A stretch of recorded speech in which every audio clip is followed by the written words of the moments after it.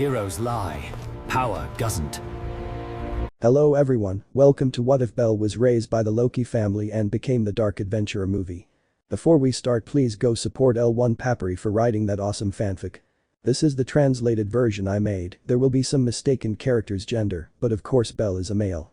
Bellcranel, a small human baby whom Reveria found in the midst of a brutal fight.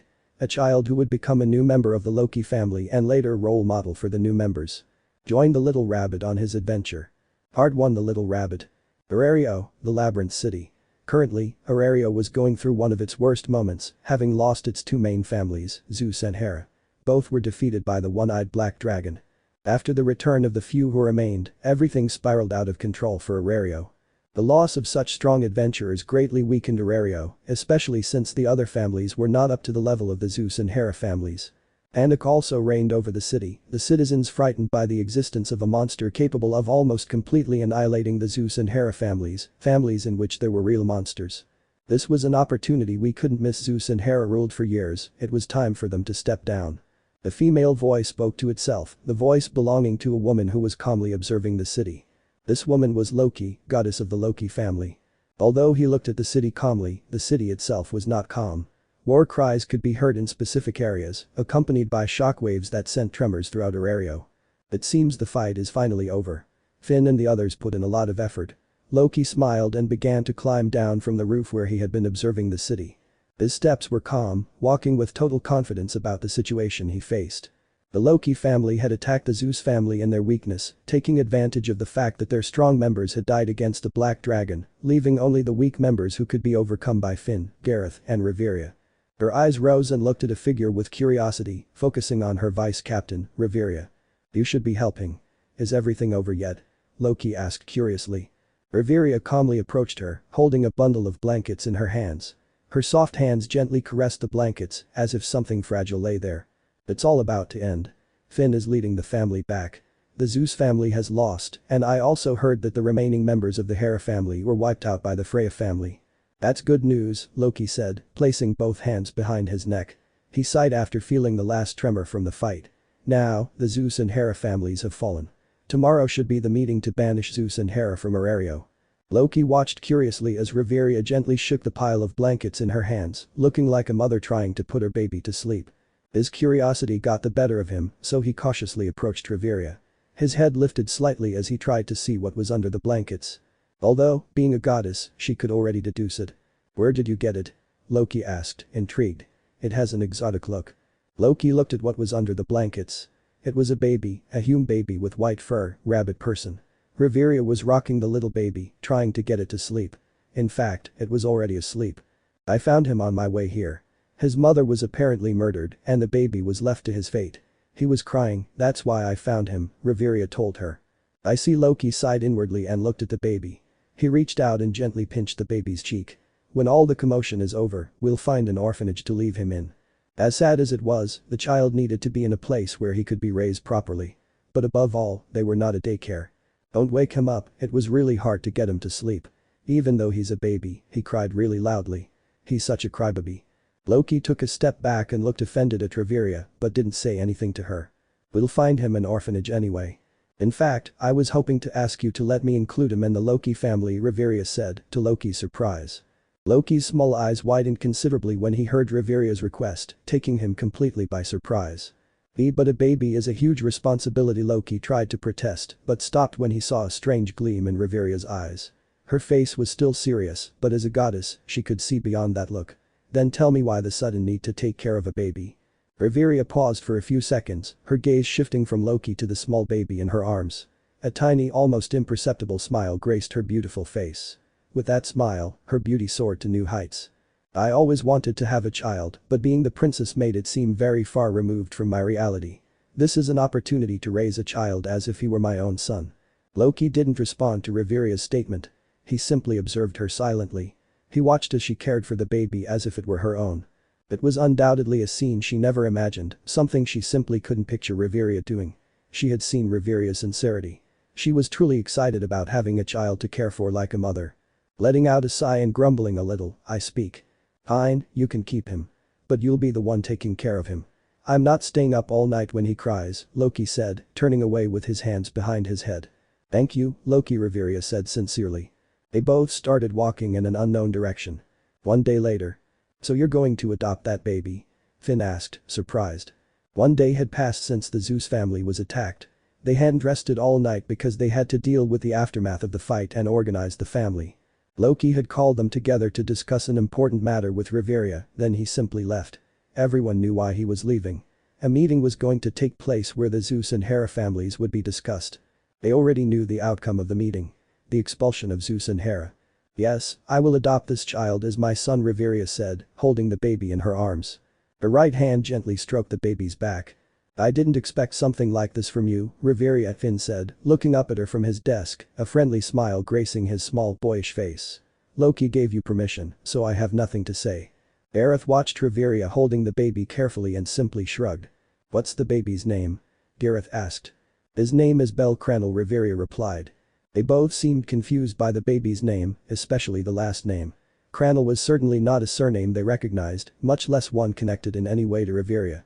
Seeing their inquisitive looks, Reveria decided to explain to them the reason for little Belle's last name. When I found him, he was wearing pajamas with his name on them, so I decided to respect the name his mother gave him, she explained. Besides, it would be an international scandal for a human baby to bear the surname of the Elf King. My father would never allow it. He'd rather kill the baby than give his name to a non-elf. That makes sense, his father is very proud. Finn dug into his memories and recalled the time he saw the King of Alf, that proud elf he met when Reveria was recruited into his family. Well, then there's nothing more to say about little Belle, Gareth said, rising from his chair. All that remains is to say.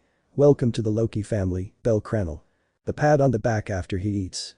Reveria was attentively reading a book about motherhood. She had no experience raising babies, so she had to buy a book that explained step by step how to properly raise a child. She naturally couldn't feed him. She wasn't his biological mother. Luckily for her, there were innovative methods for feeding children who had lost their mothers.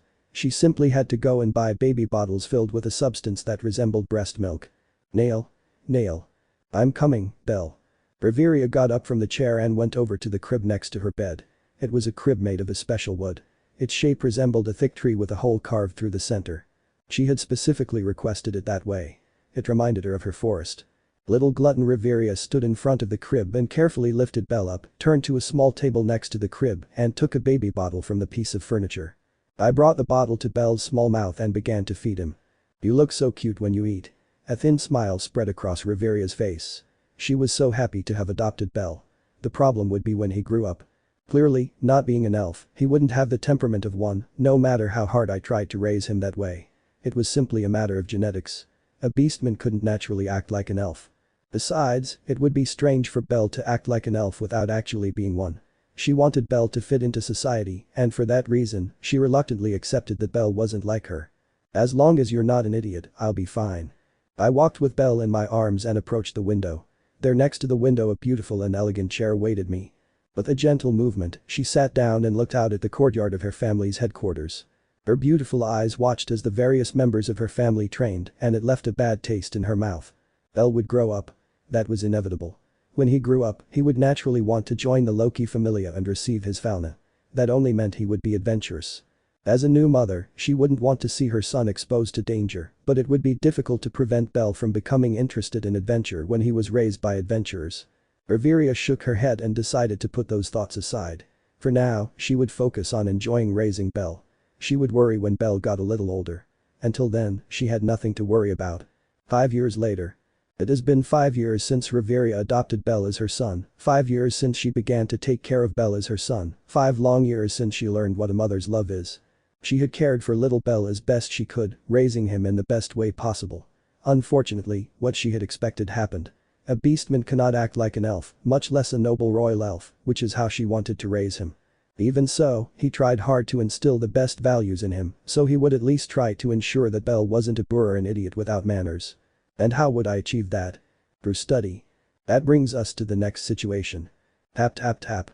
An annoyed Reveria walked through the halls of the Loki family, her serious face was more serious than usual, and a dark aura slowly surrounded her. Her family members who encountered her were startled and simply turned away. Normally, they would greet her as their vice captain, but Reveria looked genuinely upset. So, everyone decided to avoid her and greet her only when she calmed down. Where did he go this time? It's time for his study, Riveria wondered, checking the Loki family headquarters from top to bottom. His gaze turned to a certain dwarf colleague of his from years ago, Gareth. He was admiring a painting with interest. The painting depicted several dwarves feasting on beer. In his hands was a barrel, which probably contained liquor he planned to drink later. "Gareth," I called, but strangely, he didn't turn around and kept his back to me, the barrel still resting in his hands. Riveria was so angry that she ignored me. "Have you seen Bell?" "Bell? I haven't seen him, maybe he's with Loki, those two are always up to mischief." "Thank you." Riveria turned around and headed to Loki's office to find Bell. She wouldn't let her son miss another important study session. Gareth watched as Riveria walked away, looking annoyed. She slowly disappeared around the corner. Once she was out of sight, he smiled smugly and charmingly. "When he finds you, he will punish you again," Gareth said to the air. "That will be a problem for the Bell of the future," replied a child's voice from inside the barrel. Gareth smiled and carefully lowered the barrel, reaching out and peeling back the lid to reveal a small human boy with white hair and red eyes. He looked nervously at Gareth, but smiled when he saw Gareth smile back. Bell was sitting on the barrel, but with a jump, he managed to get out of it and stand next to Gareth. "You usually get excited about the daily study sessions that Riveria gives you, what was it like this time?" Gareth asked curiously. "Because they're usually things from the dungeon or things that are useful to me." "So? She wanted to teach me about elf traditions, but they're so boring," Bell replied, straightening his clothes. "I know they're important to Akasan, but I'm not an elf, and I'll never go to elf. They'd just despise me if I even managed to get in at all."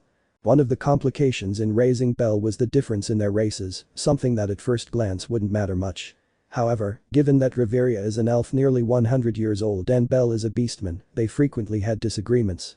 Bell loved his mother very much, no one doubted that. But sometimes he felt overwhelmed by all the studying that Bell's race didn't usually have. "So what will you do then? Your training session with Finn is later, and mine is after his." "Move it forward, I don't want to study," Bell pleaded, her knees immediately touching the ground and her hands clasped together.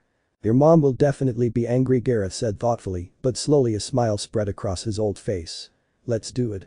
It'll be fun to see her get angry and break her usual expression." "Yeah." They both walked stealthily toward the headquarters courtyard. They were going to have a practice match in which Gareth would evaluate the techniques Bell had developed. This was all thanks to the fact that Bell trained primarily under Finn's tutelage. When they arrived, they both stood in the middle of the courtyard with their respective weapons. Bell with a wooden spear and Gareth with a wooden axe. "Whenever you want," Gareth challenged. Bell smiled and moved at great speed, or at least he thought so. Gareth waited patiently, watching Bell's every move. When Bell was close, he attempted a thrust. Gareth had anticipated it and moved his wooden axe to block, but in a split second, Bell spun his wooden spear and leaped to his right, his feet pressing into the ground as he took off again. Bell's wooden spear closed a space between her and Gareth, but just as it was about to hit, it was blocked by Gareth. Pieces of wood were flung out by the clash of weapons, which caused the fight to end in a short time. "Let's stop using wooden weapons, we always break them," Bell complained bitterly, throwing his broken spear to the ground and kicking it disdainfully. "Your mom will be mad, though I agree with you, there's no point in continuing to practice with wooden weapons," Gareth acknowledged, looking at Bell's broken spear on the ground. "Finn already uses a real spear, right?" "Yes, but I only practice movements. When we fight, we use wooden ones," he replied, looking at Gareth. "Akasan wants me to turn 6 before I start using real weapons in combat." "I see, well, we can skip ahead a year. You have good control with the spear, but if you continue training with wooden weapons, you'll only hold back your true potential." "Does that mean?" "Yeah, let's get some real weapons and have a real fight. Just don't cry when you get hurt," Gareth mocked. "Of course not. I'll keep going even if you break my arms." Bell replied with a burning flame of determination.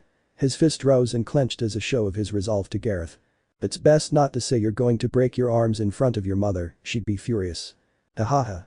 A pair of beautiful emerald eyes watched from a window as Gareth and Bell walked to the weapons depot. They stared for a few more seconds before closing. "Beltan has great potential, but if you keep holding him back you'll only cause that potential to go to waste." Riveria opened one eye and looked to her side, observing how Loki was also watching Gareth and Bell train. "I know, but I'm worried he might get hurt." Riveria's tone left little room for thought. His words didn't match his dry, remarkable tone. Loki smiled to herself, noticing it more than perfectly. Riveria cared a lot about Bell. "You have to let him grow up. It was inevitable that he would become interested in adventures. You can continue to look after him while you let him find his way," Loki said.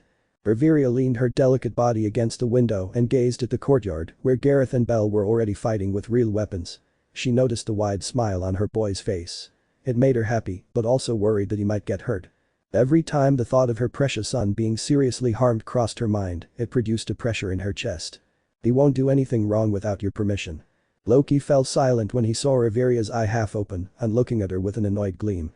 You're not the one to say that, Loki, Riveria said in a dark tone. You gave Bell your Felna without my permission. Sorry, I was just really curious. HMPH, that won't do you any good, Riveria said, taking her eyes off Loki and carefully returning her attention to Bell's fight.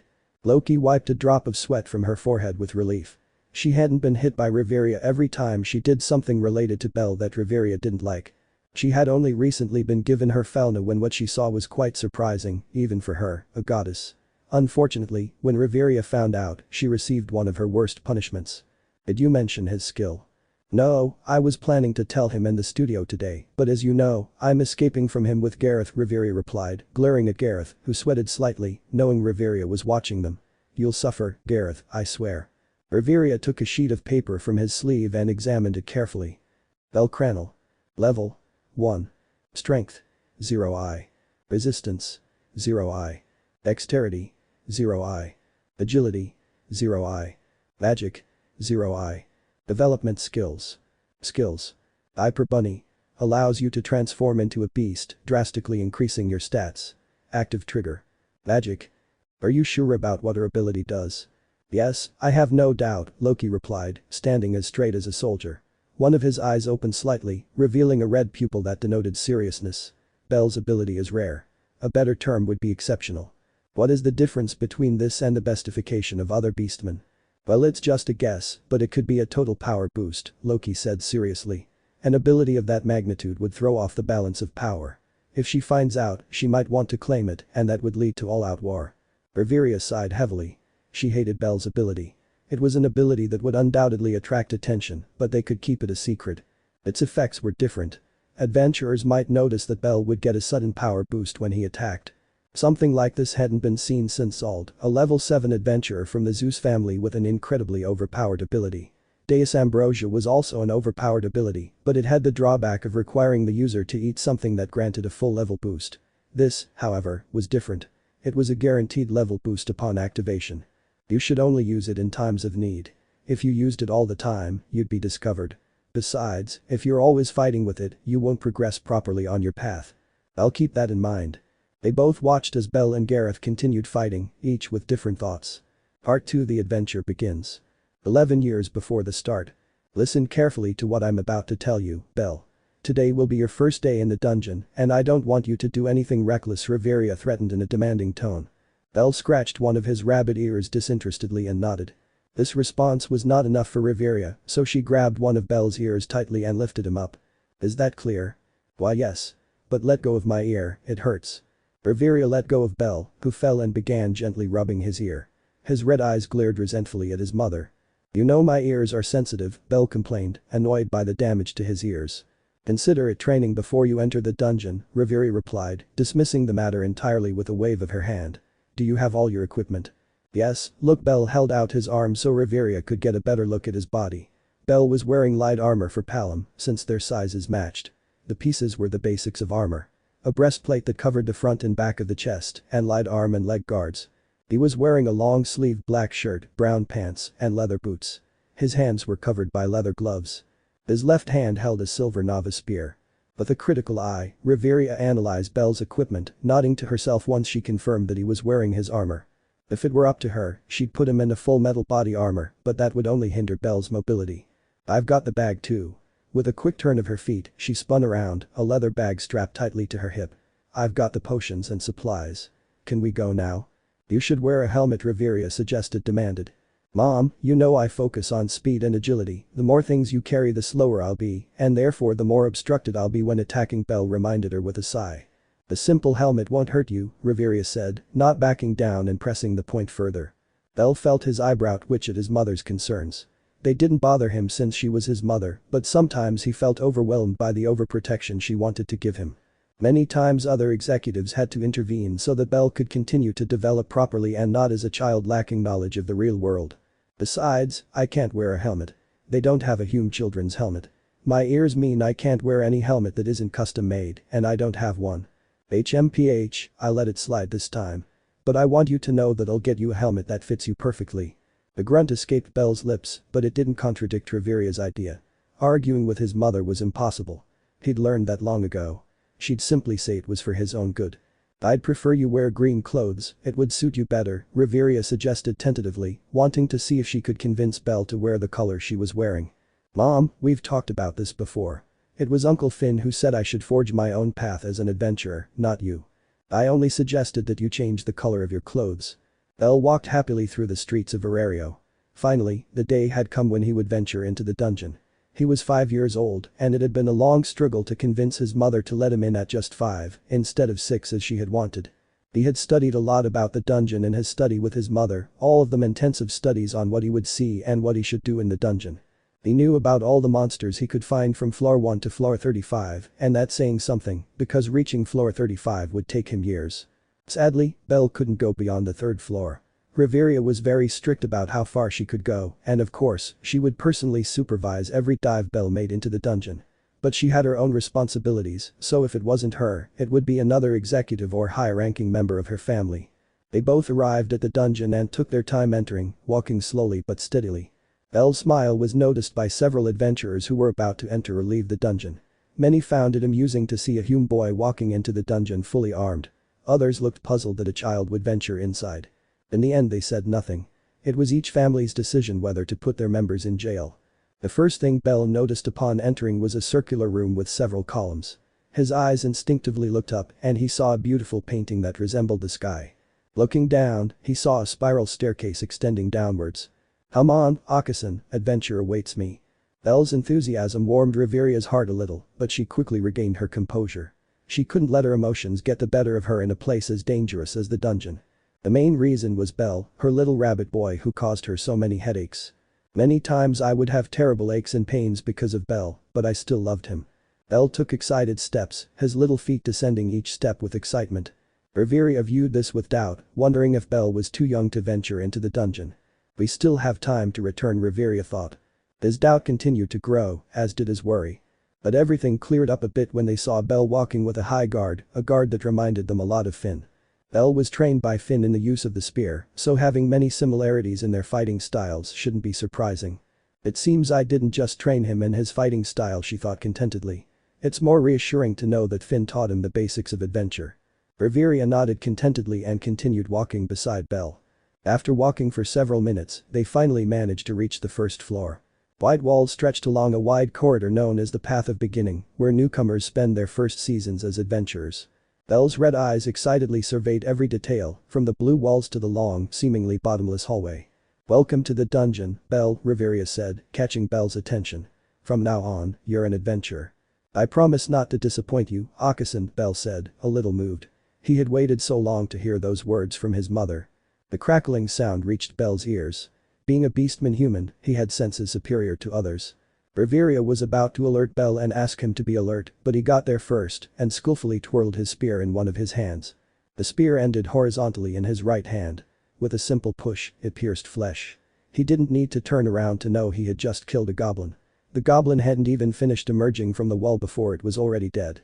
Belle turned around with a smile, and his red eyes glimpsed a group of goblins emerging from the walls. Reveria nodded, satisfied with Belle's move. It was a move that gave her a little more confidence to let Belle walk around the dungeon with a little more freedom. With slow but steady steps, Belle approached the goblins with his spear in both hands, aiming it at them with a deadly edge. Belle planted both feet firmly on the ground and began to advance at a moderate pace, almost a trot. He approached the first goblin and simply impaled it through the head, ignoring the blood and the monster's final growl. The impalement with his spear was very simple. He had no ostentatious movements that demonstrated mastery, he simply did what was necessary and just to finish off the monsters. He would approach a goblin and easily pierce its head, giving the goblin no chance to attack. They could only growl, annoyed by Belle's presence, and charge at him, but within a meter they were already dead with the spear through their heads. The poor, ugly goblins were erased from existence in a couple of seconds. Together they barely managed to reach 3 minutes. Another crackle was caught in Belle's rabbit ears. This one spun and impaled directly, the edge of his spear traversing the air before landing on the head of a kobold that was barely peeking its head out from the wall. Belle, Reveria called, drawing Belle's attention. He turned and, with a swift motion, finished off a kobold, slashing its neck. Blood splattered the ground and the tip of his spear, but with an elegant flick of his wrist, he managed to deflect it. Your strategy is good, but it will only work on the first few floors. When you encounter large monsters, you won't be able to stay still. I know Akasan, but I prefer to make simple movements. They use less energy than the unnecessary but beautiful ones that Uncle Finn does, Bell explained. Reveria mentally agreed. It had been a good argument from his son. Finn possessed a beautiful technique when wielding his spear. Each time he used it, he displayed a graceful style that made it clear to everyone that he was a master. However, many of his movements were unnecessary in combat and only wasted valuable time and energy that couldn't be spared. I quickly came to the conclusion that Finn himself explained this to Bell, and Bell, in turn, decided to ignore these extravagant movements. He remembered the precise movements Bell made and decided to leave him for the moment. When the time came, he would teach him how to fight large monsters. After all, how fast can Bell grow? By the way, Reveria stopped Bell in his tracks and spoke. Bell trembled slightly at the dangerous tone Reveria used, a bad feeling beginning to fill his head. Usually, novice adventurers feel uncomfortable killing their first monster, but you didn't just not blink when you killed the first one, you didn't even turn around. You seemed very indifferent. Bell began to sweat nervously upon hearing Reveria's tone, his right foot began to tap lightly on the floor. Reveria looked at Bell's foot and glared even more sternly at the poor rabbit. Bell often twitched his right foot when he was nervous. Look, Akasan, I can do Uncle Finn's moves too. He quickly turned around and began running down the dungeon corridor, his spear spinning with great skill, each spin annihilating the monsters he came across. Reveria realized something. Bell was very fast for a level 1 novice adventurer. Some might even doubt whether he was a novice at all. Don't think you'll avoid the subject. Reveria raised her voice, making sure Bell heard her. When did this happen? She thought, dismayed. I searched deep into his mind for any suspicious actions by Bell.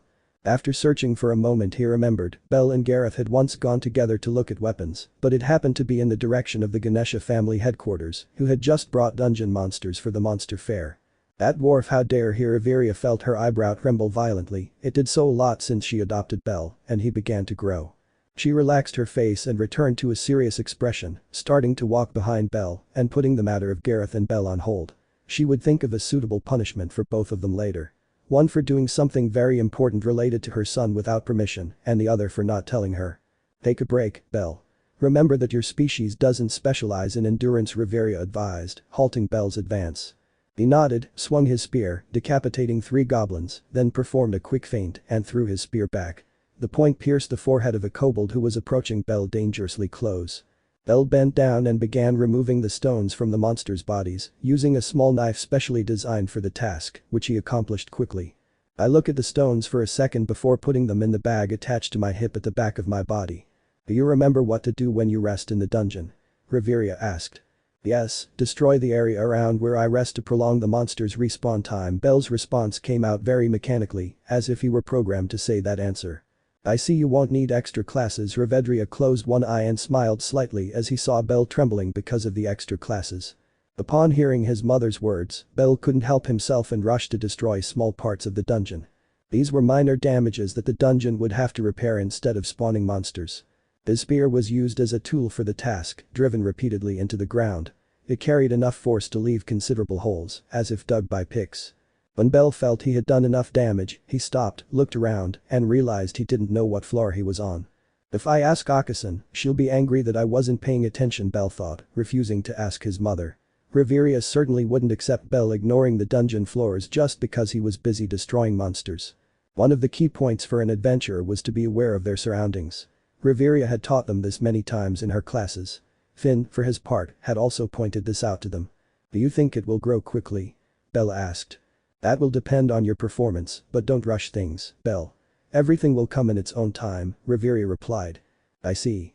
Bell leaned his silver spear against one of the dungeon walls and rested his head on it, then scanned his surroundings to make sure there were no dangers. Once he was certain there was no danger, he allowed himself to relax for a moment. When you took me to register at the guild, I heard a few things, mostly about the members of my generation. And something caught your attention, didn't it? Indeed, Bell tilted her head toward her mother and smiled. I heard the Astri family has some very promising members, especially 3 in particular. The captain, Allies Laval, an elf named Ryu Lion, and finally Kagaya, something I can't recall her last name. But I heard she's a master swordsman. I also heard of someone named Bet Loga, a member of the Viter family. Reveria found Bell's talk interesting. Apparently, he had already become interested in members of his generation. The Estrie family and the Vider family, I don't know them, so I suppose they're new or of very low rank, Reveria said, thinking about both families.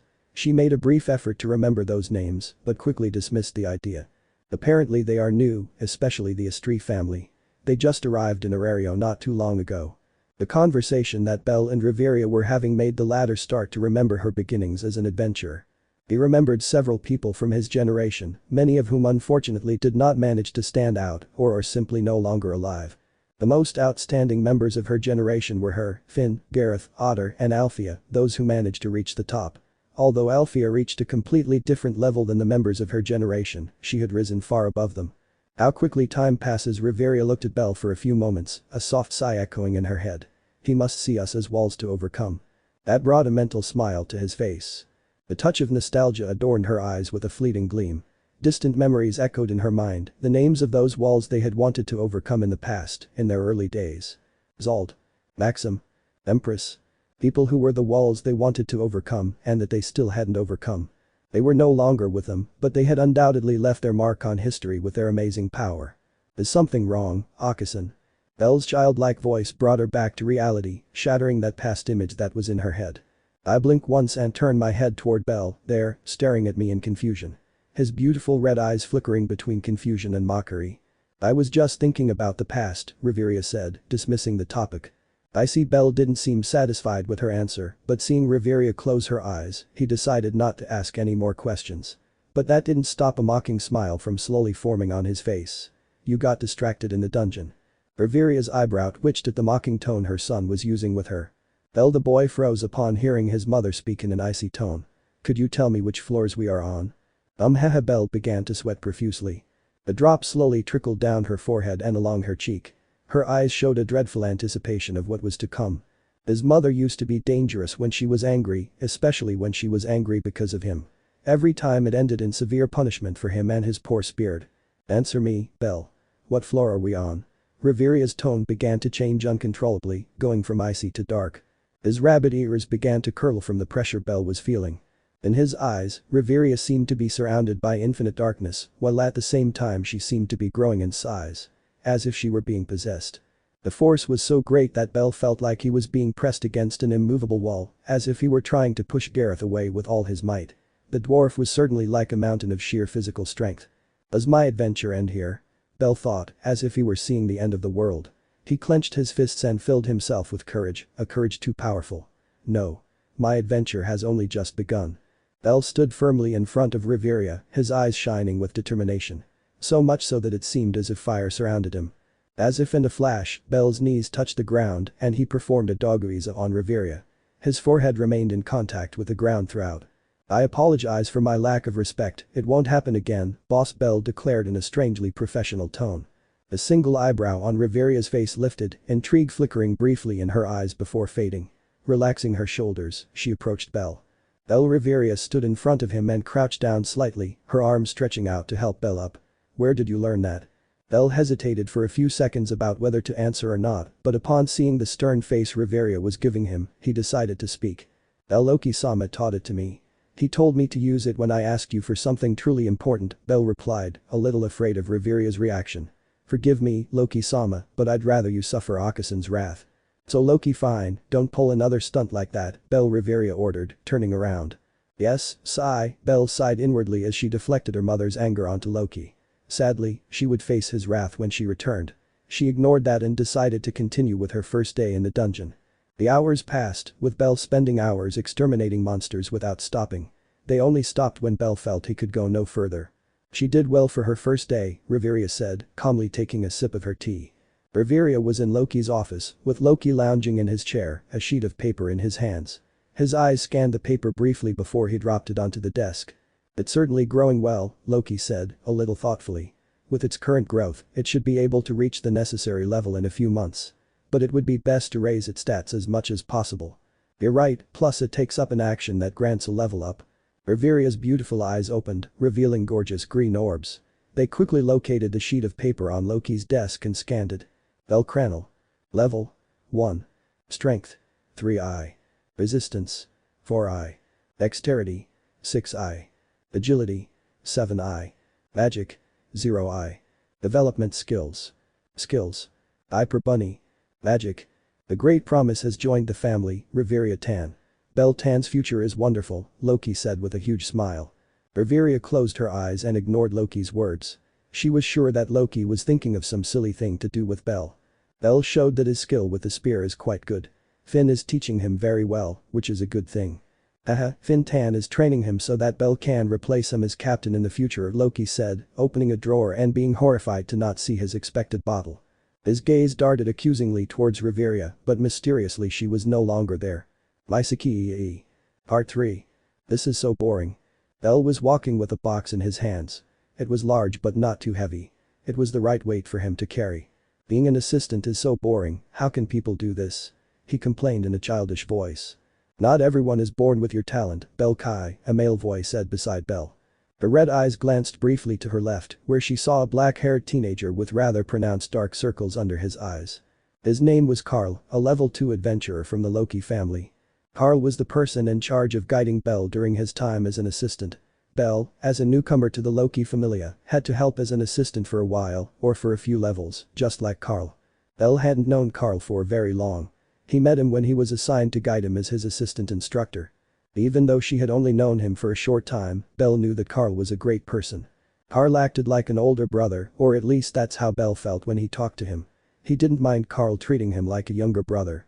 Hurry up, Belle Kai. These are the last boxes. Once we leave them, we're free to do whatever we want, Carl said, quickening his pace. Go. They both arrived at the Loki family warehouse where they proceeded to deposit the boxes that each of them was carrying. Ryu's Belle sighed and lazily scratched the back of his neck. Har looked at this and smiled mysteriously. He approached Belle and placed a hand on his shoulder. Tell me, Belle Kai, don't you want to have a practice match?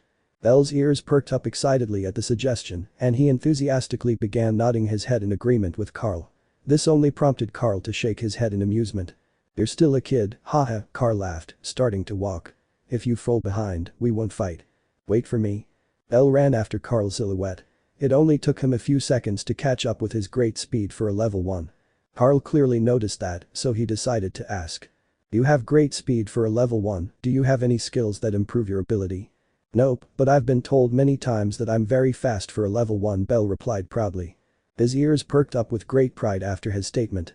Rabbits are fast, Carl mocked, causing Belle's ears to droop in less than a second.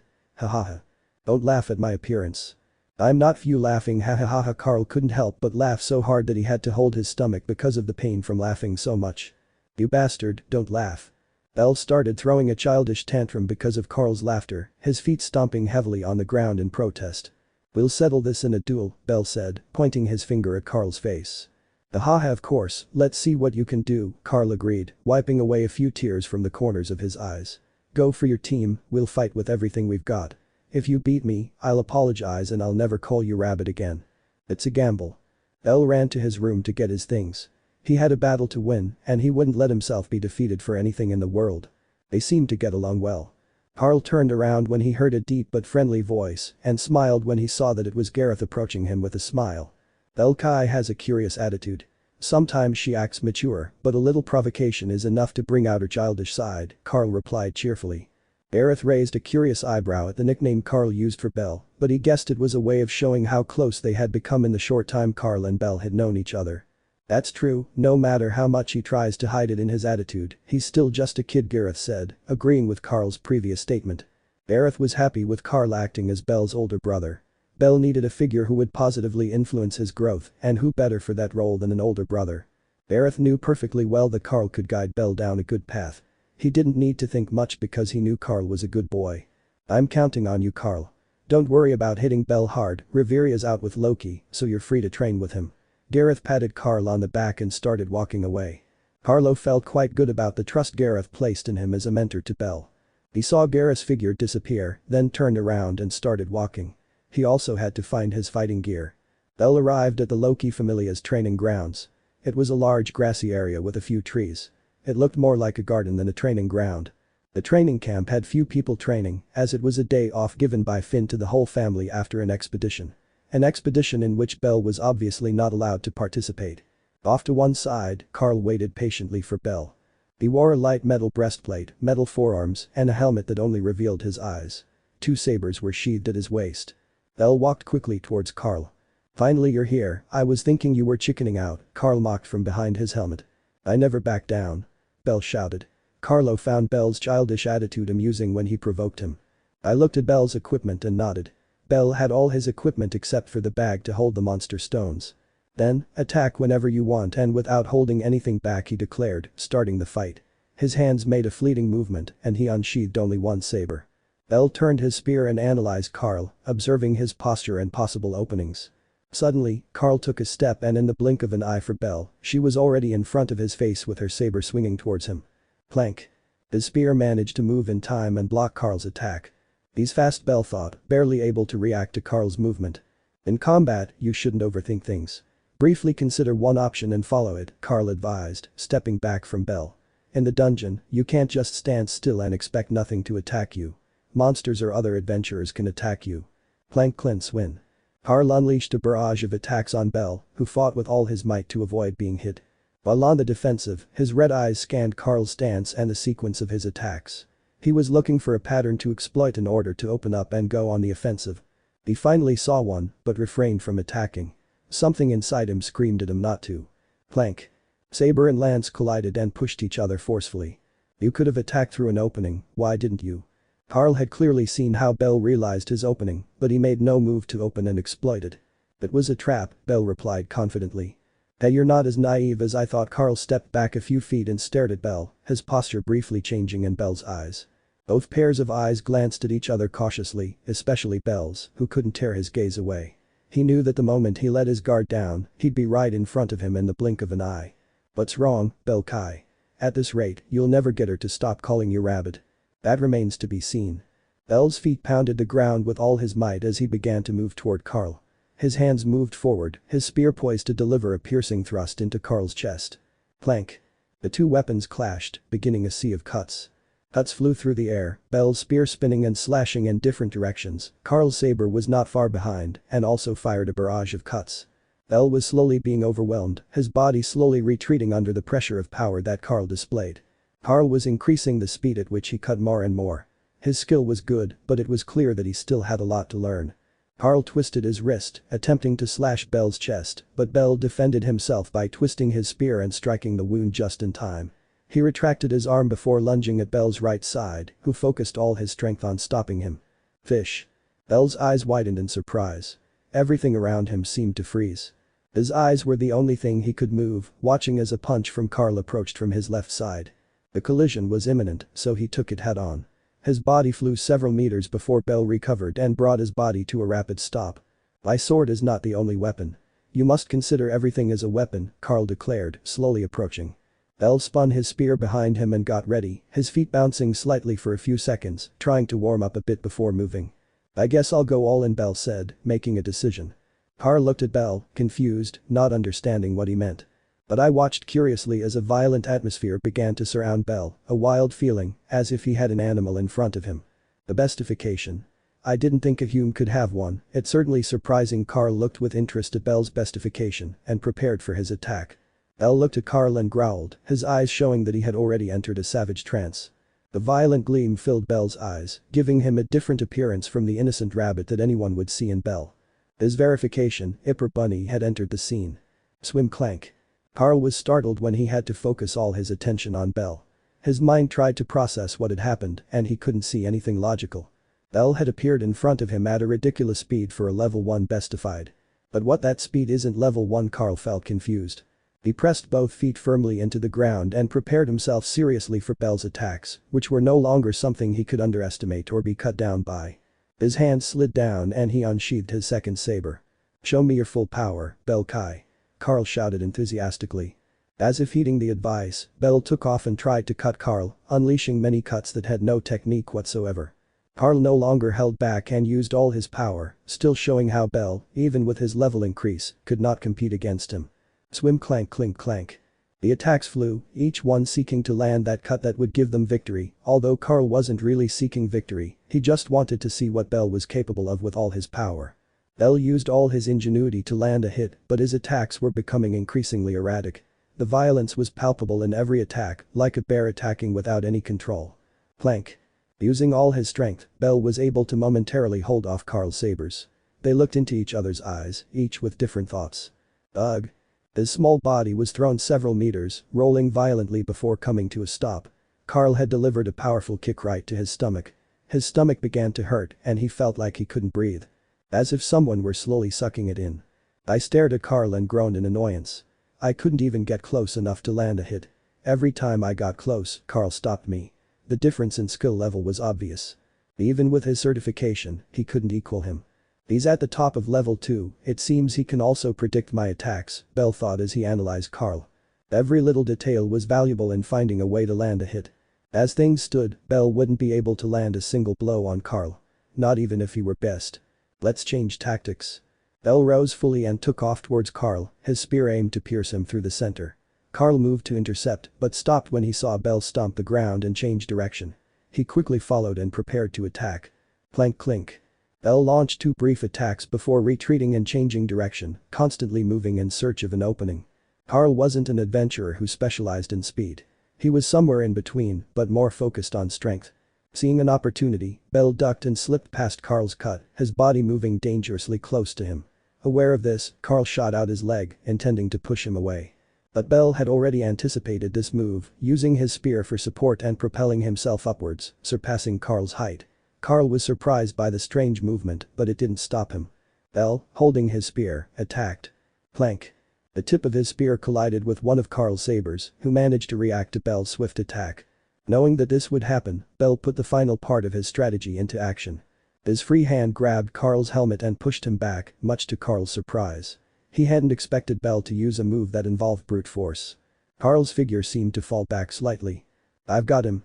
Bell grinned as he watched Carl fall backward under his grip on his helmet. Poof. That smile vanished in an instant, the instant Carl's feet planted firmly on the ground, his body gripping with enormous firmness. It's not enough. Carl roared.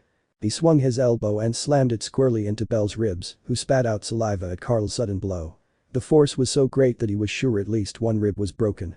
The impact sent him to the ground where he rolled for several seconds, stopped and tried to stand up, with an overwhelming feeling in him. He's unstoppable, he's nothing like the goblins I've killed. I guess it's over, Carl said in front of him. Bell watched intently the gleam of Carl's saber's edge, which was pointed at his neck. He gritted his teeth and moved his spear, pushing Carl's saber away. He tried to create some distance, but it was useless. As soon as he stood up, he felt a horrible pain in his right side, causing him to stop and hold his sight in an attempt to stop the pain. I have a broken rib, damn it, Bell groaned, thinking the fight was over. He planted his spear on the ground and leaned on it to avoid putting any more strain on his aching body. What are you talking about? A fight doesn't end just because you're injured. You have to make sure your opponent can't continue, Carl said, resuming his stance with his sabers. He wasn't going to take it easy this time. Bell smiled at that. He stopped leaning on his spear and straightened up as best he could. I'll make that cut at any cost. That remains to be seen. Bell's transformation had ended, so he could no longer attack Carl with his full strength. It seems your training has run out, why not push yourself? Let your body adapt to the pressures of continuous fighting. That will serve you well when you begin to see the true face of the dungeon. You're absolutely right. You've gone too far, young man.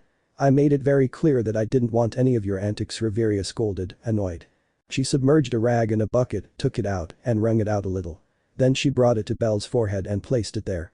Bell was currently lying in bed with a fever and unable to move his body. He had fought Carl for hours, more than 10 hours of non-stop fighting. If he got tired, Carl would give him a potion. If he was too injured to continue, Carl would give him a potion. The fight simply wouldn't end. He had only stopped when Riveria had returned to the mansion, only to ask about Bell and find him in a fierce battle with Carl, covered in blood and dirt all over his body. Carl had excused himself from the situation with great skill. Bell Kai mentioned that you had given the order, so I followed it. Just remembering it made Bell angrier, but he couldn't do anything. His condition was so bad that Riveria had to feed him. I don't think I need to tell you that you're grounded, Riveria said in a serious tone, to which Bell simply nodded. I didn't hear you. Is that clear? Yes, Akasan. Bell trembled like jelly at the icy tone Riveria used. She's really upset. Riveria adjusted the cloth a little more before straightening up in the chair. This time you've gone too far, Riveria scolded in a stern tone. The severity of her gaze was so intense that Bell's ears drooped down the sides of his head. Hume lost all his pride under the pressure Riveria exuded, especially since it was directed at him. I couldn't help it, sometimes you protect me so much that I feel trapped. I wanted a little freedom, fighting with Carl made me feel free, Belle said, unable to look at his mother. Belle Reveria remained silent, unsure how to respond. She knew she was overprotective of Belle, but she couldn't help it. He was her beloved son. But seeing him so dejected, his proud ears drooping, only helped her understand Belle's feelings better. Memories from a few years ago came to mind. An even smaller Belle running around the Twilight Mansion in diapers. Behind him, a furious jade-haired elf. "Come back here, young man. Haha, catch me Akasan." His laughter echoed loudly through the hallways, drawing amused glances from the other members of his family. Especially since Belle was only wearing a diaper, which had a brown stain on it. Nostalgia hit Reveria hard. Belle was still just a child, but at the rate things were going, it wouldn't be long before she was no longer caring for him as a mother. Her little baby was growing up and she couldn't stop it. She knew that sooner or later he would grow up and become an independent man. That's what worried her most. That her baby would no longer need her. "You're growing up so fast, Belle, so much so that I'm worried you won't keep me busy anymore," Reveria said, a hint of sadness in her eyes. Belle was probably the only one who had ever seen this side of her. Reveria used to open up a little more with Belle. She wanted to convey her feelings to her son. "You don't have to worry about that, you'll always be my Akasan.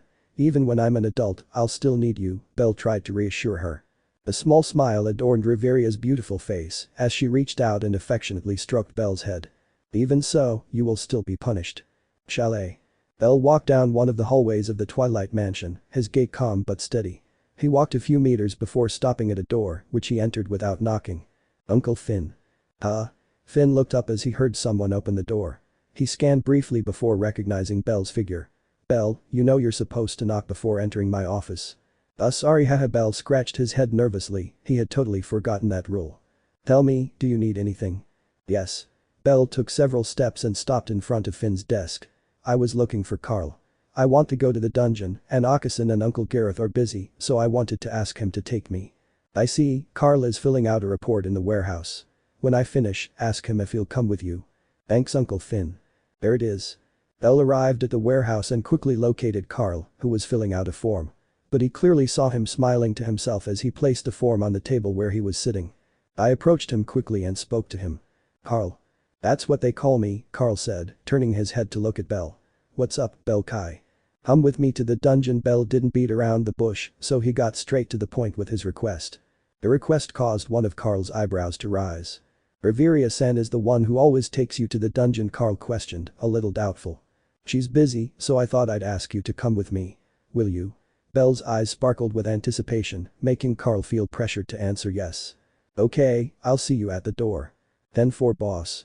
Belle ran to his room to get his equipment. "And I was planning to go for a drink on my day off, it wouldn't be bad to keep Belle Kai company for a while, what if I take him for a drink with me?" Slash. Belle's spear cut in half a goblin who could do nothing. He had seen a faint glimmer before dying. "Hey Carl, do you think I could use a full body armor?" Belle asked, piercing through a goblin's head. He skillfully spun his spear before killing 3 goblins with another slash, he didn't stop and spun at the same time as he stabbed rapidly in the air. Ah! Several goblins died before Belle's thrusts, who did not hesitate at any time. "I simply swing my spear a little and shoot her blood." Carl thought about Belle's question and answered. "Of course you can use one, but it would only limit your potential. If you were to use one, it would have to be a super lightweight armor so that it wouldn't hinder your movement," Carl replied. "I see, I imagine only the essential pieces." "Yes, like the breastplate, forearms with gloves and boots, I think those would be the basics. Light armor would be ideal." Carl's eyes moved rapidly in front of him, scanning his surroundings with utmost precision. Nothing escaped his gaze. In front of them, dozens of monsters began to emerge, even irregular ones. He saw several red goblins, larger than the average goblin. "Belle, do you think this is a competition to see who can kill the most monsters?" Of course Belle didn't hesitate and accepted the challenge. He had also seen the large number of monsters approaching them. "If I win, I'll take you out for drinks. And I'll make you buy me a quality weapon, no matter the price."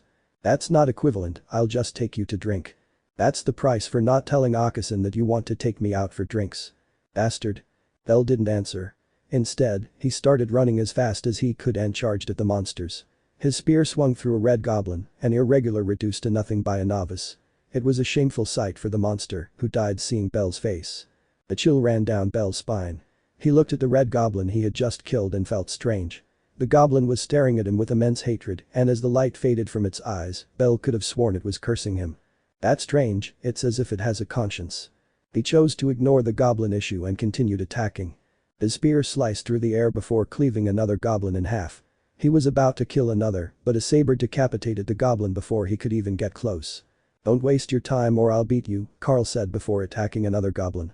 Bell heard Carl's prayer and quickened his pace, beginning to use more reckless movements in order to kill monsters faster than Carl. Both of them exterminated monsters without stopping until they killed the last one. Bell looked around in confusion, searching for any living monsters. He used his enhanced senses from being a human, but he couldn't hear anything. "When did we kill them all?" Bell blurted out the question. Carl didn't notice because it seemed like Bell was asking himself. There were definitely more than 100, maybe even many more. "I didn't notice either, but it doesn't matter." Carl gestured to Bell to get his attention. Having caught his eye, Carl pointed behind him. "Do you want to go to the 5th floor? We can still continue the competition." "Of course, count me in." They both gathered all the stones and headed to the 5th floor. Their competition wasn't over yet and neither would accept defeat so easily. They would continue until they no longer found any monsters on the floors where Bell was allowed. That day, many adventurers went to complain to the guild about not finding any monsters on floors 4 and 5. Part 4 Strange Creatures. His heartbeats gradually increased. Her head was filled with lamentations, all directed at a single person. His mother. "Bellcranel, as your mother I feel obligated to punish you for your actions." Bell's small body began to tremble uncontrollably as cold drops of sweat fell from his forehead. "You disobeyed one of my rules." Reveria advanced menacingly, her beautiful jade eyes piercing Bell's small silhouette. "Wait, Akasan, explain it." "No, you can't." The perfectly crafted staff rose in all its glory. The metal from which it was made gleamed beautifully. A delicate hand held it aloft before crushing it firmly toward Bell. "Ah." Bell woke up from his nightmare with a sweaty body, his pupils getting used to opening at once. "I look around in a panic, searching for my mother all over the room, but I can't find her anywhere in my room." It was a nightmare. I placed my hand on his chest and touched it. He felt his chest heave from the earlier panic. His heartbeat was also frantic, pounding loudly inside his chest. It felt so real, so real. He turned his gaze to the far end of the room and looked out the window. A beautiful blue sky dazzled the city. Seeing the beautiful landscape of the sky relaxed him a little. He uncovered himself from under his sheet and went into the bathroom, pulled down his pants and sat on the toilet. The man's moment of reflection arrived in the bathroom. A man takes a dump and at the same time reflects on life. Bell was no exception, so he quickly pushed his nightmare to the back of his mind and focused on thinking about anything but it. "I'm already at the top of level 1, but I can't find a feat that will level me up." Bell rested his chin on his fist and mused aloud. "Maybe I should go minotaur hunting. With my certification, I'm sure I could kill one. I'll tell Carl to come with me."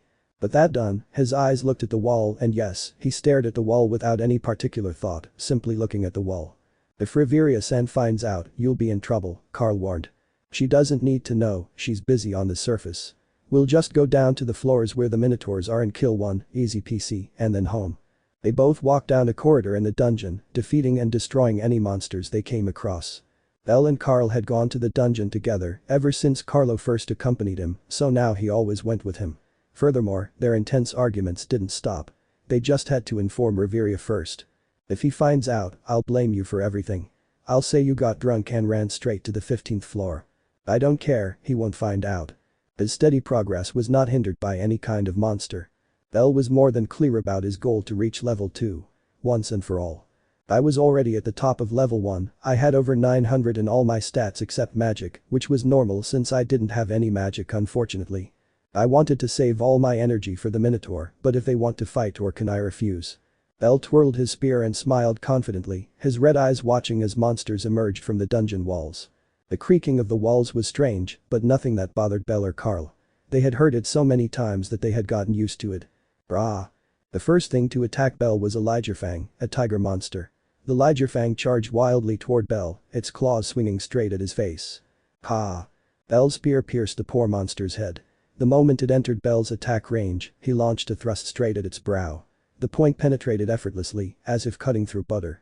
He walked forward and stabbed again, this time without waiting, he turned his whole body and cut 3 monsters in one attack. The cut was clean, allowing Bell's spear to remain unstained by blood. Aid. Both Bell and Carl stopped when they heard a cry for help. They turned to look at each other before nodding. Carl was the first to disappear from the scene. He started searching first because he wasn't fighting the monsters. Bell first had to eliminate the monsters they were fighting and those that kept appearing. With his incredible skill, it wasn't too difficult. Where could he have gone? Her feet tapped rapidly on the ground, her gaze wandering from side to side. The barely audible sound reached his rabid ears, which were perfectly sensitive to every sound. The sound resembled hurried footsteps. He started running in that direction, but when he got there he froze. But what would happen here? Several bodies were scattered around the area, all brutally mutilated. The bodies belonged to monsters. They were minotaurs, completely torn apart. His blood and limbs were scattered all over the hallway. This doesn't look like it was done by an adventurer. Bell approached the mangled body of a minotaur and examined it. The smell of decay filled Bell's nostrils, causing him to frown. The damage is too abrupt, as if an immense force struck their bodies. I looked around the area for another clue, but wherever my gaze fell I found the same thing. Mangled bodies. One after another. I must find Carl. His thoughts returned to Carl and the person who was asking for help. Where is? Carl was running at full speed through one of the corridors on the 15th floor, concentrating on any noise that would tell him where the person in danger was. Shout so I can find you. Carl shouted, growing desperate at not hearing anything. Silence followed, a gloomy silence. Carl's head began to spin from side to side, indecisive. Help.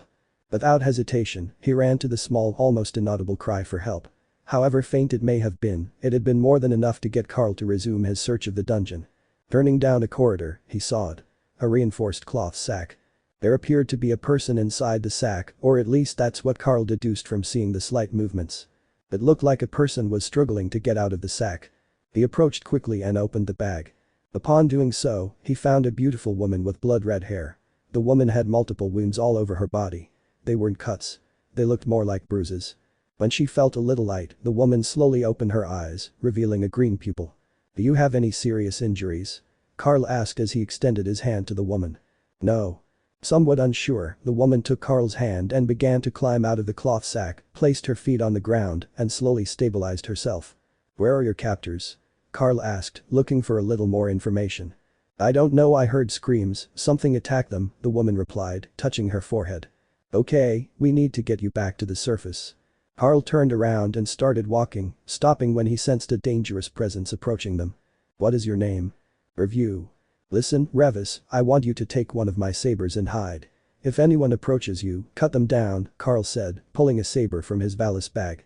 Having experience, he already knew he should carry a backup weapon. Why? Revis asked doubtfully. Something is coming. If you're here, I'll have to focus on protecting you. Okay, a little frightened by the seriousness that Carl was using in his voice. Revis turned around and started running in the opposite direction from Carl, slowly disappearing from Carl's sight. He turned his gaze forward as he unsheathed his two sabers, adjusted his stance, and prepared for any incoming threat. Ah! Instead of a dangerous creature, a man in a black robe appeared. The man clutched his stomach tightly, from which insane amounts of blood poured, rapidly running down his black robe. The man staggered down the corridor before leaning against a wall due to exhaustion. Carl looked at the man silently. Seeing that he was wearing a black robe, he thought the man might be related to Revis and his apparent kidnapping. The man's head turned in Carl's direction. He was wearing a cloth mask that covered half of his face. Even with the mask on, blood was seeping down from underneath it. Help me, don't let that thing find me, the man pleaded, extending his hand towards Carl for help. Carl hesitated for a moment but clicked his tongue and slowly approached the man with his sabers still in his hands. Before they reached the dying man, Carl's ears picked up heavy footsteps. Something large and heavy was approaching them. Reacting quickly, Carl moved away from the man. Just as he stepped back, a large, badly broken sword plunged back into its previous position. From the shadows emerged a bugbear with deep red-black fur and blood trickling from its mouth.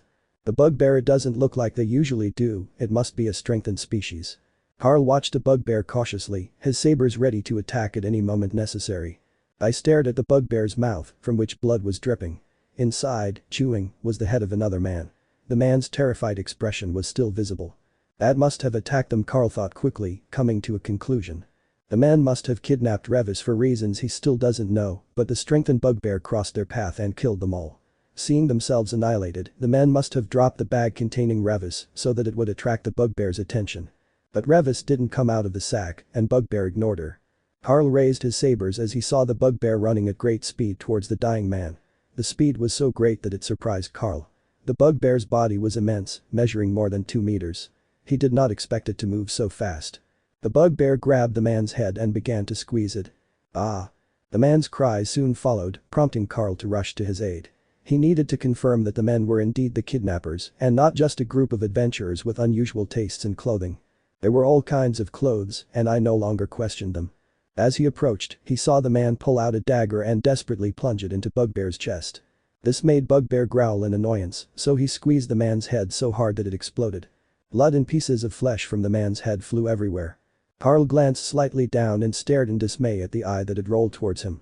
"How unpleasant," he murmured, focusing his attention on the Bugbear. The Bugbear took the greatsword he had thrown earlier, dropped the dead man's body, and ran fiercely towards Carl, his eyes overflowing with rage. "Brian.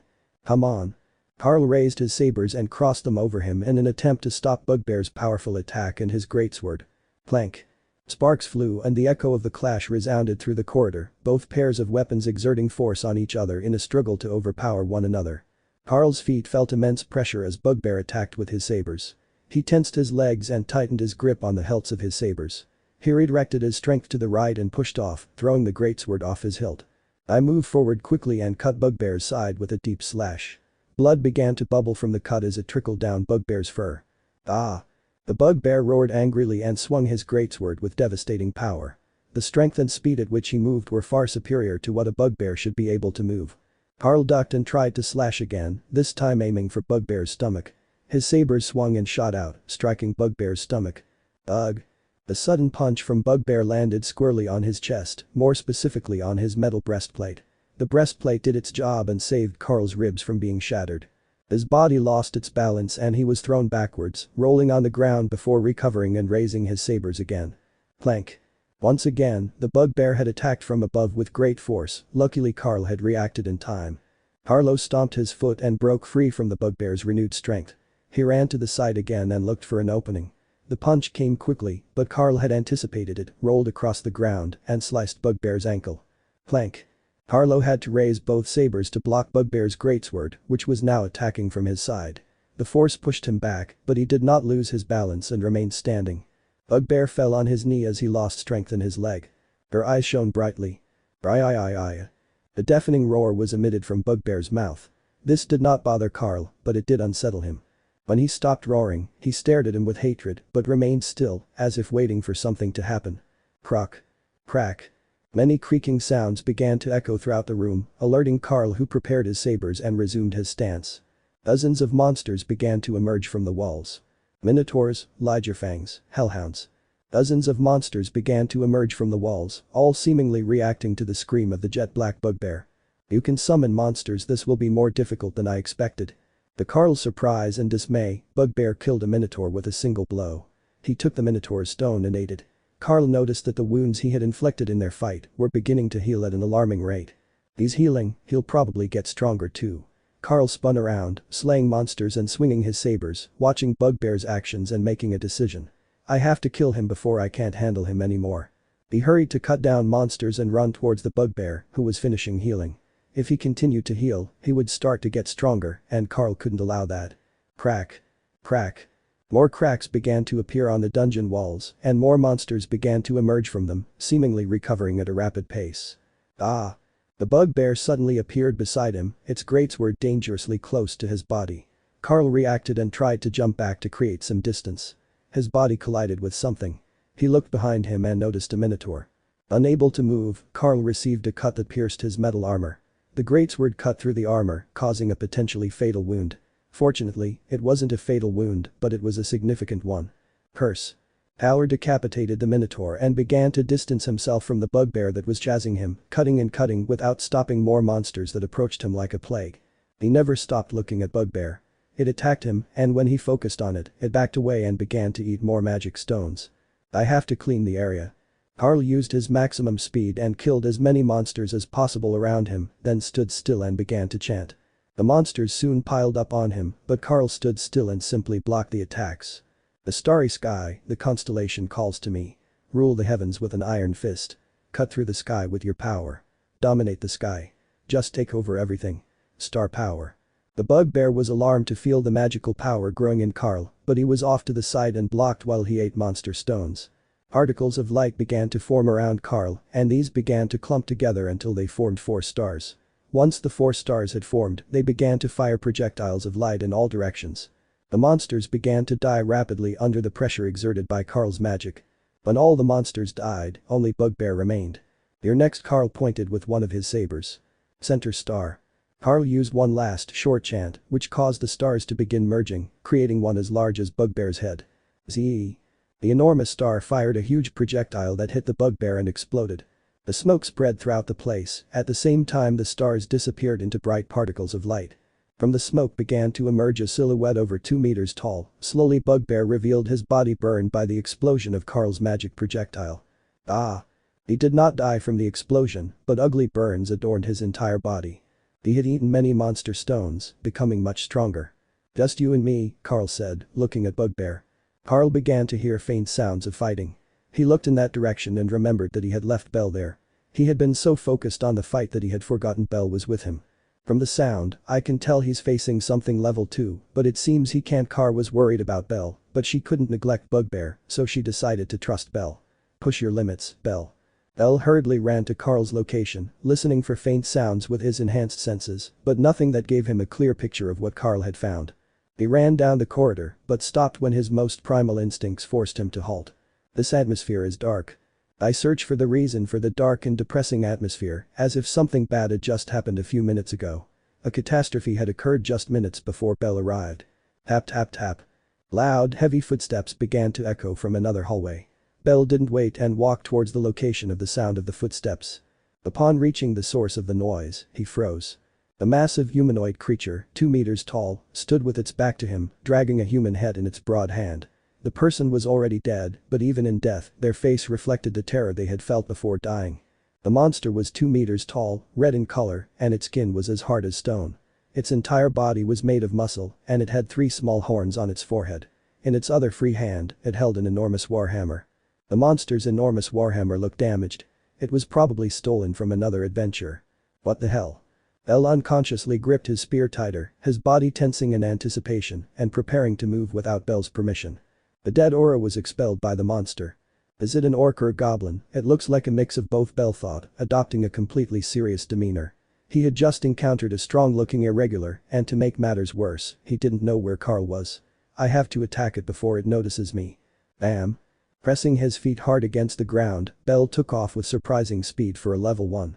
He ran as quietly as he could and tried to pierce the monster's chest, where he believed the magic stone would be. But Bell was stunned by what he saw. The tip of his spear could not pierce the monster's thick hide.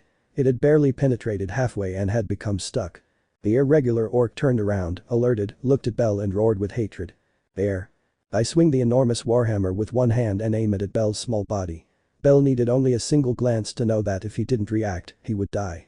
Its verification came into action and was greatly enhanced.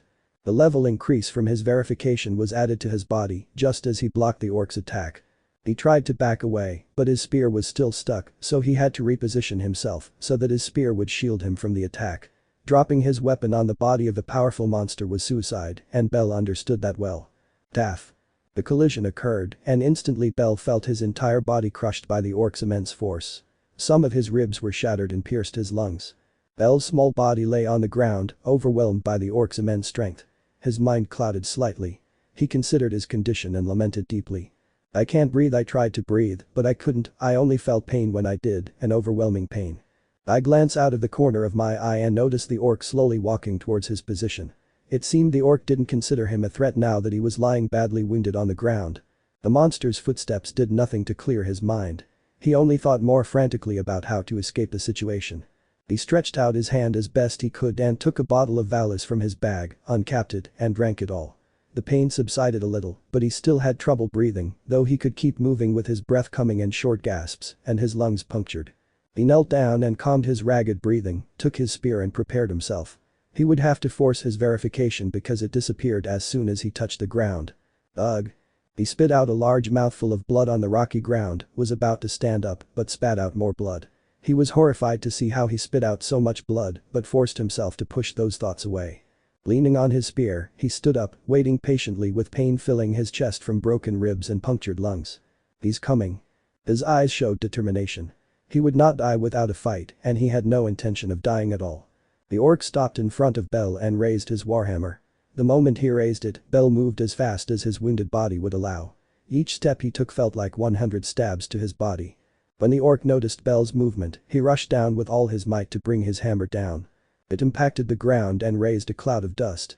The hammer left a crater in the ground due to the force with which the orc had fired his warhammer. Bell didn't wait any longer and attacked. His verification had activated as soon as he moved to dodge the orc's attack. He moved his spear and searched for the orc's weak points. The softer parts are the key to getting out of here alive, he thought, turning his spear and pointing it at the orc's ankle. The cut was clean, severing the monster's ankle. It groaned in pain and knelt, no longer able to stand on one foot. A loud thud echoed as it landed on one knee. The skin on its chest and back is very tough, its ankles don't seem to be as lucky, Bell thought as he ran back to the monster's back. I have to cut the other one. He swung his spear, aiming to sever the orc's ankle, but the monster struck him with one of its enormous arms. Bell ducked and inflicted a deep gash on the orc's leg. He didn't stop. He continued slashing at different parts of the orc's body. The orc couldn't reach Bell in his ridiculous strength, so he began to spin on his good foot while swinging his warhammer. Bell hadn't expected that move, so he took the blow again, though this time the damage was less than the first. His spear had perfectly blocked the attack, and Bell had dodged most of the impact. His body was thrown forward and crashed into a wall, dust rising and flying down the hallway. Bell's body weakened, and his verification deactivated once more. I can't anymore. Bell tried to move again, tried to continue the fight, but his body wouldn't respond. The orc began to limp towards him, his body full of wounds, did not prevent him from striking Bell and knocking him out of the fight. He moved his hand and tried to lift his spear, but he didn't have enough strength to move it. He simply clenched his hand on it and waited for the end of his life. He could no longer speak. His lungs were filled with blood and his ribs were broken. He had coughed up a lot of blood and his spirit began to falter with each step of the orc that was drawing dangerously close. Kill. Bell opened his eyes when he heard the monster utter a word. He didn't believe what he heard and thought he was starting to hallucinate due to blood loss. Then, when death was about to claim him, I listened to him. Push your limits, Bell. The verification process was activated again. This time the damage after forcing it a second time would be very severe, but he didn't care. Carl trusted him. He couldn't let him down. He took his spear and stood up, the pain still coursing through his body. This would be his last attempt before he could no longer fight. He didn't have the power to prolong the fight, but he had an idea, a very risky one. The orc raised a hammer and prepared to kill Bell. The moment he lowered it, Bell ran towards him. The movement confused the orc. He hadn't expected Bell to willingly run toward his finishing attack. Bell raised his spear in what appeared to be a move to block the orc's attack. Bell waited for his spear to break so he could run again, still carrying the momentum of his previous run. He stuck to the orc and let the hammer pass by, then he stuck part of his spear into the orc's foot. He moved and climbed onto the orc's back, reaching its head, and violently thrust the other end of the spear into it. Unfortunately, Bell didn't have enough strength to drive it in completely. But because of the two thrusts he delivered, the orc dropped his warhammer. Bell hurried and lifted the hammer as best he could, the veins in his head bulging so much that they looked like they would explode. No, some did explode from the pressure Bell exerted when lifting the warhammer. His body trembled, but it did not stop him. He struck the orc's legs as best he could, and as a result, the orc fell to the ground. The hammer rose high, trembling with the tremors of Bell's body. The moment he lifted the hammer, its verification vanished. He had reached his end without being able to finish off the orc. Damn it. Bell cursed, his strength failing him as he struggled to move the hammer. His body had reached its limit. I'm not giving up yet. He moved his body backward, letting the hammer fall on the orc's head. Flash. The orc's head was not indestructible, so it expelled insane amounts of blood from the force of the hammer's impact. The blood stained the ground even more. Bell, who saw this, stood motionless. Her breathing slowly began to calm, her heaving chest returning to its tranquil state. Her gaze finally softened. The danger had passed, but it wasn't over. He was in very bad shape and was still in the dungeon. If he didn't find Carl, he would have to crawl to the surface with his body a mess. His lungs were still full of blood and his ribs were still broken. I have to find Carl. With a single thought, she began to try to move her aching body. It hurt so much. As best he could, Bell began to move, grabbed a piece of his spear, and started walking towards where he heard sounds of fighting. He walked for several minutes, slowly beginning to lose the sounds of battle. Hearing the last sound of fighting alarmed him, so he quickened his pace. Each step hurt, but he didn't care. He had to make sure Carl was alright. His body would suffer greatly from his injuries, well, if he managed to get out of the dungeon alive. He turned a corner and found Carl. Carl stood triumphantly atop a 6-foot-tall jet black monster. Dozens of monsters surrounded them both. It looked like a monster slaughterhouse. Carl had torn pieces of his armor and he also had a nasty cut on his chest that was bleeding dangerously. Blood trickled down his forehead. His helmet was several meters away from his position, completely destroyed. Bell tried to call Carl, but in doing so he only managed to spit up blood and caused unbearable pain in his blood-filled lungs. Upon hearing the sound of Bell, Carl turned around.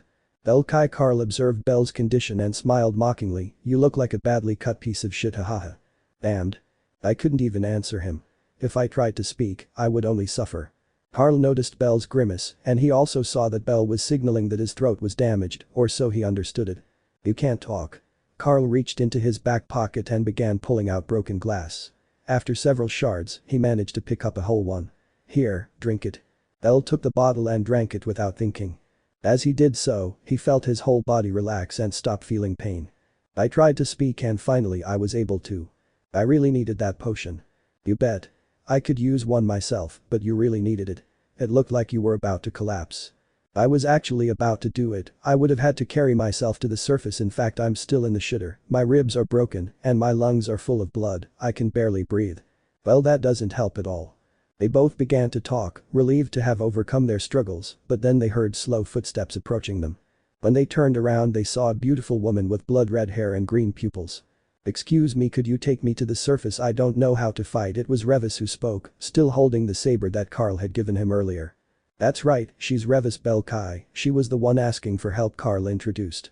"Nice to meet you, I'm bellcranel." The pleasure is all mine." Carl clapped to get their attention, looked at both of them and smiled. "I don't know how we'll reach the surface, we're on our last legs, and we'll probably collapse on the way. Well, Bellkai will do it now." "I won't." "I'm not arguing with you just because it's true." "Let's go," Carl ordered, starting to walk. "Revis, you go in the middle so we can cover you." "I understand." With that, the three of them started walking, but as they passed through the area where Bell fought, they found two people.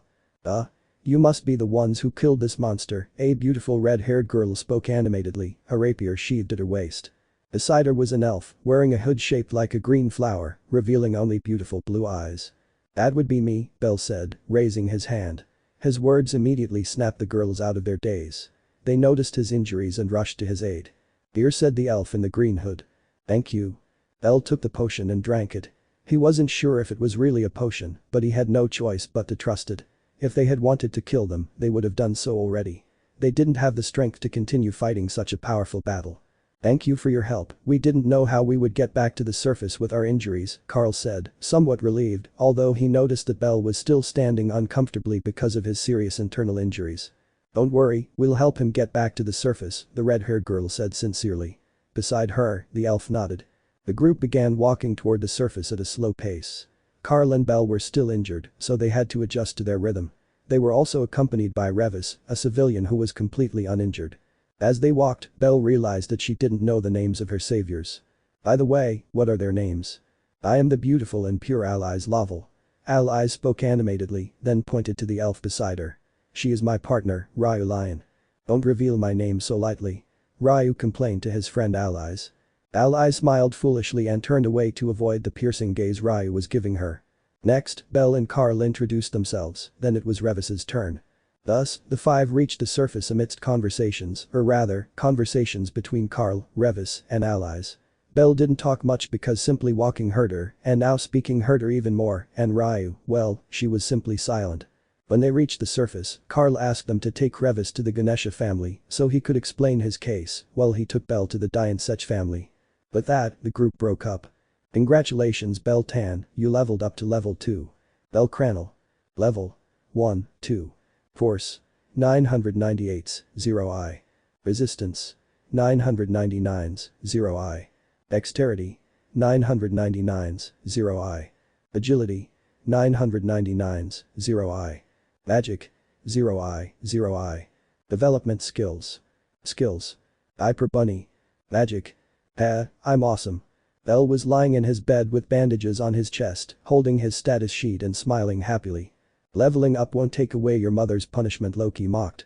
Berveria, upon learning what had happened in the dungeon, punished him, after of course checking his condition with concern, then unleashed her anger upon her.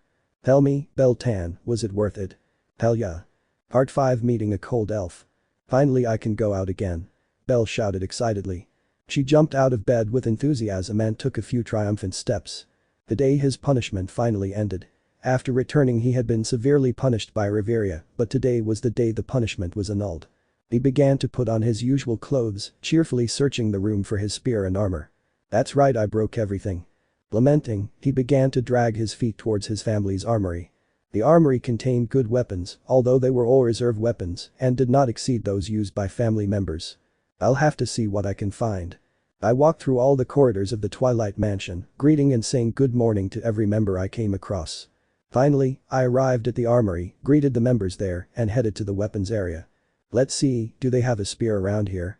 Bell began inspecting the weapons for a spear. He found some, but they didn't convince him.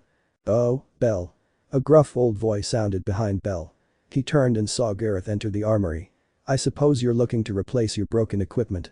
Yes, but I can't find anything I like, Bell informed him.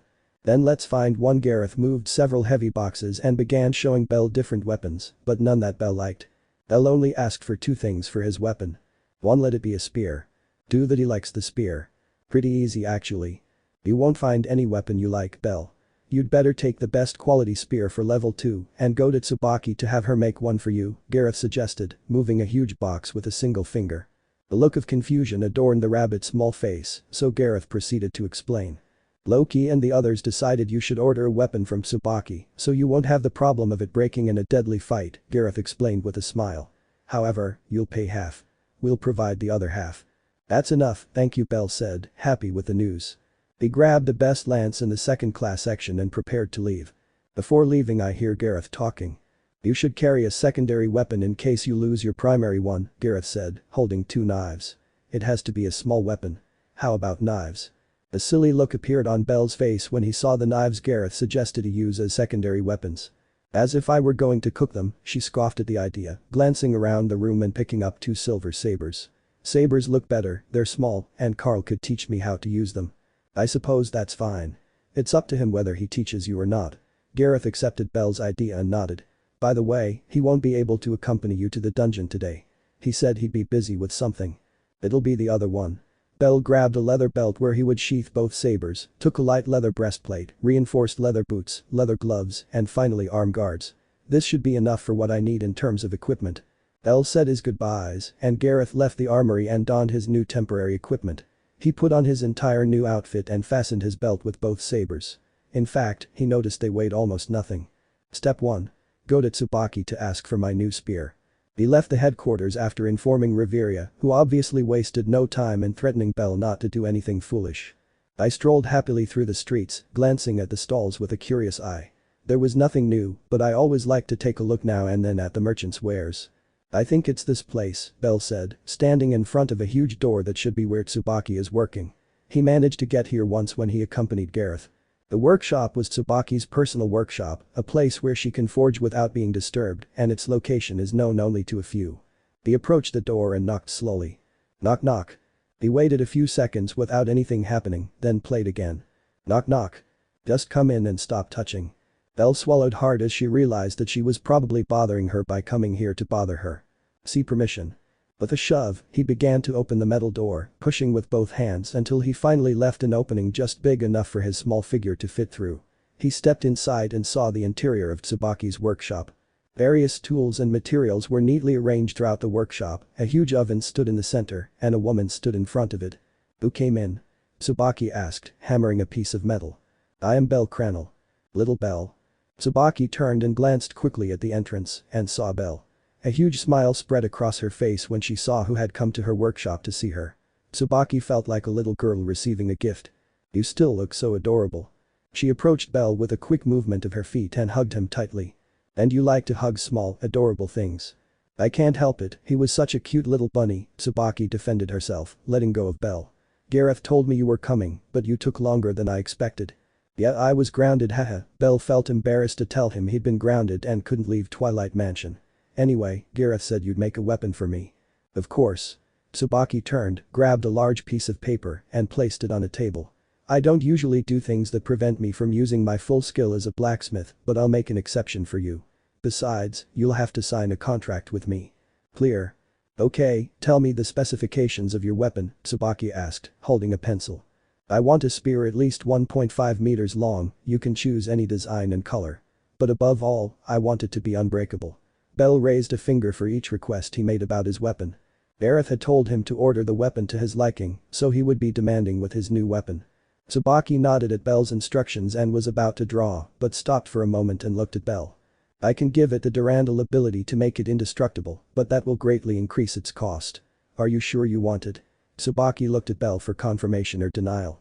Of course, I'll pay for it. Well, that's several million for that property, plus it's a weapon I made myself. It'll be expensive. Tsubaki heard a gloomy sound, looked for its source, and found Bell clutching his chest and lamenting in the doorway. If it's any consolation, it'll be a weapon you can use even if you become a first-class soldier, though it would require some minor modifications. Bell regained his composure and thanked Tsubaki for forging him a weapon. He was about to leave when Tsubaki spoke again. Aren't you going to ask for armor? Right, Bell scratched his head, embarrassed for forgetting his armor. Light armor should suffice. Okay, I'll see what I can come up with. With a determined stride, Bell headed to the dungeon in search of new adventures and challenges to overcome. Now that he was level 2, he could easily defeat the usual monsters. Now that I think about it, today was the Denitus for naming what did they name me, Loki-sama. Bell decided to go to the guild to check his alias. He changed direction slightly and headed towards the guild. He arrived and quietly entered through the door. He located the guild's notice board and approached it to look for some information. Upon inspecting it, he saw different news items. Among those news items he saw level increases in different adventurers he did not know. I was about to continue my search until I noticed a familiar name. Ryu Lion level 2 Gale. That's the elf who helped us, Bell recalled, carefully reading the board. He glanced next to Ryu's announcement and finally found his own. I've finally found myself. Bellcranel level 2 the rabbit of Loki. That idiot damn flat-chested woman. His red eyes showed a dangerous gleam when he saw the nickname Loki had chosen for him. His anger was so intense that he was about to unconsciously become beasts. I have to get my revenge, Bell thought, taking a long sigh to calm himself, turned around and started walking towards the dungeon. Ah! Elijah Fang's head flew through the air, fell to the ground, and rolled a few centimeters before coming to a stop. The spear spun in the air before decapitating 3 other approaching Elijah Fangs. Blood trickled from their bodies as they fell to the ground, powerless and completely dead. It's not enough, Bell complained, turning his spear to wipe away the blood. Bell was on the 15th floor annihilating monsters to vent his anger, all because of Loki and the nickname he gave him. I looked at the bodies of the dead monsters and began to remove the stones from them. The moment I removed them, they disappeared into dust. They left fur. Bell took the loot left by the Elijah Fang and put it in his valise bag. He was about to leave the place when his advanced human beast senses detected footsteps. He turned his gaze to that area and waited patiently for the source of the footsteps. If it was a monster, I would kill it. If it was an adventurer, I would just say hello and leave. Slowly, a silhouette appeared. An elf wearing a green flower-shaped hood, her blue eyes cautiously scanning her surroundings. They detected Bell's presence and eyed him warily. Oh, you're a whirlwind from the Astri family, aren't you? Bell asked, recognizing the elf. He remembered that the elf was one of the girls who helped him and Carl reach the surface. Their help had come at the perfect time, and both had been kind and helpful. Good allies, he said. You're the kid from the other time, the rabbit of Loki. Please don't use that nickname. Bell frowned at the mention of his nickname. He wanted to growl, but throwing a tantrum in the dungeon wouldn't do him any good. Your name was Ryu John. Its lion. Ryu was offended by the mispronunciation of his last name. As soon as he heard it, he rushed to correct Bell.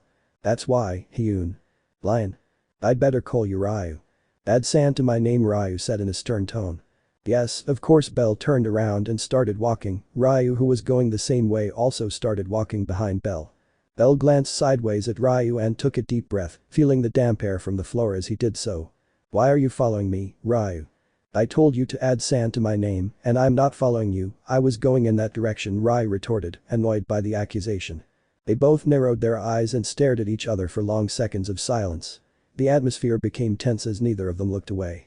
Both men were on high alert, ready for any dangerous move their opponents might make. The previously neutral atmosphere had become tense. An ordinary civilian would have felt suffocated. What a coincidence, I just wanted to get revenge for my nickname. Looks like I know how now, Bell said, readjusting his stance and gripping his spear more tightly. His piercing red eyes showed hostility. You don't have the power to face me, Ryu declared confidently. Her pride wouldn't let her accept that a child was on par with her in power. Ryu brought his green-gloved hand to the hilt of his sword, grasped it, and slowly began to draw it from its sheath. His beautiful blue eyes never left Bell and his posture. Clank. The metallic clash echoed. Spear and sword collided in a clash of forces. They narrowed their eyes and stepped back. The draw Lago Bell. Good attack. I also compliment Ryu. Bell noticed Ryu's excellent swordsmanship. He had clearly trained vigorously in swordsmanship to achieve such good control. Ryu, for his part, noticed Bell's mastery with his spear despite his young age. He clearly noticed the effort Bell had put into his training. Ha! The second after their little chat ended, Bell planted his feet firmly on the ground and took off at an astonishing speed. Ryu got into a fighting stance and raised his sword at the same time, attacking Bell as well. Blink clank. Both unleashed a barrage of attacks. Their clashes sent sparks flying through the air. The very small margin kept them evenly matched, both noticing the equality of their strengths and techniques. Their techniques are incredible, it won't be easy to beat her, Bell thought, moving her body and simultaneously blocking Ryu's perfectly executed attacks. Your handling of the spear is good, I can clearly see the effort behind each movement, the silent elf suddenly spoke. You're no slouch yourself. You handle your sword well. I can say you've worked very hard to learn how to use it. Bell smiled and began running in different directions, looking for an opening in Ryu's defenses to attack from. Ryu's eyes began to follow her silhouette and he was impressed by her speed. She prepared herself and charged at Bell, her sword swinging from her side and seemingly attacking nothing. Clink. Ryu had been able to anticipate where Bell would appear, thus managing to stop him and halt his attempts to gain the upper hand. Bell didn't remain still and, as he retreated, he thrust a sword at Ryu's chest. Clank. Ryu's sword had barely managed to block Bell's attack. Having attacked Bell so suddenly and at such high speed, he hadn't been able to reposition himself and resume his stance to await the next move. His feet took a few steps back before stopping and pressing firmly into the ground, his sharp eyes staring at the spear and reacting to its fleeting movement. What are you doing? Ryu's mind reeled as he watched Bell place one foot behind the other and lean forward slightly. Bell shifted the full weight of his spear into his right hand and then proceeded to throw it with all his might. Ryu looked at this, surprised by the stupid move Bell had just made. Getting rid of your weapon in combat was the stupidest thing you could do. I swung my sword with both hands and struck Bell's spear with force. The spear was knocked off course and lost its momentum. Then it simply fell to the ground with a metallic clang. When her eyes returned to Bell, they couldn't help but widen in surprise. Bell was standing in front of her, both hands on the guards of his sabers. Her feet moved, trying to avoid the attack, but it was too late. Bell was too close. Bell quickly drew his swords and managed to make a cut in Ryu's clothing. The cut had not cut flesh because they both knew it was not a fight to the death. The swords had torn Ryu's clothes, so Bell interpreted it as his victory. I stepped back from Ryu and sheathed my swords, walking towards my spear with a triumphant smile. With his spear back in his hands, he looked at Ryu. He was about to say something when he froze, his gaze quickly shifting away from Ryu. Bell raised a finger and pointed at Ryu, trying to inform him of something. Ryu followed Bell's finger and noticed it too. Shame and fury exploded like a huge, super-active volcano. The cut was on his chest, leaving exposed skin and therefore revealing a bit of Ryu's chest. Ryu's face flushed with embarrassment and she quickly covered herself, removing the green flower-shaped cloak and tying it around her chest to prevent anyone else from seeing her. Bell slowly turned his gaze to Ryu and noticed that he could no longer see anything, but he was impressed by the beautiful golden blonde hair with beautiful strands. You damned pervert. The dark tone alerted Bell, who quickly jumped and dodged Ryu's sword, which had tried to decapitate him. Pervert, receive your punishment. Try to kill me for real. Bell dodged and blocked dozens of attacks from a violent Ryu. Wait, I didn't mean to see your chest exposed. An immense murderous instinct exploded within Ryu upon hearing Bell's apology. A human had seen her breasts without a permission. That was unforgivable for an elf who hadn't chosen her destined mate. There was only one solution. Kill bellcranel for his audacity. I have to escape. Bell used his maximum speed and fought to lose Ryu, but surprisingly, she was also very fast. A deadly chase ensued, with a rabbit trying to avoid being hunted by a deadly furious elf. Bell ran through the dungeon corridors without stopping, his spear constantly moving to kill the monsters he encountered in front of him. Ryu didn't lag behind and displayed all his skill as a swordsman. In a matter of seconds, both of them were killing monsters as if they were no challenge to them. They didn't kill everyone they found because there were too many, just enough to I'm telling you it was an accident. Receive your punishment. How long were they running? It had been hours and hours, but Bell couldn't know for sure. Without realizing it, they both arrived at the 17th floor, the boss's office. A huge room that stretched for tens of meters, in a central part to go to the 18th floor, there was a large rock wall. Bell saw it and immediately identified it. It was the Great Wall of Pain, the place from which the monster Rex Goliath emerged. We've gone down too far, we should turn around now, Bell thought, turning around. As he did, he saw Ryu catching up to him, his sword still in his hands. Wait, we should go back. Ryu ignored Bell in his fury, his sword flickering continuously, seeking to harm Bell for his audacity in looking at her. Clink clank. The clashes continued, and Bell began to worry that monsters were approaching them ferociously. A large number of them were closing in, and Ryu seemed to care about nothing but killing him. He swung his spear and decapitated a monster that was approaching him dangerously, at the same time using a footwork move to reposition himself and block Ryu's attack. Crunch. Bell's ears picked up a sound. His enhanced hearing was the only thing that had managed to capture that cracking of rocks. What was that? Don't know.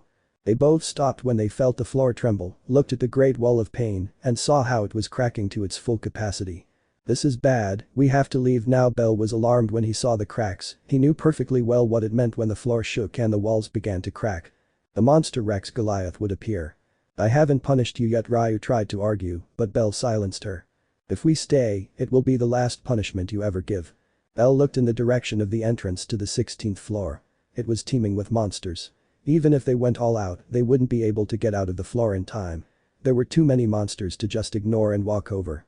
Follow me, Bell ordered, starting to run. Don't give me orders, Ryu complained, but even as he complained, she started following him. She didn't know much about what was going on, but seeing Bell so alarmed, she knew something bad was happening. The two ran towards the entrance to the 18th floor, taking out the few monsters they found there along the way. Compared to the entrance to the 16th floor, which was teeming with monsters, there weren't many at the entrance to the 18th floor. When they finally reached the entrance, Bell stopped and watched the Great Wall of Pain fall. Large debris flew in all directions, and huge hands emerged from the gap left by the cracks. Move it, Cranel-san. Ryu hurriedly grabbed Bell's hand and pulled him along. He had seen those enormous hands emerge from the Wall of Pain and didn't want to see their owner. Ryu dragged Bell to the 18th floor, where they took a break to rest after running around the dungeon for hours. At that moment, Ryu realized he had been dragging Bell along by the hand for quite some time, but decided not to say anything. Although his eyes glanced briefly at Bell. Bell leaned against a huge tree and began to take deep breaths. Now that the adrenaline had worn off, he could feel the exhaustion from running non-stop for hours. A few meters away from him, Ryu was also resting on a rock. What was that monster? Ryu asked after taking a few more breaths. It was the Rex monster from the 17th floor Goliath. It has an estimated power level of 4. We couldn't do anything against it, it would kill us in one hit. I see. A silence fell over the room. Neither of them knew what to say in a moment like that. They were trapped on the 17th floor until some group of adventurers killed the Goliath. Only then could they return to the surface. It wasn't my intention to leave your chest exposed with my swords, I was simply thinking about my victory, sorry. Bell scratched his ears guiltily and apologized, taking advantage of the fact that Ryu was listening. The beautiful elf remained silent, seemingly debating within herself. The minutes passed and Ryu still hadn't said a word. The minutes seemed to be affecting Bell, as he thought that Ryu hated him, and that's why he was ignoring him. I understand, it wasn't your intention. I'm sorry for attacking you so aggressively for hours. Suddenly, Ryu also apologized. The smile grew on Bell's face, he stood up and approached Ryu with his hand outstretched. Then let's start again, I'm bellcranel, adventurer of the Loki family. Ryu hesitated for a second before accepting the handshake. I am Ryu Lion, adventurer of the Astri family. I use the sen in my name. Haha, that'll never happen. Bell walked away, completely ignoring Ryu's withering glare. We'll have to wait for someone to kill the Goliath. There's probably already a group planning to kill him. Ryu nodded and settled in to wait more comfortably. The hours passed and the hope of returning to the surface that same day was disappearing faster and faster.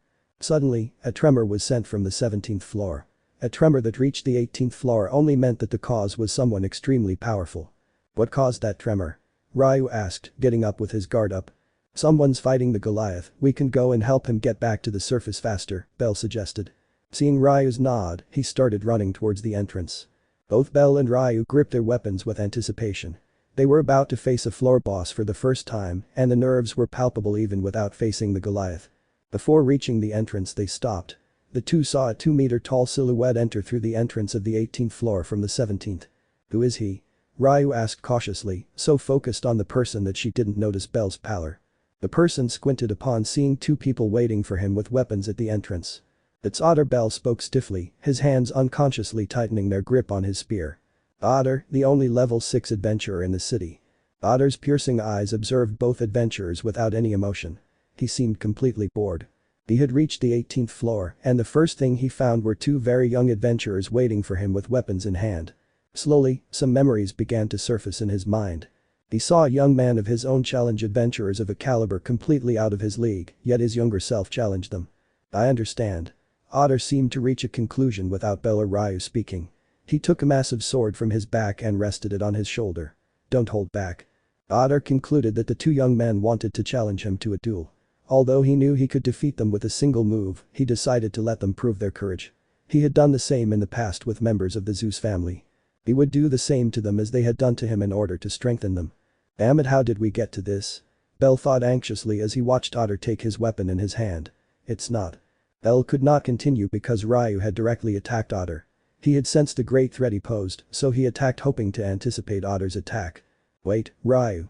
Ryu ignored Bell and swung his sword towards Otter. Clank. His sword had collided directly with Otter's, who was still impassively staring at Ryu.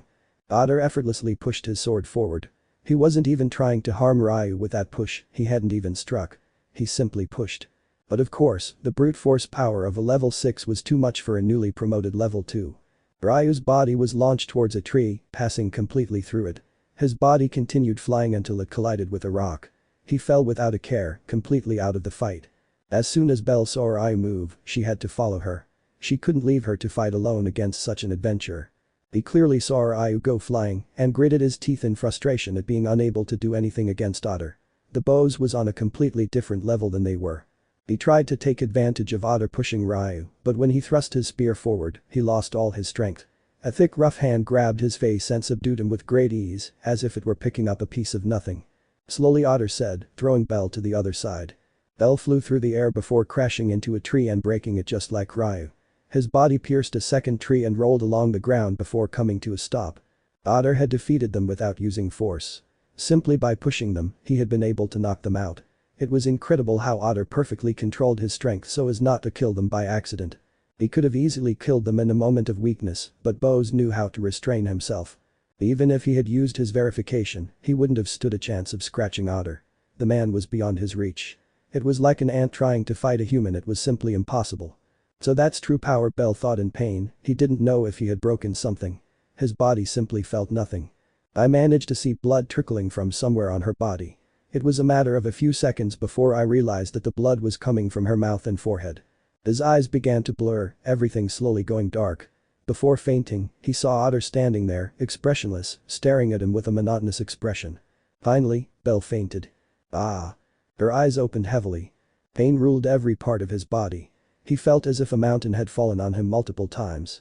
When I faced the irregular orc, I had taken a lot of damage, but I managed to overcome that pain and continue. With Otter, it was completely different. He had knocked them out of the fight with a simple push, a push that wasn't even meant to hurt them. It was more like a casual move. Damn, my whole body aches, Bell said, sitting down on the grass on the 18th floor and trying to process what had happened. He had been humiliated, but he shouldn't worry. He was still just starting out as an adventurer. He examined his body and saw that it was healed, though the bloodstains remained. In fact, there was a lot of blood where his body had been. The damage caused by Otter's shove was unknown to him, but it had definitely been serious. Next to him were empty bottles. They looked like used potions. He healed us. Bell was puzzled by the sight of the bottles, but then he remembered something more important. Ryu. She got up, her body screaming with pain. She looked for Ryu and saw her in the same position she had been in before. She approached her and checked on her. She was perfectly fine. Next to Ryu there were also positions that had already been used. Bell bent down and carelessly slapped his face. Wake up, Bell slapped him again and withdrew his hand when he saw Ryu open his beautiful blue eyes with a groan. What happened? She asked, taken aback. She paused for a few seconds before abruptly standing up. Bose humiliated us. Her pride began to crumble as she remembered how she was defeated without the use of force. It's normal that he defeated us, he was level 6. We didn't stand a chance against him, Bell consoled him. Ryu seemed hurt in her pride, so he decided to comfort her a little. Ryu was surprised to learn who had humiliated them, but he understood that they had no chance against such a powerful person. Belle stood on both feet and extended her hand towards Ryu to help her up. Ryu hesitated for a few seconds upon seeing Belle's hand, observing it silently before gripping it tightly. Let's return to the surface, Ryu. Yes, Cranel-san. Part 6. Will the new member of the family steal my mom away? After their humiliating defeat at the hands of Otter, Belle and Ryu developed a strong desire to become stronger. Upon returning to the surface and separating from Ryu, Belle was sent to the Twilight Mansion where he was punished. He did not mention what happened with Otter or Ryu. His punishment was merely due to the fact that he went to the dungeon for hours and did not return. Reveria had left Aurario with some members of her family on a special mission. Apparently, the guild had entrusted the mission to her and she couldn't refuse. While Reveria was returning to Aurario, Belle had to wait for her to come back before he could go to the dungeon. That was the punishment Reveria had given him. Not to go to the dungeon until she returned to supervise it. This was a harsh punishment for Belle. The only positive thing was that he could train non-stop against Carl. Ha! Clink. Thick drops of sweat ran down Belle's face, trickled down his cheeks, and fell onto the grass. Bloodstains were spread all over his body. The armor he had grabbed from the warehouse was already destroyed by the continuous attacks he received. What's wrong, Belle Kai? Can't you do it anymore? Carl mocked with a snort. Belle gritted his teeth and stood up from the ground, observing his rather worn spear. It was worn, but he could still use it. He clenched his fists and teeth to ignore the pain, stepped onto the ground, and took off towards Carl. No matter how hard Belle tried, he couldn't beat Carl even with verification. I'm not finished yet. Swing clank clink clank swing clank. Multiple blows rained down, but all were blocked and deflected by Carl, who then pressed forward and unleashed his own attacks against Belle. Belle used his best moves to block them, but Carl's attacks had a force he couldn't fully handle. Ugh. A tired sigh escaped Belle's mouth, and his body began to slowly fall until it touched the ground. I'm exhausted. I lifted my head and looked at a wooden box several meters away. The box was empty. Seeing it, Belle resigned himself to not getting up. There are no more potions. Carl approached Belle, sheathing his two sabers. Since Belle leveled up, he had to take his attacks more seriously or he might lose. He also had wounds all over his body, but they were less severe than Belle's. He hadn't been up to level 3 for very long, so he was still ahead of Belle, but now that Belle was level 2, he could catch up with him with his upgrade. There's still one left. Carl threw a potion at Belle and turned away. You still can't defeat me, but I can't take you lightly anymore. That's good to hear. Belle stood up and drank the potion Carl gave him. His body began to gradually stop feeling the pain. You level up quickly too. Well, before Finn recruited me, I had already had training. Oh right, you have more experience than I do. Carl was born in a nation at war, surrounded by enemy nations that constantly attacked his homeland. When he was 4 years old, he began training to be a soldier because due to the constant losses of his people, even children had to be taken to the battlefield. He had had to face a tough childhood. He saw his father and brothers die in front of him on the battlefield. He lived like that for years, until the fateful day when his kingdom abandoned his platoon, which had been ambushed. That day, Carl had fought for hours to escape that ambush alive. He was the only survivor of his platoon, and because of this, he left the nation that had turned its back on him. He arrived in Aurario where he met Finn, who valued his abilities and invited him to be part of the Loki family. Since then, Carl has been a member of the Loki family. The day is my day off, so I'm going out, Carl said, starting to walk. I was supposed to pick up my orders with Tsubaki days ago. I hope she doesn't charge me extra for not going. Carl laughed at the unfortunate Belle and waved goodbye. With a sigh, Belle went to change to go on his errand with Tsubaki. Knock knock. Tsubaki, may I come in? Belle stood in front of Tsubaki's personal workshop door and knocked, asking if he could come in and waiting for confirmation from the blacksmith. Forward. A female scream was heard from inside. Upon hearing the confirmation, Belle pushed open the door and entered Tsubaki's workshop. Upon entering, he felt the heat of the forge. It had an intense flame in its center, and a huge ingot was slowly melting. Tsubaki turned around and looked at Belle, quickly stood up and hugged him happily. Little Belle. I missed hugging your little body. Belle tried to break free from Tsubaki's embrace, but Tsubaki's first-class strength was too much for Belle. Come on, I have your weapons ready. Tsubaki released Belle and walked toward a box with a blanket on top. Watch. With a tug, he threw off the blanket, revealing the contents of the wooden box. Inside were the various pieces of Belle's armor. Belle approached, eager to see what their weapons would be like.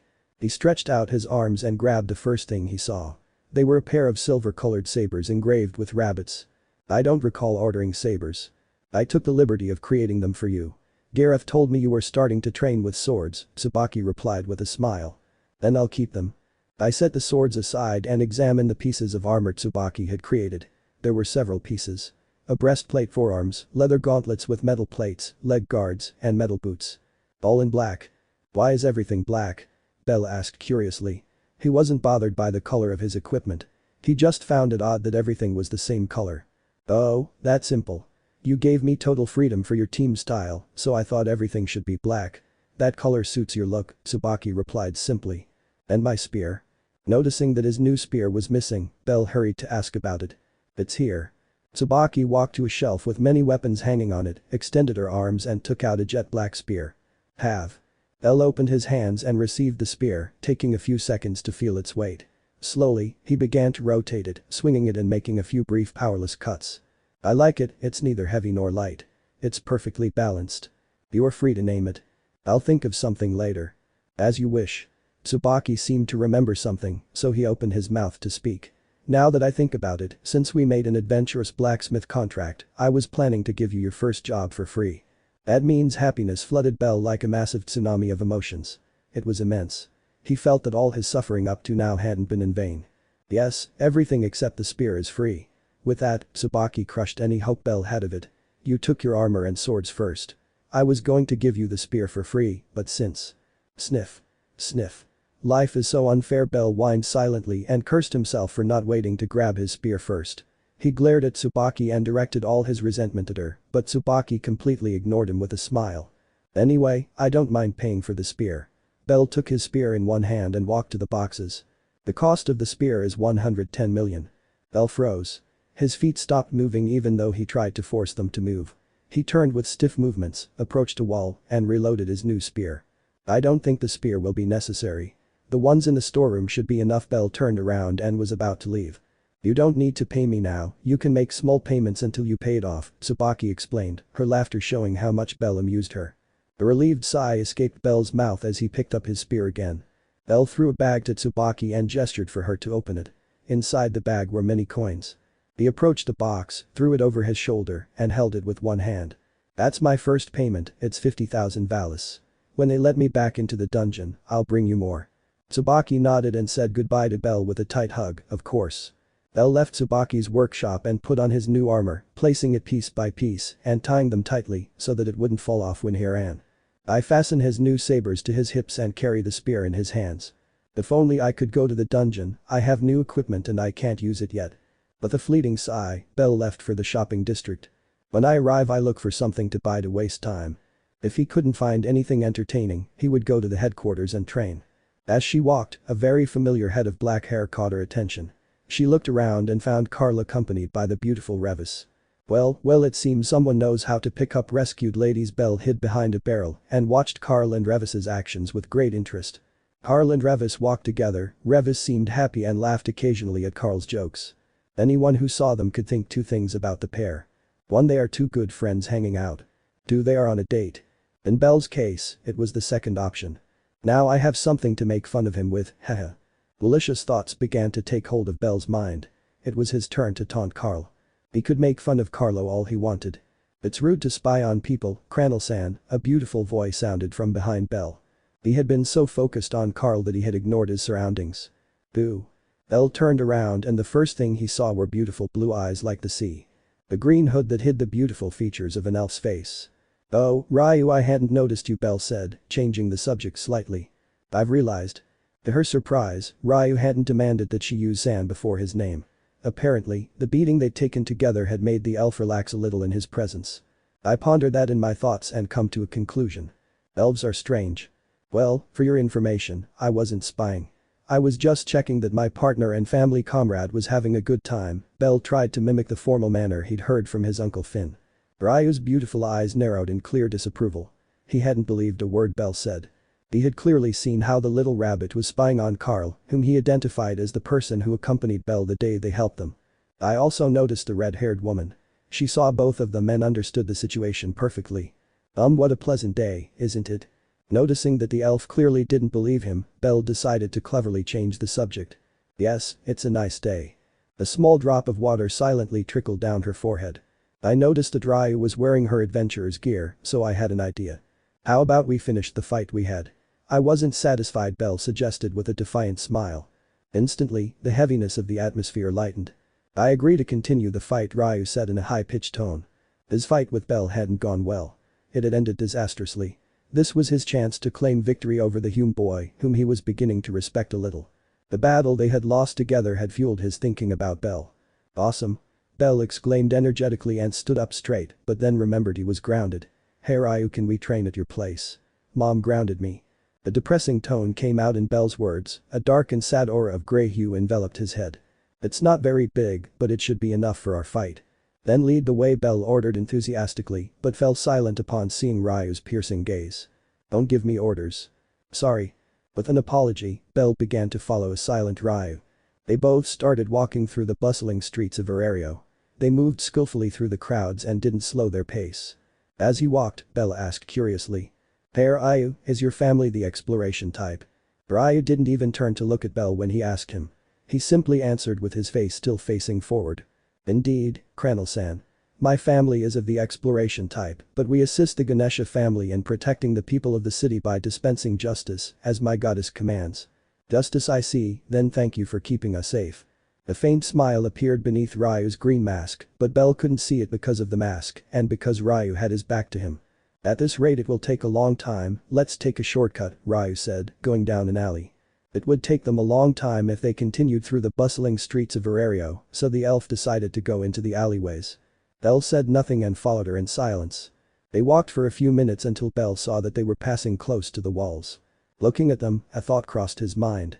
Wait, Bell said, stopping Ryu, pointing to the walls and speaking, let's go to the walls, there we can fight without anyone interrupting us. Ryu thought about it and ended up accepting. The walls were not usually visited by anyone, only the guards of the Ganesha family. But those guards only came by every so often. The two of them climbed the stairs of the wall, looked for a wide open space, and took up positions. Bell's red eyes noticed they were near an abandoned section of Arario. There were countless ruined buildings. I ignored this and turned my gaze back to Ryu, who was already ready to begin his fight. Her delicate hands, which were actually the hands of a very capable warrior, gripped the hilt of her sword. Her beautiful eyes analyzed Bell and waited for him to attack first. Just like last time, whoever gets a cut right first wins. Good. Clank. The metallic sound signaled the start of the fight between a human boy and a beautiful wood elf. Two people were sitting on the edge of the wall. Their gaze was fixed on the beautiful meadow that Arario had attached to it. I won again. Bell smiled slightly, his red eyes gazing at the sunset. It was a spectacular sight, worthy of being in a fantasy story where only the luckiest had the opportunity to see it. Your technique is not something a child your age should have, Ryu praised in a low voice. I hear that so often it's getting tiresome, Bell said, looking up at the sky and thinking about the tough training Finn put him through. I really pushed myself. I can see it, every move you make is rigorously practiced. It's as if you've done that move thousands of times. You're no slouch yourself. You're quite skilled with a sword. You can put me under pressure when you use your full power. They both smiled, one way or the other. Happy to have found a rival to challenge. The atmosphere was peaceful, with nothing to interrupt it. Unfortunately, I wouldn't continue for long. Bell's rabbit ears twitched slightly. They had caught a small scream. It seemed to have come from far away. Did you hear that? I didn't hear any noise. Bell's senses were far superior to Ryu's, not because of fauna, but because of race. Ryu had a good ear, but it couldn't compare to Bell's. The scream had been barely audible to him, so it was normal that Ryu couldn't detect it. The scream was heard, he sounded terrified. That person might be in danger, let's go. Ryu had stood up immediately after hearing Bell say that he sounded terrified. Her sense of justice screamed at her to find the owner of the scream and support him. He understood that Bell had senses superior to his own, so he trusted that Bell's words were true. Furthermore, he didn't see Bell as a liar. Follow me. The two took off from the tower, jumped straight onto the roof of a house, and began running across the rooftops of the buildings. They had to be careful while running. It was a ruined area and at any moment the roof they stepped on could collapse. In the alley ahead. Bell announced. They both reached the alley and dropped down onto it. Dust rose up at the impact of his feet, but was easily carried away by the air in the area. When they looked at the situation in the alley, they were tempted. Their hands quickly tightened around their weapons. In the alley there were three people, all wearing white robes and cloth masks that only revealed their eyes. One of them, the largest, was carrying a huge bag and was making desperate movements. Help. The terrifying scream came from the sack. From the voice, they both deduced that it was a child. Let the child go. Ryu demanded firmly. Bell, beside him, prepared for combat. He didn't believe the men in robes would release the boy, and from what he remembered, they were the same ones who kidnapped Revis. The trio of men tensed up when two adventurers appeared to stop them. One of them relaxed when he saw they were just two children. Kill them, ordered the man holding the bag with the kidnapped child. When his order was issued, the other two men moved in response to the order. Be careful, Ryu, they won't hesitate to kill you. Clank clink swing clank. Bell moved forward and deflected multiple attacks from the hooded figure. The hooded figure repeatedly attacked with a dagger, but failed to penetrate Bell's guard. His black spear spun deftly and sliced the hooded man's shoulder.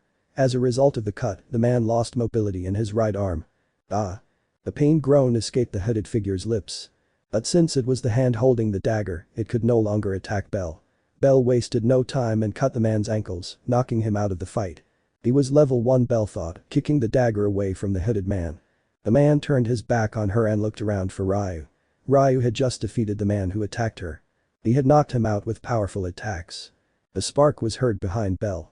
He was walking away from the man when he detected the sound of a lighter. I turned my head while still walking away from the man. The man looked up at the sky with tears in his eyes. It seemed as if he was saying goodbye to the world. We'll meet again soon, my dear. Boom. An explosion erupted from the man's body. The explosion was strong enough to reach Bell. Bellcranel-san.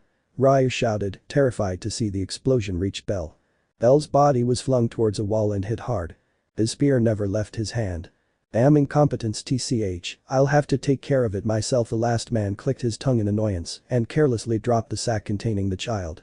From beneath his robe he began to pull out an axe the size of a sword but with a double blade at each end. Clank. Ryu reacted in time and blocked the man's attack. His arms trembled slightly as he felt the man's physical strength. You're alone, girl. Ryu pushed him aside and distanced himself from the man. But the man didn't stay still and followed her. His axe swung wildly from side to side, trying to cut Ryu. Clank swim clink clank. The man was superior to Ryu in state, being at the peak of level 2. His attacks were like the scythes of the Reaper seeking to claim his soul. Arg. The man whimpered in pain. The best of Sola. Bell appeared beside the man with impressive speed. He swung his spear and slashed the man's back. Bell's body was charred, the result of being caught in the explosion. Luckily for him, he hadn't been close enough to the blast to suffer fatal injuries. Bellcranel-san. Come on, Ryu, we have a wall to overcome. Bell said with a defiant smile. Ryu smiled and prepared to fight. Now there were two of them. Together they could defeat the man.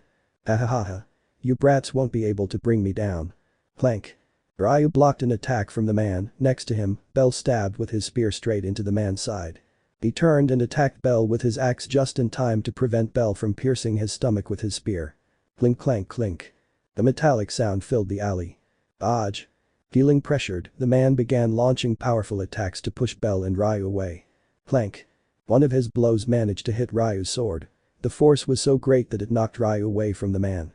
Bell's spear grazed the man's side, but he did not stop his advance and held Bell's spear tightly. Bell knew he couldn't take the man's spear. The man was much stronger than him. So when he saw the man lower his axe towards him, he took action and slid to the side with his hands on the hilts of his sabers. He drew his sword as quickly as he could and cut deeply into the man's leg. Blood gushed out. Arg. The man punched Bell in the face and pushed him away, sending him to the other end of the alley. He held the wound on his leg and watched the blood bubbling away. He was bleeding profusely and couldn't stop it because he was in the middle of a fight. The fight was lost for him, so in a last effort he looked at the sack and pointed his axe at it. He was about to throw it, but his hand was suddenly severed. I won't let you. Ryu had appeared next to the man just in time to prevent him from throwing the axe and ending the boy's life. The heart-rending scream escaped the man's throat. He was defeated and had no possibility of continuing to fight. Bell watched from afar as the man placed his hand on his chest. This action alarmed him, reminding him of the recent suicide of the man he had defeated first. With his hand gone, he had no chance of winning the fight. However, he still had one last move left. Watch out. Bell shouted. He raised his spear and threw it forcefully. The spear traveled through the air for a few seconds before piercing the man's arm. The strength in the man's arm disappeared, so his hand fell limp. Ryu saw Bell's sudden attack and understood. She had been very close to the man, and if he exploded, he would surely kill her. Thank you. A genuine expression of gratitude escaped her lips.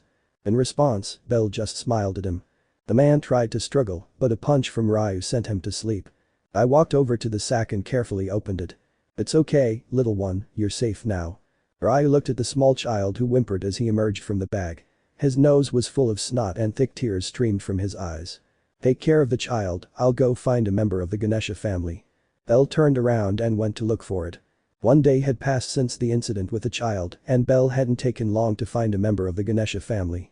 Everything was resolved and the Ganesha family took charge of the situation. Ryu had thanked Bell for bringing him to the boy's aid. Bell's image improved even more, earning him the elf's respect. Now, Bell waited patiently at the door of the Loki family mansion. Reveria should be arriving any minute, so I'd been waiting since morning for her mother. The joy of seeing her again was evident on her face. A wide smile spread across his face. After 1 hour Bell got bored and went to train. He didn't know when Reveria would arrive and he certainly didn't intend to wait for her at the door. Initially he thought he would arrive early, but when he saw that he didn't arrive, he decided to wait elsewhere, in the training yard. He was training there with Gareth, who was free. Carl was busy in the warehouse. And Bell, well, he'd already done his job as an assistant. As the hours passed, it was announced that Reveria had finally returned to the Twilight Mansion. Bell hurried to the door, sweaty and bruised. He arrived and smiled when he saw his mom. He was about to rush out and hug her when he saw her.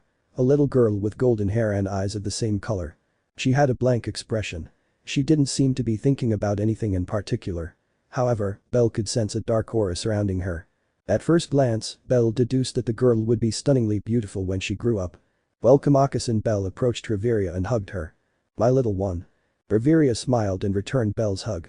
Mother and son hugged each other affectionately, happy to be together again. "Bell, I want to introduce you to Ace Wallenstein. From now on, he will be a member of the Loki familia. I will be in charge of him," Reveria explained. "Okay. Then you can tell me what you did while I was away, come on Ace." Reveria walked forward alongside Ace, who said nothing. Bell saw them come in through the door and when he saw them holding hands he felt something. It was jealousy. Jealousy of seeing another child walking hand in hand with his mother as if he were her son. Ace was not her daughter, he was her son. Her eyebrows furrowed and her ears pricked up in annoyance.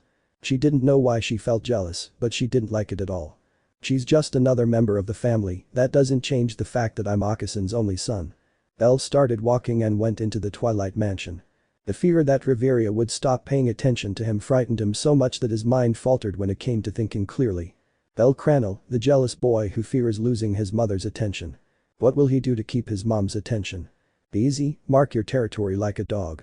Of course, I wouldn't fill the mansion with fear, let's hope. Inside the mansion, the official announcement was made of Ace joining the Loki family.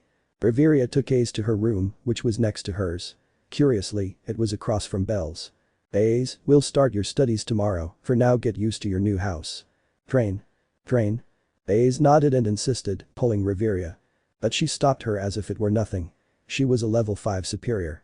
"You can't train today, we just arrived, they put your falna on you just a few minutes ago." "Training can wait," Reveria reasoned.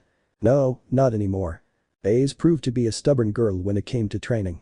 She had just arrived and the first thing she thought about was training. "I said no, period." Reveria's stern tone did not make the little golden-haired girl back down. Instead, she frowned and began to walk away from Reveria. If Reveria wouldn't train her, she would do it herself. A strong desire for revenge was burning within her. "What a stubborn girl," Reveria sighed, following Ace. When they turned a corner, they ran into Bell, who had lost sight of them. "Bell, it's good to see you. I need a favor." "Hey?" "Train with her for a few hours. I have to organize some important things. Could you help me with that?"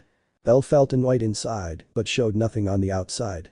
Reveria, as Bell's mother, immediately realized what Bell was feeling. She had noticed it when she arrived at the mansion with Ace. She saw how Bell stared at them jealously. She approached him with a few steps and hugged him affectionately. "Bell, you will always be my dear bunny, I will never leave you." Reveria spoke with beautiful gentleness. Her delicate hand slowly stroked Bell's head, showing him how much she loved him. Bell let himself be pampered and smiled happily. He may have sometimes shown a mature attitude, but deep down he was still a child who needed to be guided by his mother. "Now go to Ace and train her a little.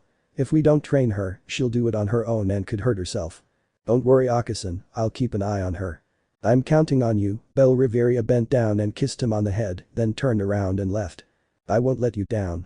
An intense flame grew around Bell as he saw that his mother trusted him to take care of the crazy golden-haired girl who only thought about training. She started running at great speed after Ace, who had ignored everything and gone straight to the training field. She didn't even have a weapon and she was already thinking about training. Bell sighed at that, he saw her standing in the training field not knowing what to do, so he took a wooden spear and 2 wooden swords and approached her. "Here," he said, tossing her the weapon and standing beside her. "You'll start by learning the basic moves. Once you master them, you'll begin developing your own." Ace nodded silently and looked at Bell. She didn't know Bel's name, but if he helped her become strong, she would listen to him without hesitation. Bel threw his spear a few meters away from them and held the sword with both hands. Next, I made a simple cut. It was a fairly simple cut that any sword adventurer knew perfectly well. Do the same as me, Bel asked. Baze nodded and began to perform the movement Bel was teaching her. Her sword descended and ascended with precision, her gaze fixed on the blade, showing how determined she was to learn. Practice that until it's a natural movement for your body, Bel said, giving her space. Memories of himself as a younger child flooded his mind. He'd been like this in the past with Finn. Finn had taught him how to use the spear, so Bel knew what Aze must be feeling. The hours passed and Aze continued practicing, even as her breathing grew heavy and her body became drenched in sweat. She kept swinging her sword relentlessly. Nothing seemed to stop her. A few meters away, Bel watched silently. He occasionally commented on the training. He had tried to start a conversation with her, but she didn't pay attention unless it was related to training. That's enough, rest. No training. Aze shook her head and continued swinging her sword relentlessly, the movement merging into her mind and body with each swing. Her arms were already trembling with exhaustion, and her legs were struggling to stay upright. You're at your limit, rest. Bel's suggestion was ignored again, so with a sigh he approached her.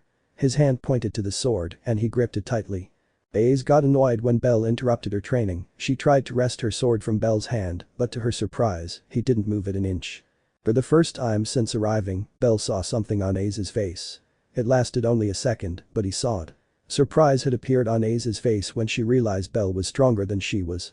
He moved his eyes and noticed that it was already getting dark. He removed the sword from Aze's hands and walked away from her. You can continue training tomorrow, I'm starving, Bel said, turning his back on her and starting to walk past the wooden spear he'd brought. It wasn't even necessary. Bel didn't notice Aze fall to her knees, exhausted. She had trained for hours without stopping. Her body lost its momentum and she collapsed. Bel heard the soft thud of a body hitting the grass, turned, and saw Aze breathing heavily on the ground. Her knees had buckled into the grass. That's right, you were at your limit. He approached her and crouched down, took her arm, and placed it over his shoulder. With Aze now settled, Bel began to lead the way. It's good to want to push your limits, but if you get hurt in your first training session, it will be regrettable, Bel said, giving his point of view. He would fight for hours against Carl, bloody battles where Carl pushed Bel to his limits. However, they both had potions to recover whenever they reached their breaking point. Aze said nothing and continued walking, leaning on Bel for support. With that, I conclude the welcome of the newest member of the Loki family. From a window, Reveria watched with a smile the interaction between the two children. From being jealous to helping her walk, Reveria turned around and continued with her duties as vice captain of the Loki family. Part 7, Helping a Friend. A new day dawned in the city of Arario, a day full of energy for many people. This was the case with Bel. He had just woken up and already felt happy. The day before, his mother had told him that he would always be her little bunny. Those words had filled him with immense happiness. He woke up and went through his morning routine, which included taking a dump and getting lost in thought.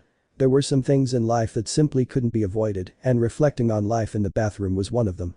With her clothes ready, she opened the door just in time to find a certain blonde about to knock on her door. Everything had gone well since he woke up, but he just had to meet the newest member of his family at his doorstep. Her smile, which seemed never to disappear, disappeared. Aze good morning Bel greeted upon recognizing her. Train. A brief response was all he received from the golden girl. Her gaze fixed on him showed that she would not go away with a no for an answer. I'm not in charge of training you, it was just a special occasion, Bel explained. Aze stared at him for what seemed like an eternity.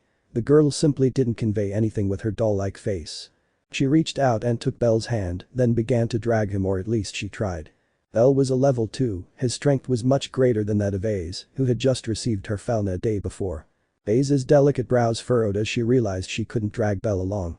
She wanted him to train her just like the day before, but Bel didn't want to anymore. He had to train himself. He had only helped her because his mother had asked him to.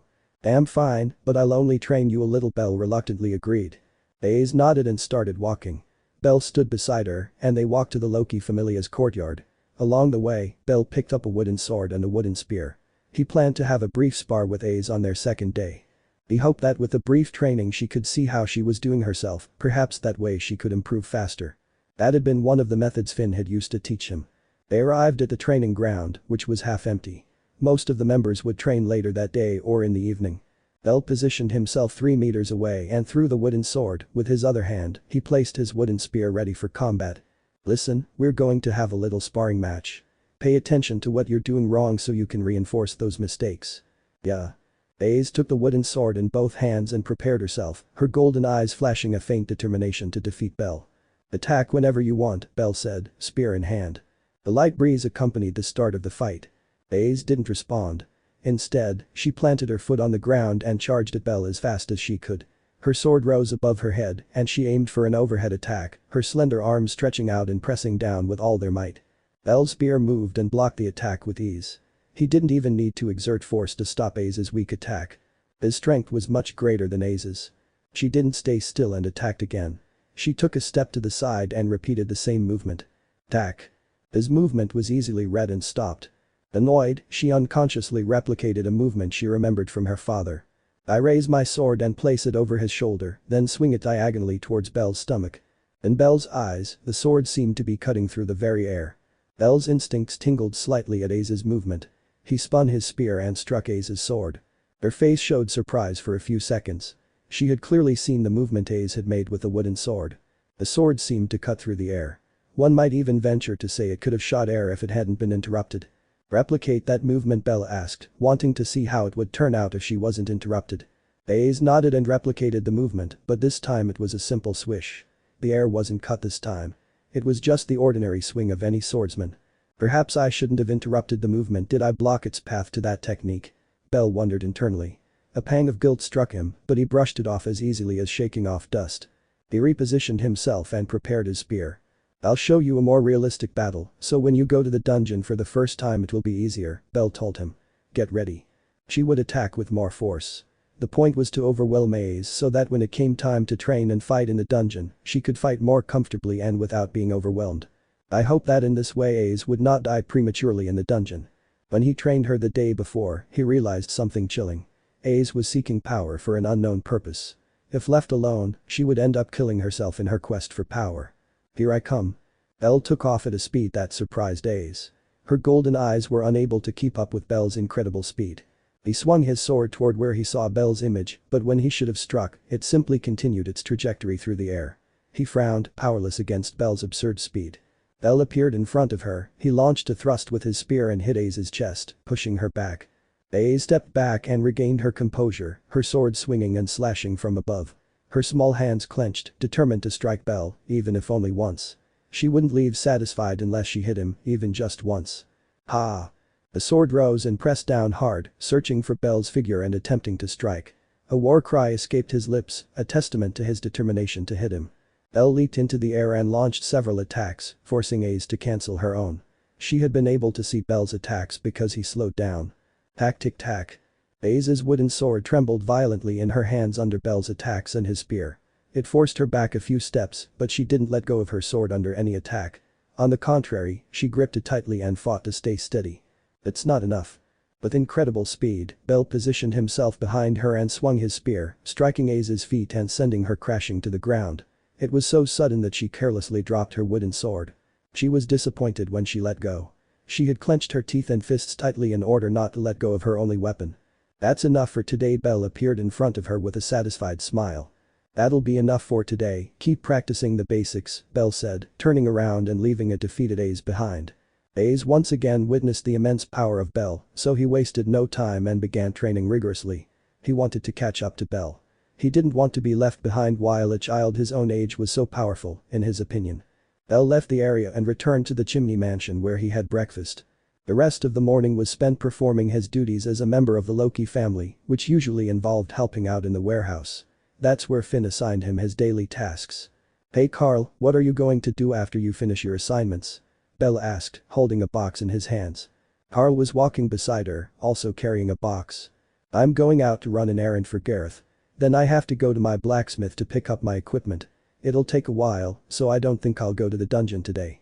Maybe I'll stop by the plaza to hang out, Carl replied, arranging the box. Belle listened intently to what Carl would do and smiled maliciously.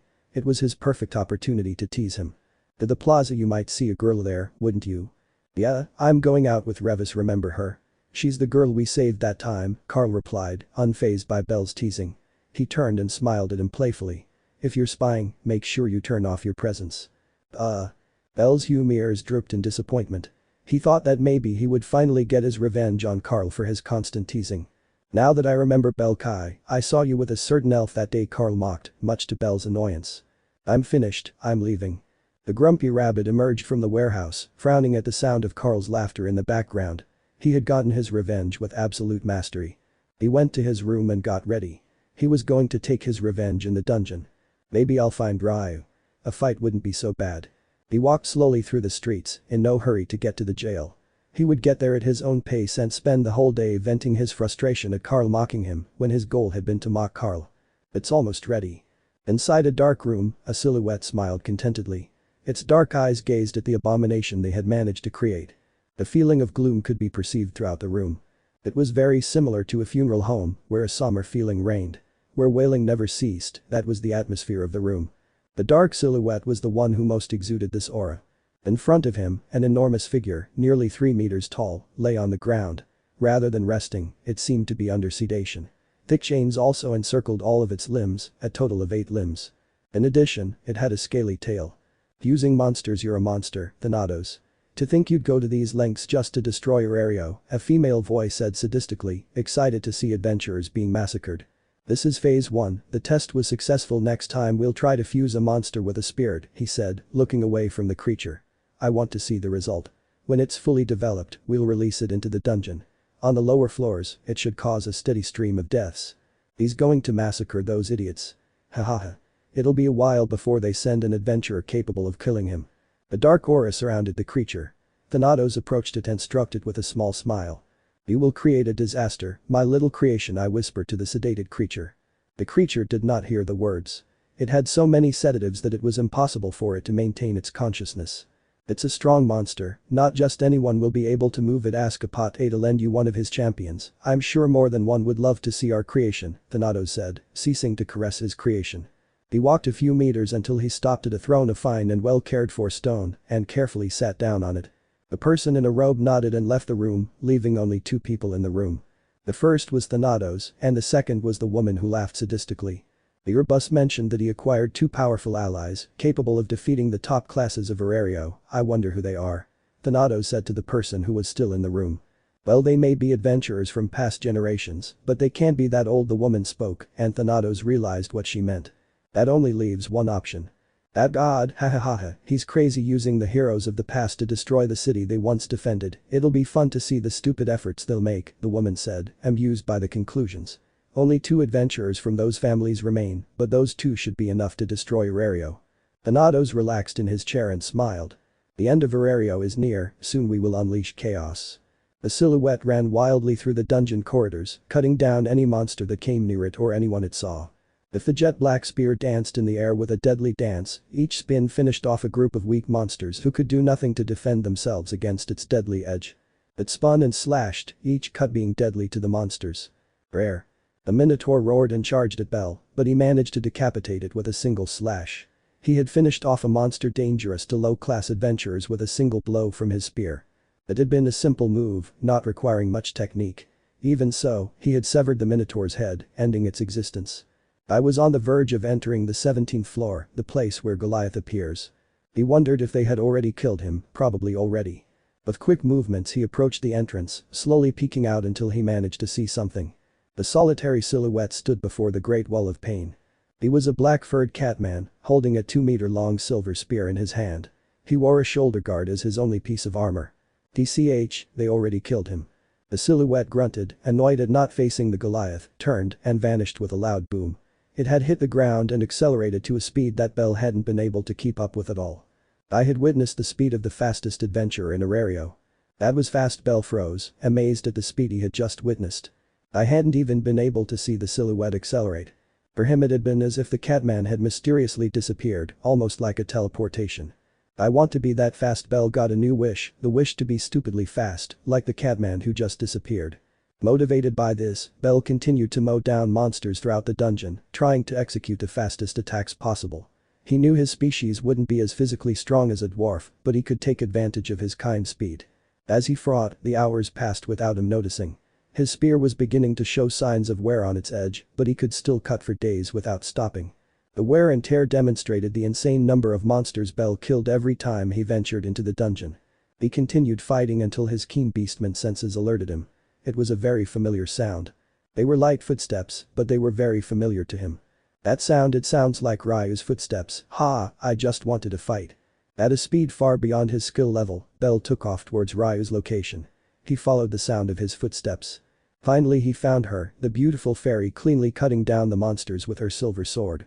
Precise cuts were launched by Ryu's sword, it soared through the air and decapitated monsters with perfectly trained movements. Hello. Bell's voice reached Ryu's ears, so he decapitated the last monster and turned to face him. He recognized him and nodded in acknowledgement. "Cranel-san, we meet again," Ryu greeted in his usual low tone. "It seems so, tell me." Ryu. Bell stood several meters away from her and raised his spear in a defensive stance. "Does this sound like a duel to you?" Ryu wasn't even bothered that Bell didn't use honorifics with her. She had allowed Bell to refer to her by her name.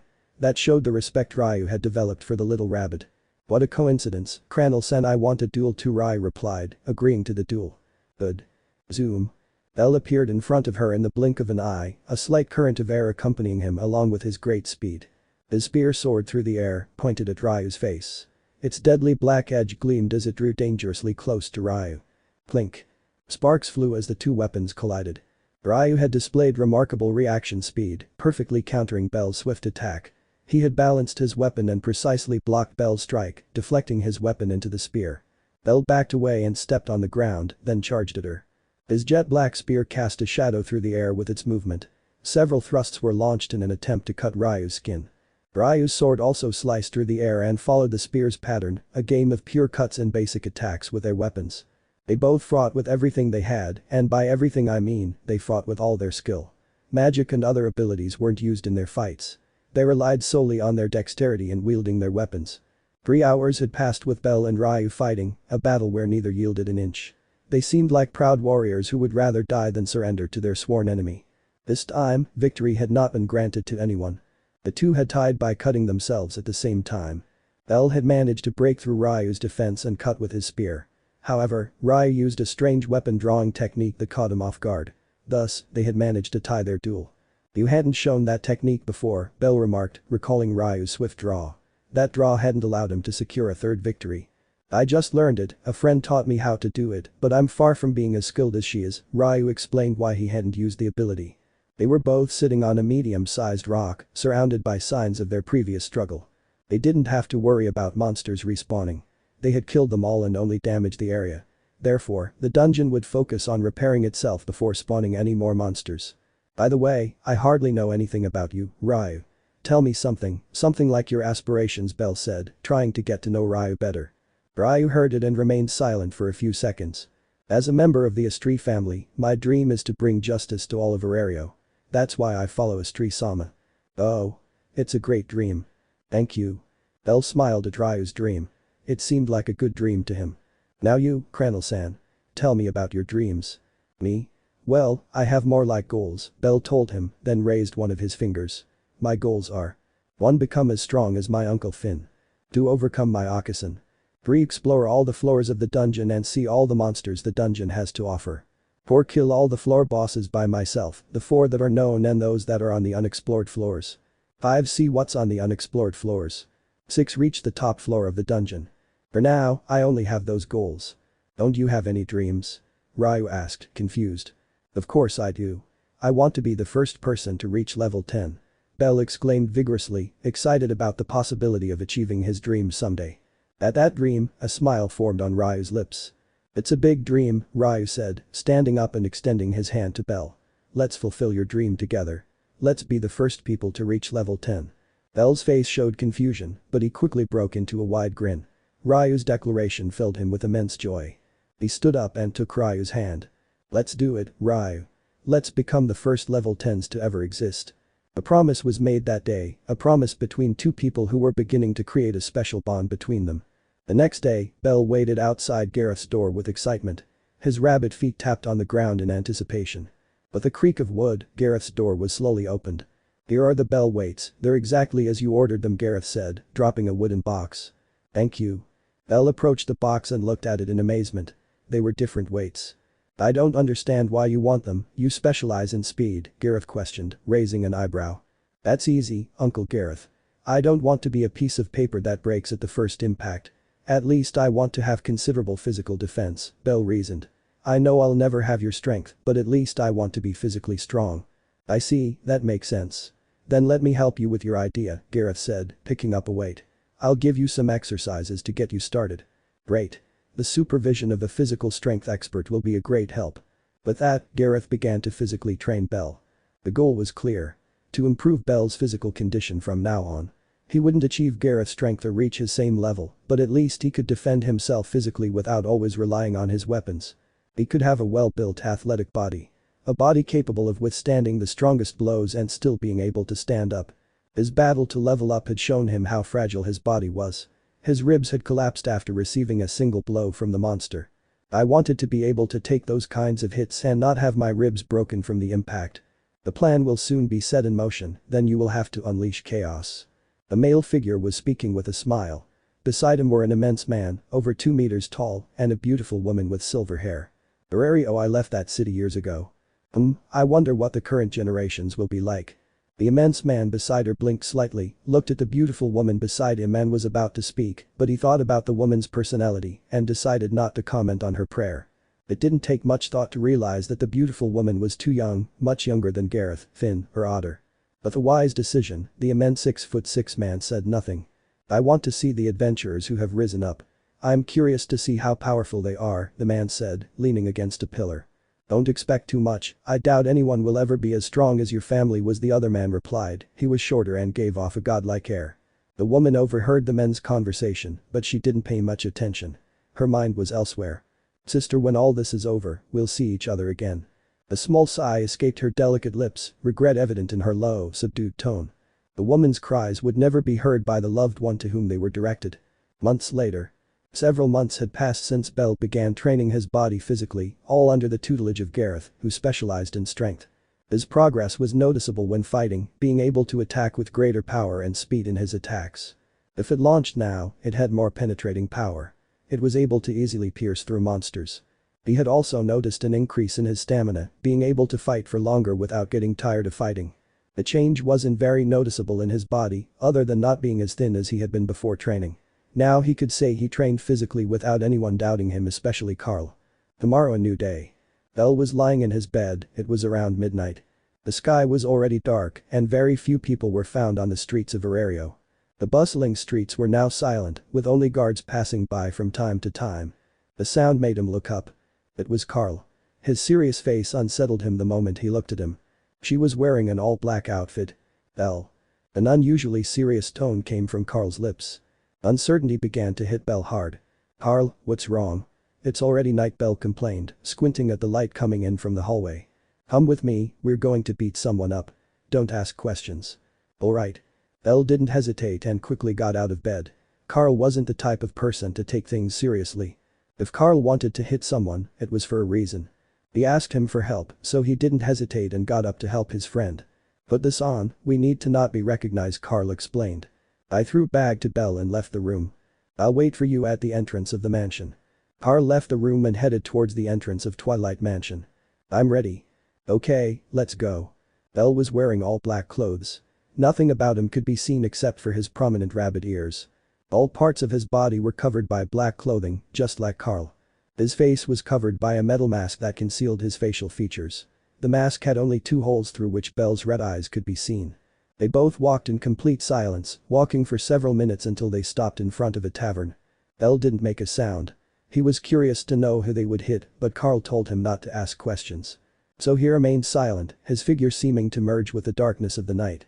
If it weren't for his sticking out wide ears, he would have gone unnoticed. A noise from the tavern could be heard from outside. The two were watching the entrance from the top of a building. The squeaking sound was picked up by Belle's keen senses. It was wood, old wood that was forcibly moving. 3 figures emerged from the tavern door, half drunk. They were 3 men who had drunk heavily. What a great party, one of the men said. There weren't enough girls. A second man spoke, staggering as he walked alongside his drinking companions. Yes, finally, the third one spoke, the one who seemed to be the leader. But no woman compares to that Reva saleswoman, I want her for myself. The chilling tone came from the man's mouth, accompanied by his breath reeking of alcohol. At that moment Belle understood why Carl wanted to beat up these men. They were going too far with Revis, whom Bell already knew had something special with Carl. You take care of his companions, I'll take care of the leader, Carl said, taking action. He jumped from the building and landed on top of the man. He grabbed his head and smashed it against the ground. The dust rose, and the man's cry of pain brought him back to reality. His previous state of alcoholism vanished in an instant. Damn it, the man growled, trying to get up. But it was useless. Carl's strength was far greater than the man's on the ground.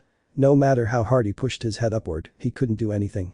It was Carl who lifted the man's head so the man could see his two drinking companions on the ground, unconscious after being knocked out by Bell with a single blow.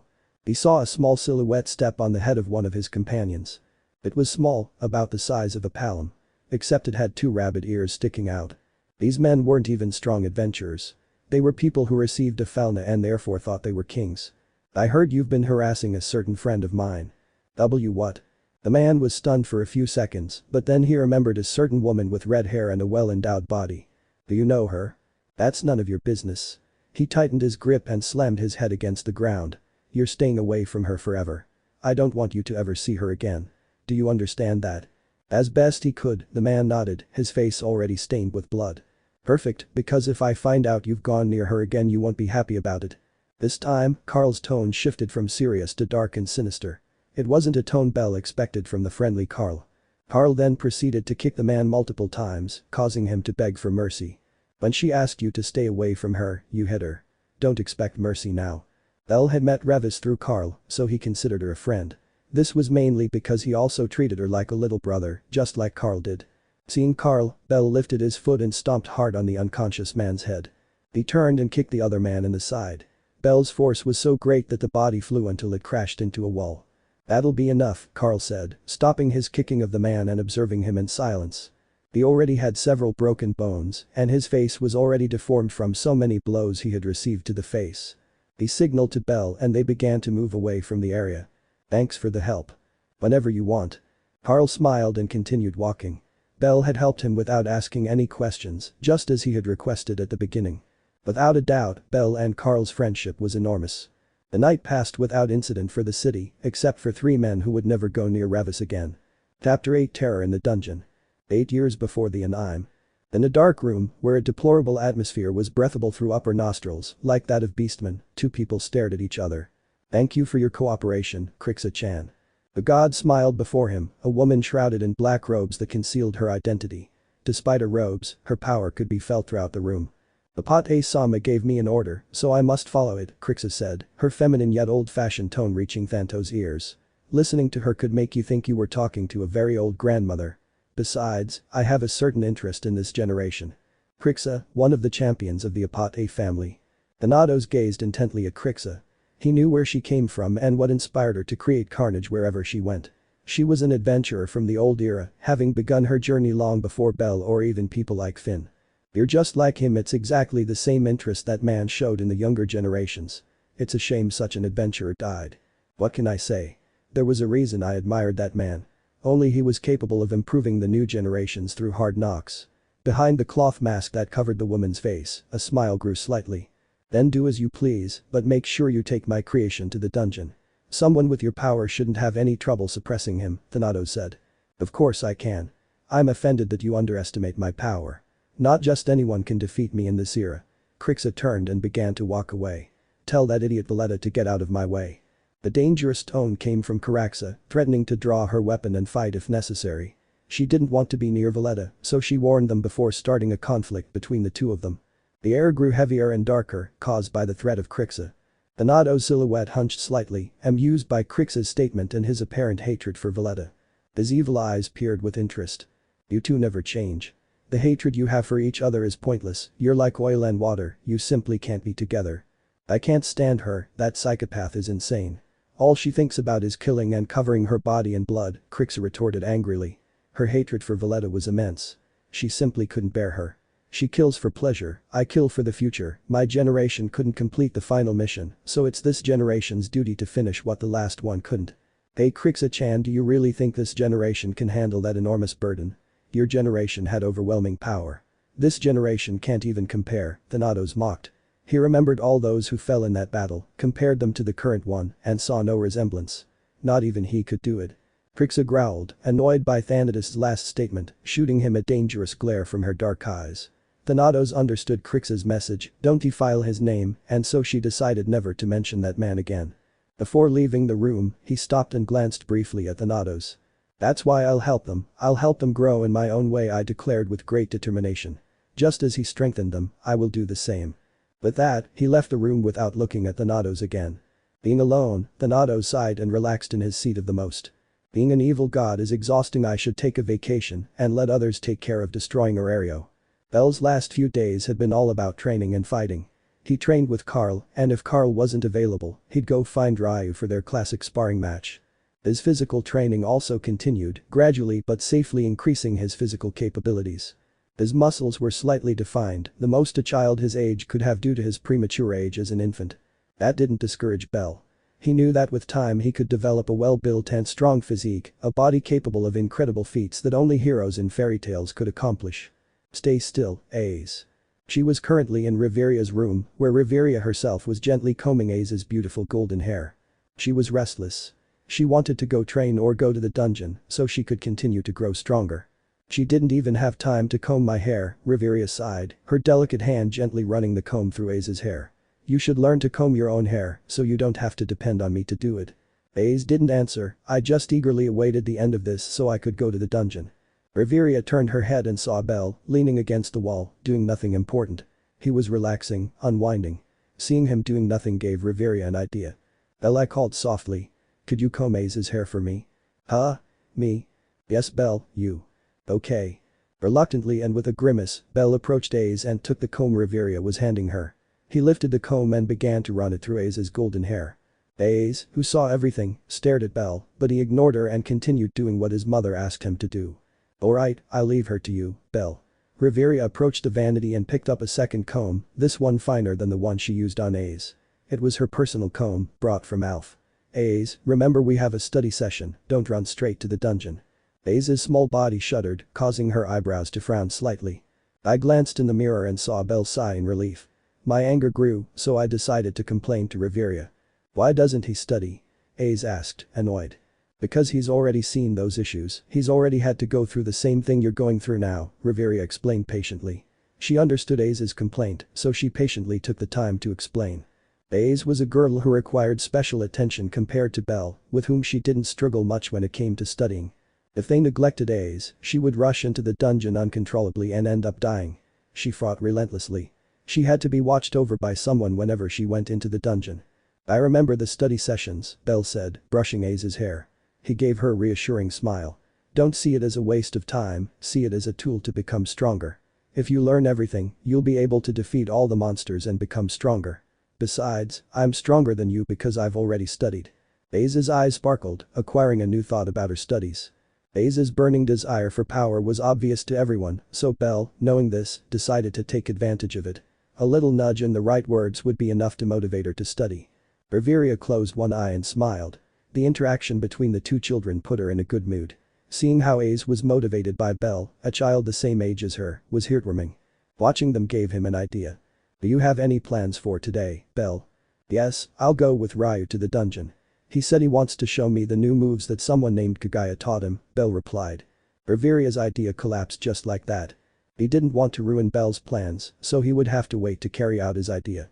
By the way, I'm going to buy adventurer supplements, Bell informed her, while still brushing Ace's hair. What Bell would buy was a magic supplement for adventurers, being the same as the protein taken by bodybuilders, but for adventurers. This protein wasn't magic and it didn't make you grow overnight. It was a supplement that stimulated muscle growth under the constant pressure of training. An adventurer would have to train hard for the magic supplement to work effectively. It was widely used by adventurers specializing in strength. Go to the dye insect family and ask for the highest quality one. Under no circumstances should you buy it anywhere else. The illegal sale of defective supplements has become widespread lately, Riveria ordered, fearing her son would buy a faulty supplement. Of course, Uncle Gareth already recommended which one to buy.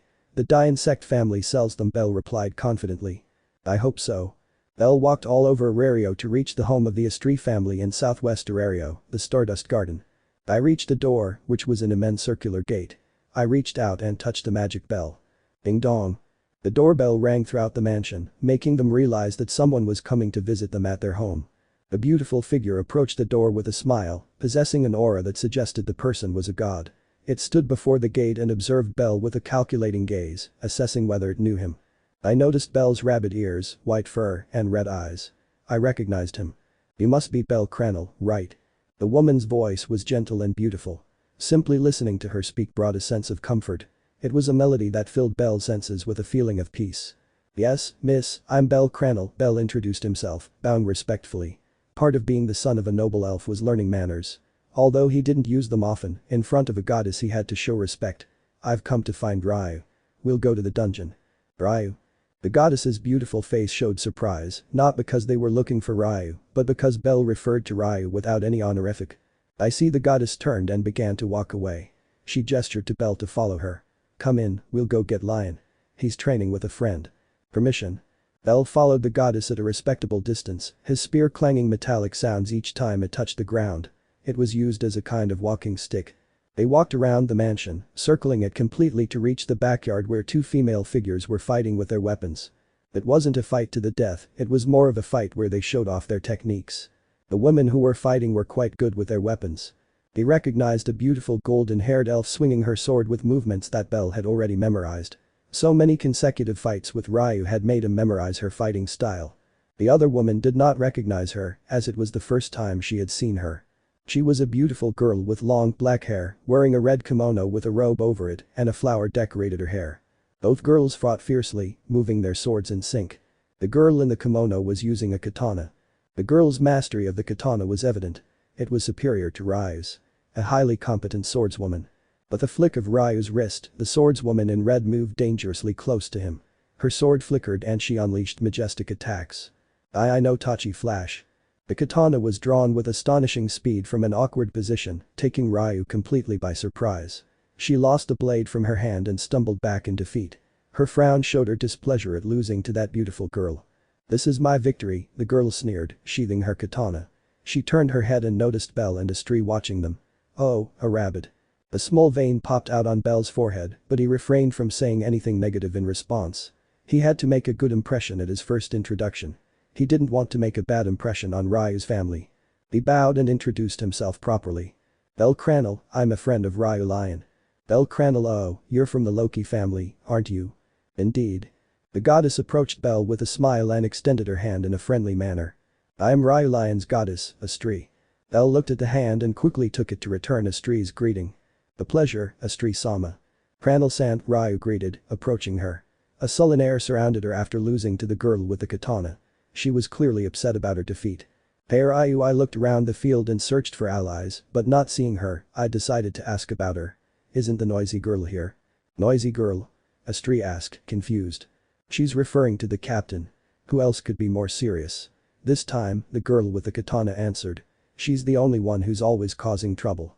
Oh fufufu, she's certainly noisy, but that's what makes her unique, Astri said, amused by the way Belle referred to the captain of her family and the first daughter to join her family. I'll take my leave, Astri-sama.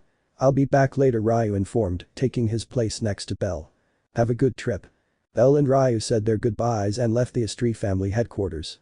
As they left, they were watched by Astri and the girl with the katana. What do you think, Kagaya?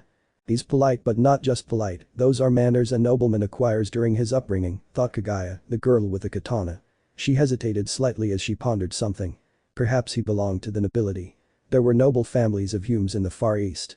Although, judging by his spear and equipment, I can tell he's not from the Far East. Perhaps she comes from a kingdom where her family was noble, Astri mused. In any case, it's not our place to know her origins. If Lion allows me to call her by her name, it's for a reason. Besides, Lion has told me good things about Bellcranel. Kagaya nodded at her goddess's words, turned around, and went into her room. Belle and Ryu walked through the bustling streets of Verario, skillfully dodging citizens going about their daily lives without a care in the world. Cranel-san, have you learned to use your magic yet? Ryu asked, glancing slightly at Belle. I know the basics, but that should do for now, Belle replied. At that moment, memories of when Belle obtained his magic washed over him like turbulent tides. Riveria had given him a birthday grimoire, and so Belle now possessed magic. Ryu nodded and they continued walking, along the way just commenting on casual things about their day-to-day lives with their families. So, you and Kagaya fight often? Yes, it's usually a tie, only today did I manage to win, Ryu excused himself after his defeat at the hands of Kaguya. He was still upset after losing to her. As a proud elf, she would not openly admit that she lost to Kaguya, much less because it was only her, with whom she frequently clashed. Of course Bell fell silent, feeling the threatening glare Ryu gave him, disbelieving him, so he cleverly changed the subject. We need to be more careful. People in robes are being seen more frequently in the dungeon. Beside him, Ryu commented thoughtfully. The guild recently issued a warning that all people wearing robes were potentially dangerous to adventurers and citizens alike, he recalled the guild's announcement. Bell nodded in agreement. He also remembered the advertisement. The guild was on alert, with those people roaming around the dungeon, and the city could no longer be considered safe. There were already many reports of missing people and adventurers. Above all, there were more reports of missing adventurers. This shouldn't be unusual. Adventurers die in the dungeon every day. What was alarming was that adventurers were disappearing on the surface. The stress began to fill Aurario, causing the guild to put out search quests to find these adventurers or offer rewards for any information about the rogue people. Hey Ryu, what if we take on a dungeon search mission? We could make some money and it'll help us find those people, Bell suggested. Bell only thought about one thing. Money. He was in debt to Tsubaki, and although he usually made good payments, it was still far from what his spear had cost. He had to hurry to pay off his debt, even though it was far too many millions for him to pay alone. A mission I heard from allies that search missions are well paid, Ryu said, remembering what his captain and friend had told him. Then it's decided, we'll take on a search mission, Bell said, taking a quick step. His mood improved. He could get money from the guild for a simple search. Ryu thought for a few seconds as he walked, looked at Bell and remembered everything they had been through together since he met him. She met him when Bell and Carl had saved a girl from being kidnapped, something she found admirable. Later, their paths crossed a second time, this time in a confrontation that ended in Bell's victory. Although it also resulted in Bell accidentally seeing part of her chest. She also recalled how he and she were crushed by Aurario's strongest adventurer, Otter, the only level 6 in the city. That day, her relationship with Bell became even more serious. Then there was the kidnapped child incident, where they confronted 3 men in black robes. Bell had helped her save the child by taking her to the scene and assisting her in rescuing him. Bell had already earned their respect, although, being the proud elf he was, he wouldn't say it to their face. After a while they arrived at the guild, where Bell approached Rose, the person he used to ask for information related to the guild. Since Bell didn't need an advisor to guide him through the guild, as he came from a large family and Riveria personally mentored him, he hadn't required one. Even so, he occasionally asked Rose for information, as she was the first available guild member he found. They didn't have a close relationship. It was purely professional, with Rose not getting too close to Bell, and Bell doing the same. They both knew they would only speak when Bell had something to do with the guild. Hello Rose. Bellcranel, what do you need this time? Rose was Bell's unofficial advisor, as he didn't usually come around much. I'd like to see if there are any missions available, preferably search missions, Bell requested. Okay, I'll see what I can find. Rose nodded and left for a few minutes. After several minutes, Rose returned with a stack of papers in her hands. She approached a wooden counter and placed the stack of papers in front of Bell, so that he could see them. You're in luck, there are more search missions lately than usual, Rose said, picking up a sheet of paper herself. This one is a search for a lost weapon on the 10th floor. Sounds boring, let's look at other options, Bell said, picking up a sheet of paper. Researching a mineral on the 25th floor. The pay is good, but it's beyond the floor I'm allowed to cross. Ryu watched silently from behind, ready to accept any mission Bell accepted. This one looks good, information on a group of adventurers who disappeared on the 17th floor. This mission pays well. It seems their family really wants to find them, Bell said, showing a sheet of paper with a family logo. It's very recent. Okay, I'll process it. Rose took a sheet of paper and began to write on it quickly and with calculated professionalism. After a few minutes he handed the sheet to Bell, who took it and signed it. It's official, your mission is to gather information about the Magni family's group of adventurers who went on an expedition to the 17th floor. Noted and received, I will return when I complete it. Bell said goodbye and left the guild accompanied by Ryu. They had just received a mission. They had to prepare to enter the dungeon and travel to the 17th floor to search for information about the Magni family adventurers who had disappeared. They both soon went into the dungeon. Run. A deep scream echoed through the dungeon corridors. Accompanied by the thud of many running feet, a sword swing was heard. Swim. The sword sliced through the air, descended with force, and cleaved an adventurer in two. Blood gushed from the adventurer's body. He fell to the ground and bled to death. Where are the captain and the vice captain? They held off the horde while we escaped. We didn't expect to find this creature. Damn, how did it all end up like this? First that Goliath and now this. Poor dwarves ran helplessly, watching as the dwarf who made them 5 was decapitated by that 3-meter tall creature. I don't know this monster, but it's certainly strong, one of the dwarves complained, holding up a huge thick metal shield and turning to confront the creature. I'll hold it off. Find the captain and the vice captain. But that's. Just look for them. If we keep running, it'll all end up killing us all. Damn it. Fine, we'll get back as fast as we can. 3 dwarves started running, leaving 1 dwarf behind. The sturdy, strong dwarf stood firmly on the ground and proudly raised his metal shield. His gaze showed determination to stop the monster, even if only for a few seconds. The creature stared at him wildly, its 3 pairs of legs moving at high speed. Its 6 legs were able to propel its charge with great speed and force. Come on. Broo. Huff. The charge collided with the dwarf and his enormous metal shield. The impact sent the dwarf, despite his incredible strength, flying backward with force.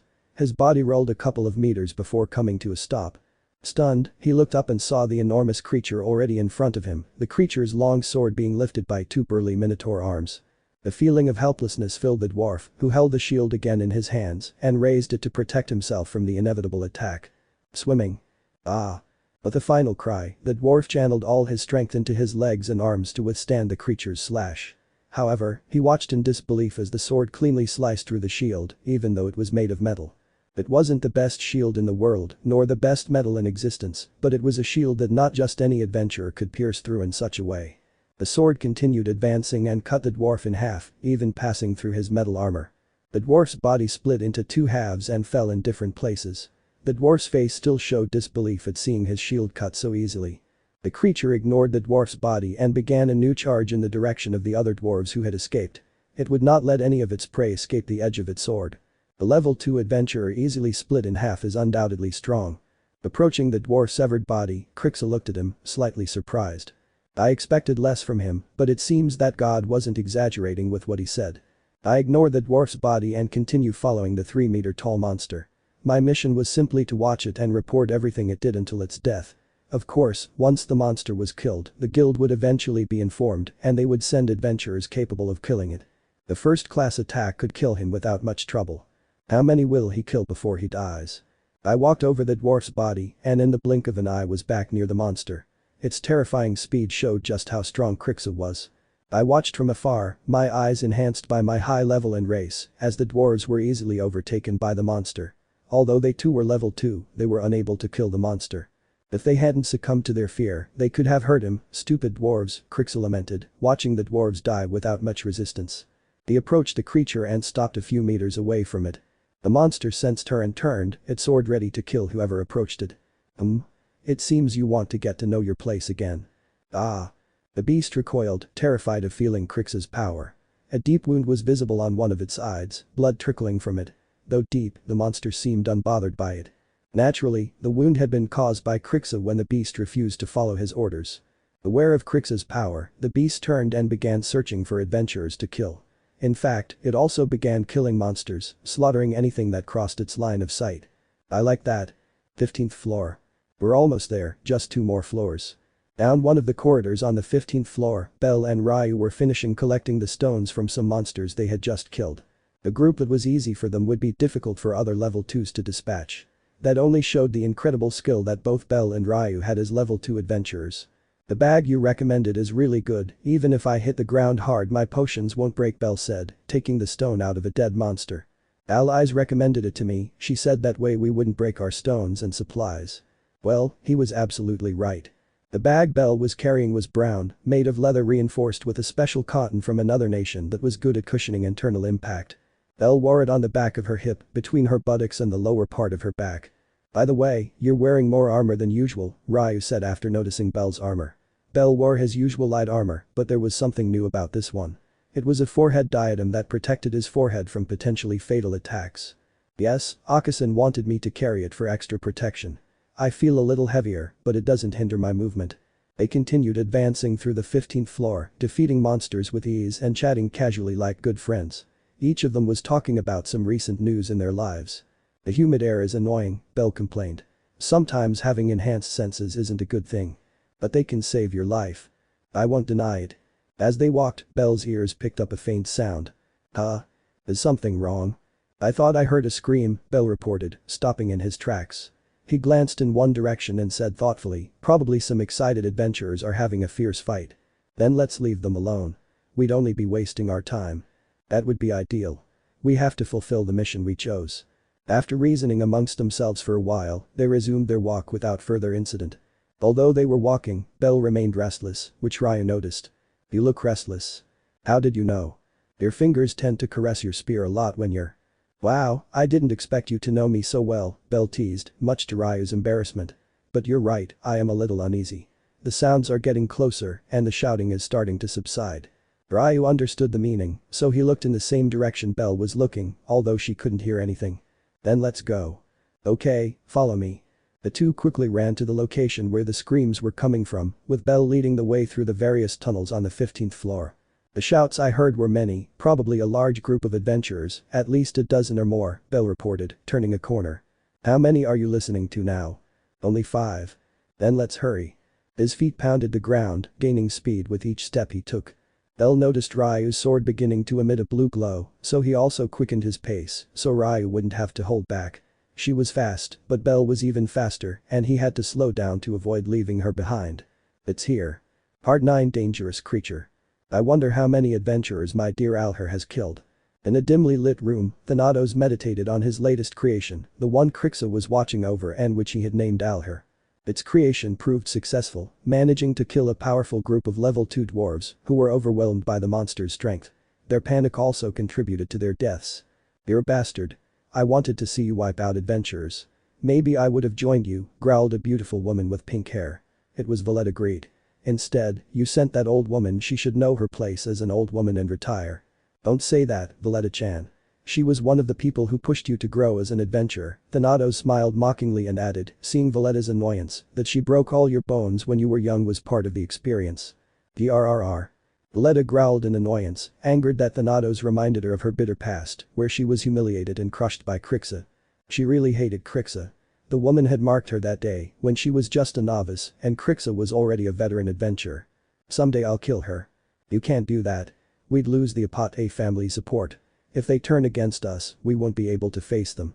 They have too many level 5s in their ranks. Valletta did not answer. Instead, she turned around and walked away silently, making a decision. It's here. Bell and Ryu pursed their lips at the horrific sight before them.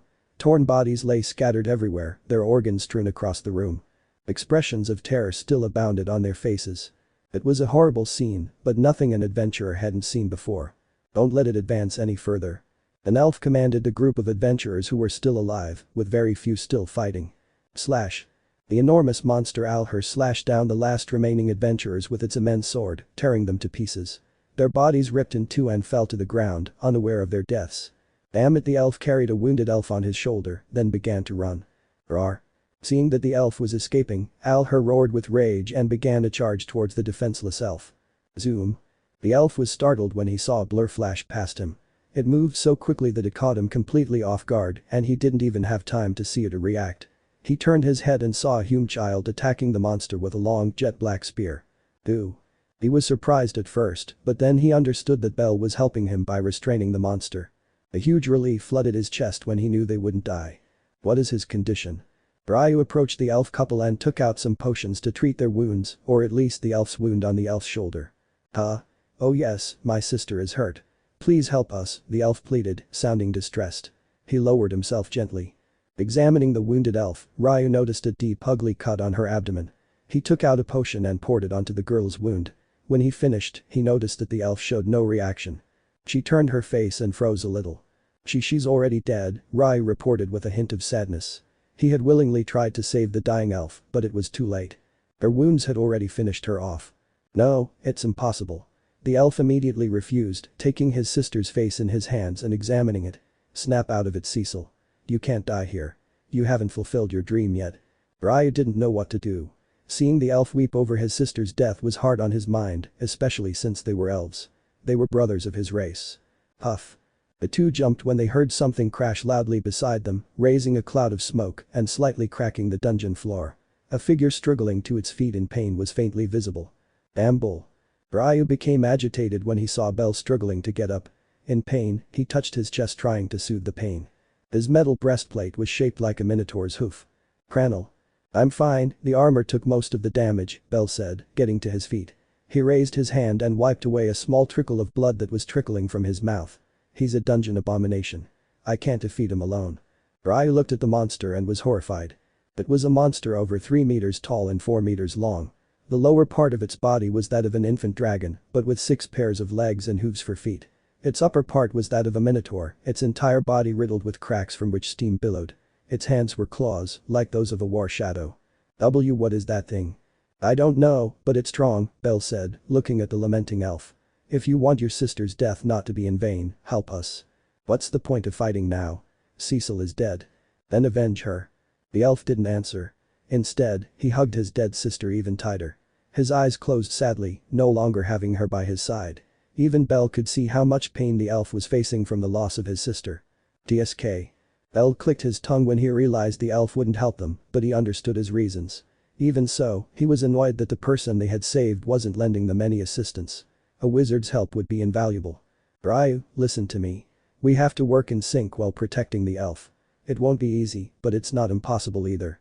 Good. I'll go first, try to cut off his legs. Seeing the monster Alhar galloping swiftly toward them, Bell gave Ryu orders and prepared himself. His spear tightened with anticipation, and his gaze sharpened with courage. I press my feet to the ground and take off powerfully towards the monster, my spear shooting out with a strong thrust. The tip slices through the air and seeks the monster's head to pierce it. Slash. The monster didn't think much and attacked, he didn't stop his charge, and instead raised his great sword and crushed it hard, trying to cut Bell in half. Bell maneuvered in the air and turned so that with his feet he propelled himself from the sword towards a wall, then landed on the wall and without wasting time bounced back towards the unprotected minotaur. His verification was activated, increasing by a whole level, allowing him to fight now as a level 3. His black spear cut as hard as it could across Bell's chest, but to Bell's surprise, the spear was not able to cut deeply. He turned his eyes and saw an immense fist near his face, so he quickly moved his spear and placed it between himself and the powerful fist.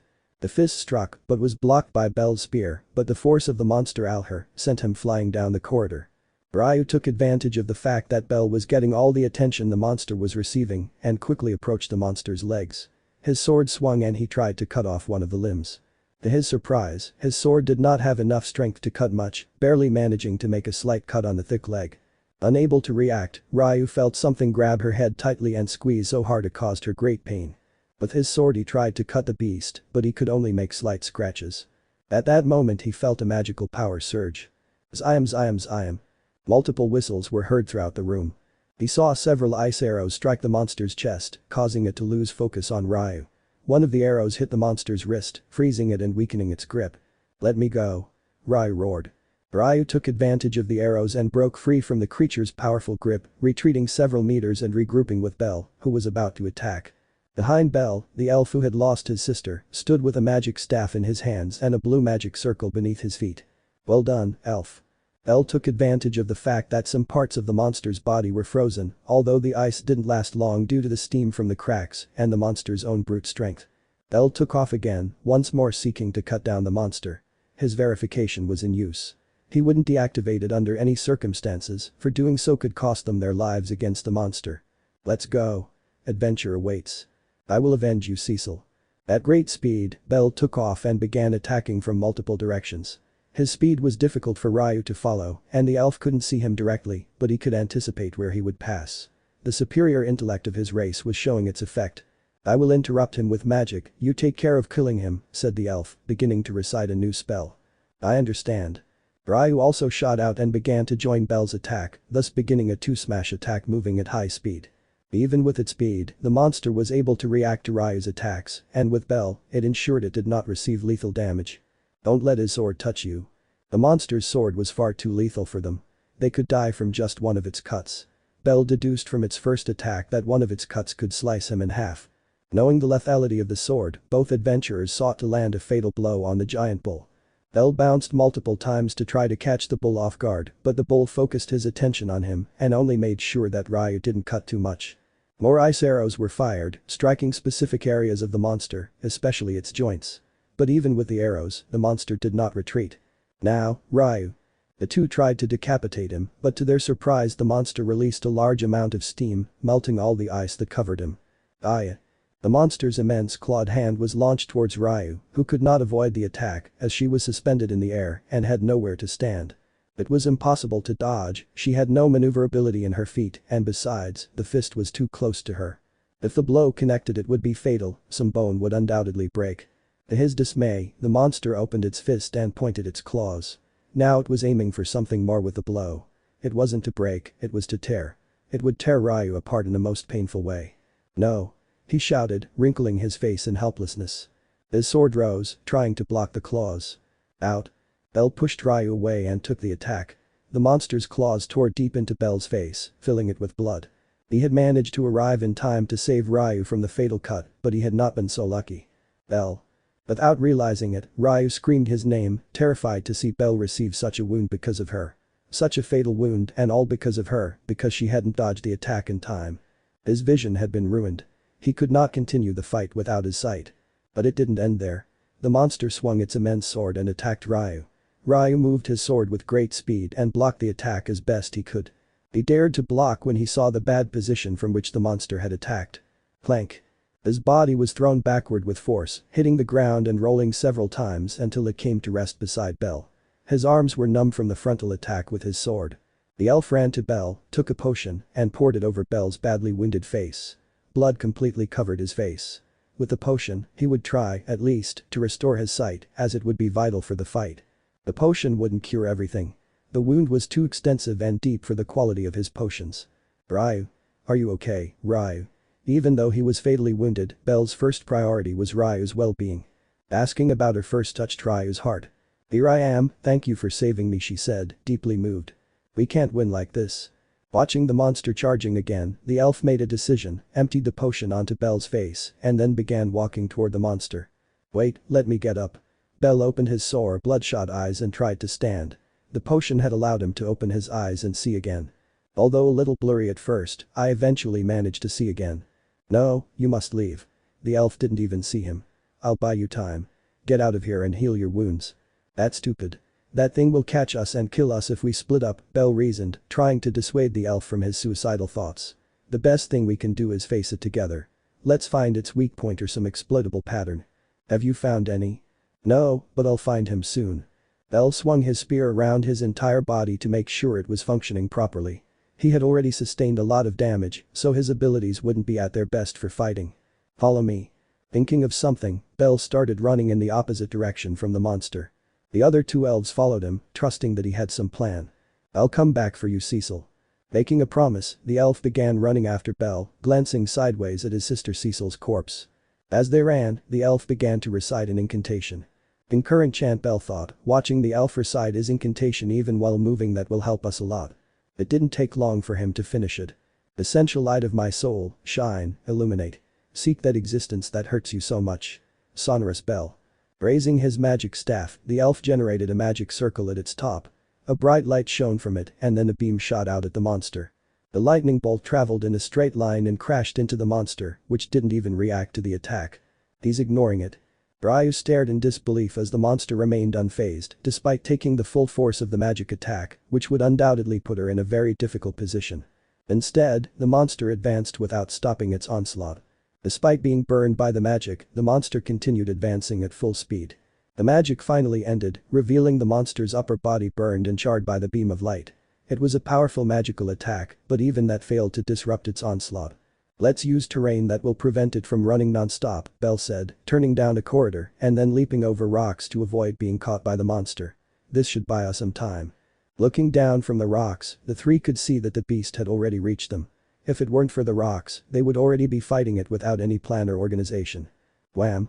Before striking, the monster crashed heavily into the rocks. When it crashed, it shook everyone.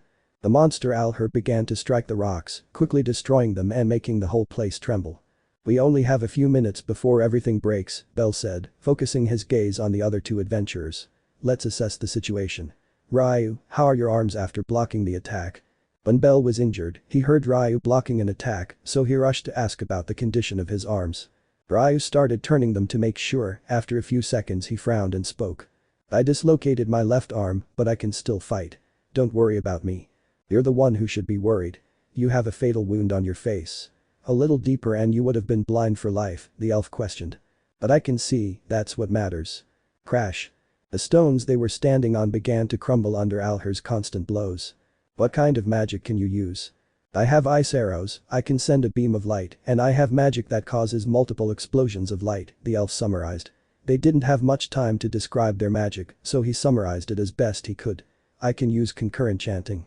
Well, Ryu has another one and I have another one, but I don't know concurrent singing. Bell bit his finger thoughtfully. He shook his head, searching for a good plan of action, but he couldn't come up with a safe one. Listen, we'll attack and run. The monster takes a few seconds to start its charge and can't stop until it crashes. We'll take advantage of that. Bell identified weaknesses and pointed them out. I'll go in front. Ryu will take advantage of the moment it starts its charge to attack from behind. Elf, we'll buy you time to use your third spell. It's a really long song, so it'll take me a while. I understand. Bell wasted no time and jumped onto the ceiling, pressed his feet against it, and then bounced back to a location further away from the monster. Bell's sudden movement caught the monster's attention, so it turned and began its charge toward him. Its enormous hooves thundered on the ground and began to pound the earth. It took a few seconds for his enormous body to begin moving at high speed over Bell. Bell looked at this with his face bloodied and in pain. Ignoring the great pain, I began to bounce in different directions, moving randomly and without thinking about where I should go. Huff. The monster crashed into a wall. Its legs were swift, but not fast enough to stop its powerful charges. Its enormous body slammed into the wall and shattered it. Come on, Ryu. Bell bounced off a wall and shot towards one of the monster's legs. Disabling its mobility would be the key to defeating the monster. He stepped as hard and fast as he could, but for some reason it felt heavy. His injuries affected him, preventing him from moving freely. Faster, faster, faster, faster. The frantic thought filled his mind, pushing him to try harder, driving him to give his all to get Ryu out alive. The desire to be faster filled his heart, motivating him. His back burned intensely, where the fauna was located, it burned even more intensely. Suddenly he felt lighter, too light for his liking. His spear seemed to lose all its weight, his light armor likewise lost its weight. It seemed as if he weren't wearing any equipment at all. Was it a side effect of his verification? No, that was impossible. Its verification only increased his status. It had no side effects. Perhaps a new ability. That was most likely.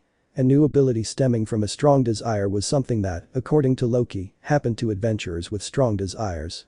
He didn't know how often it would happen, but it didn't matter. In any case, he wouldn't complain about this new help. Its speed also increased, allowing it to move with more power than before. Her legs. Ryu took flight upon seeing the monster unprotected, gripped his sword with both hands, and strained his left arm to move powerfully. The pain of the strain didn't stop him from attacking one of the monster's legs. He approached and cut forcefully. The cut was not the most powerful he could throw, as his left arm was not in top condition. Slash. Zim. Both Bell's spear and Ryu's sword sliced against the legs, but the cuts weren't strong enough to sever them completely. Even so, they managed to leave nasty gashes on two different legs. Stand back up. Bell's senses were greatly alarmed as he saw the monster's cracks glowing intensely. He became agitated and warned Ryu to stay away, but it was too late. The gassy sound resonated in the ears of the three, alarming them equally. The monster's fissures glowed brightly before releasing a thick continuous stream of steam. The steam shot out and burned everything it touched. Ah. Ryu wasn't fast enough to escape Alhar's steam attack, so much of her body was burned. Bell ran and grabbed her, risking being burned, but he didn't care about getting burned. He took Ryu and pulled her out of the steam as fast as he could. His feet pounded the ground, his right hand gripped his spear, while his left hand dragged Ryu away from danger. Roar. The monster broke free from the wall and roared angrily, turned around, and began riding toward Bell and Ryu. Steam continued to seep from its cracks. It seemed to be a defense mechanism, one that activated when it was unprotected. Elf. Watching the dangerous onslaught, Bell shouted to the elf to hurry. I won't make it, that thing is too fast. Bell saw zero chance of escaping with Ryu from the monster's onslaught. He slammed his feet into the ground and began to spin, forcefully. He threw Ryu as far away as possible. Bellcranel. Ryu regained his senses and saw what Bell did to save her. Bell didn't turn to look at her. Instead, he spun around and raised his spear like a spike. As soon as he turned, the monster crashed into him and his spear. Being well positioned, Bell managed to embed his spear in the monster's body, aided by the force of the monster's charge. Grrrr. Bell groaned in pain as he felt his skin burning from the steam. Fortunately, it stopped, although it did manage to burn him quite badly. Ah. Exhausted and on the verge of fainting, Ryu approached and cut off the same leg she had severed before. Her sword sliced a furrow and cleaved the leg, leaving her gravely wounded. The monster roared and struck Ryu with its thick fist. The force far exceeded Ryu's, sending her flying several meters before she came to a stop. Several of her ribs were broken, leaving her unable to continue the fight after all the damage she had already sustained. The other elf approached and stood in front of her, his magic about to be fired. Curse. El carelessly pulled the jet black spear from the monster's body, ignoring the bubbling blood, and hurried away from the monster. He walked away and ran to the side of the elf, picked up a semi-conscious Ryu, and began to walk away. We have to get away. I yelled to the elf to make him start running. El himself started running with Ryu in his arms, his vision blurred for a few seconds, but he forced his mind not to give in because of his injuries. She turned her gaze and noticed that the elf was not moving, still determined to unleash her most powerful magic on the monster that had taken her sister from her. Run. If you stay, he'll kill you. He already destroyed my world by killing my sister, I won't let him destroy yours, said the elf, still with his back to Belle. The elf unleashed his magic, causing a great magical power to flood the entire area. Belle realized something. It was too much magical power. The destruction the elf would cause would reach them, so he clenched his fist in frustration and hurried away. He would leave the elf behind. A bitter taste accompanied the elf's departure, the one who had decided to stay behind to finish off the monster. He didn't want to leave him behind, but he saw no other way to get Ryu out. Therefore, I reluctantly accept the elf's sacrifice. Multiple sparks began to appear, surrounding the monster on all sides.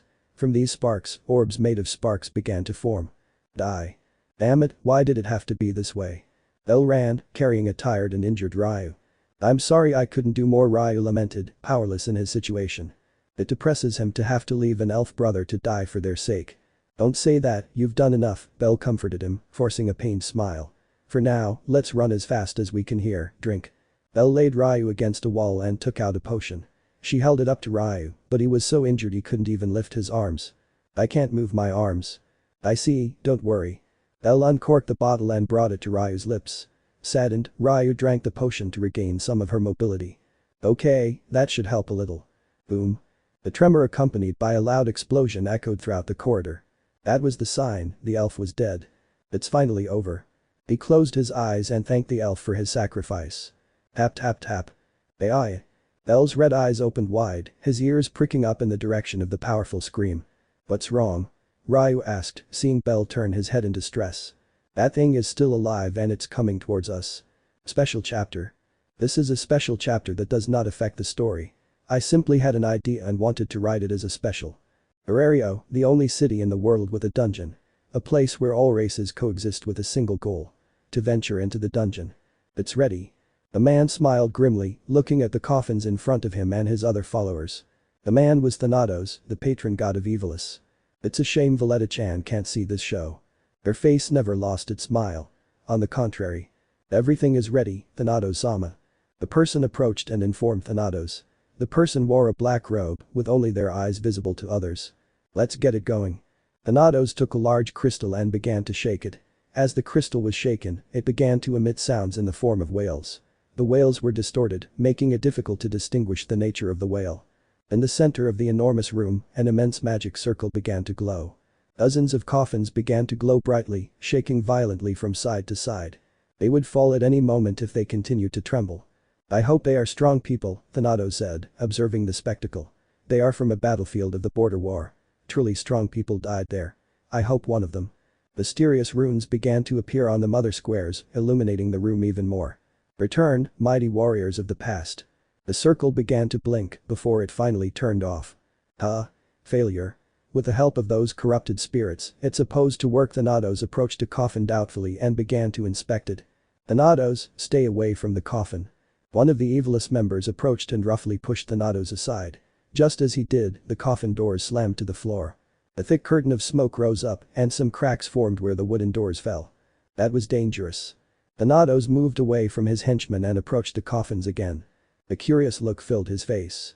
Of the dozens of coffins there were, only 3 managed to complete their intended process. The rest remained unchanged, just plain uninspired squares of wood. But where am I? A female voice rang out from one of the coffins. It sounded wild and brave, with a strong sense of power. Is this the famous Valhalla? Well, that's a shame, I don't see a single barrel of sake. The deep voice sounded this time, it sounded rough. Why am I still alive? The final voice emerged from the third coffin. It was elegant and majestic. Thanatos watched in amazement as the magic they had used worked. He composed himself and approached to see more clearly those he had revived. The first was a werewolf with long black hair and bright violet eyes.